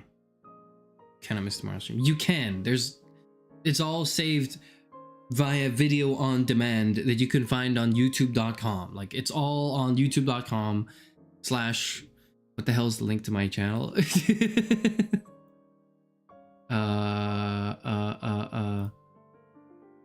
youtube.com/channel/ oh, I don't have a custom UI. I don't have a custom link yet because I'm not big enough for that. youtube.com/UCUP10DWMEYDBTJL-WNBOPXQ. Okay, it's on there. Or you can search, you know, on YouTube, Karis Euphranor. That's CHARISEUPHRANOR. You can click on the live section there. You can see the current live stream if it's there. You can also see all the past live streams that have been converted into VODs, video on demand. You can go there and you can watch the stream there. You just curse me. No, I was the URL to my channel. You mean you don't have a custom URL? Don't you need like a certain subscriber count for that?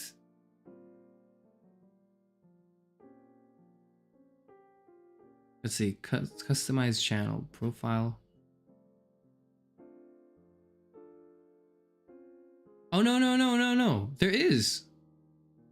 Oh, okay. You can just, there is. I did set that up. It's just that when I go to the channel, that's not the link directly. It links to the other link. It links youtube.com/@KarenSufanor. There you go. It's youtube.com/@KarenSufanor. That leads you directly to the channel you're on right now.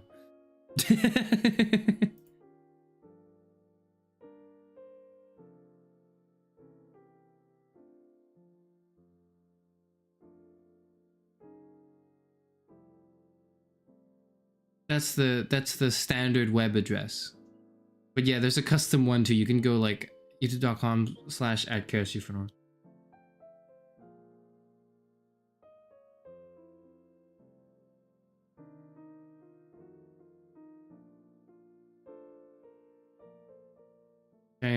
I gotta leave. I gotta get the hell out of here. I'm ending stream now. So yeah, okay. That was Plato's Symposium, part 1 and 2. Those were Socrates' thoughts on love. I hope you learned something. More importantly, I hope you enjoyed the drama towards the end between the various speakers and orators there, and I hope it was fun. Join me tomorrow for the male loneliness epidemic stream. And please join me the day after where I play Wanderstop, which is gonna be great. I love Wanderstop. But yeah. Okay. Goodbye everyone. Goodbye. Get off my lawn. Get out of here. Oh shit, that was my chair. that was my chair. I leaned back and that was my chair. My chair does that. I forget that when I lean back, my chair does that, and I just like, I was trying to lean away. Forget it. You don't need to know. You don't need to know this.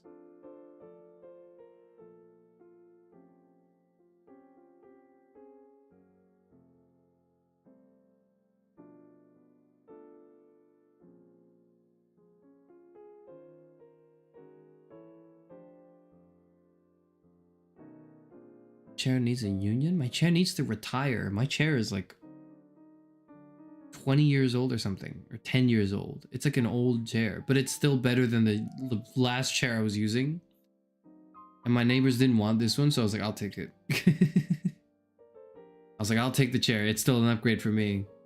It's kind of like in those games when you like, you know how when there's like an upgrade system and you go from like shoddy, shitty wooden chair to like slightly better, but slightly to like steel chair, but it's like rusty, and you're like, why the hell would my upgrade be so like awful? Couldn't I just spend the money to buy a new chair that's like a cheap plastic chair? At least it would be new. And that's the logic. Okay, the logic is you're not actually buying a new chair. The logic is you're grabbing a hand-me-down chair from like your neighbors who don't need it anymore because you can't afford to buy a chair right now. That's the logic, okay?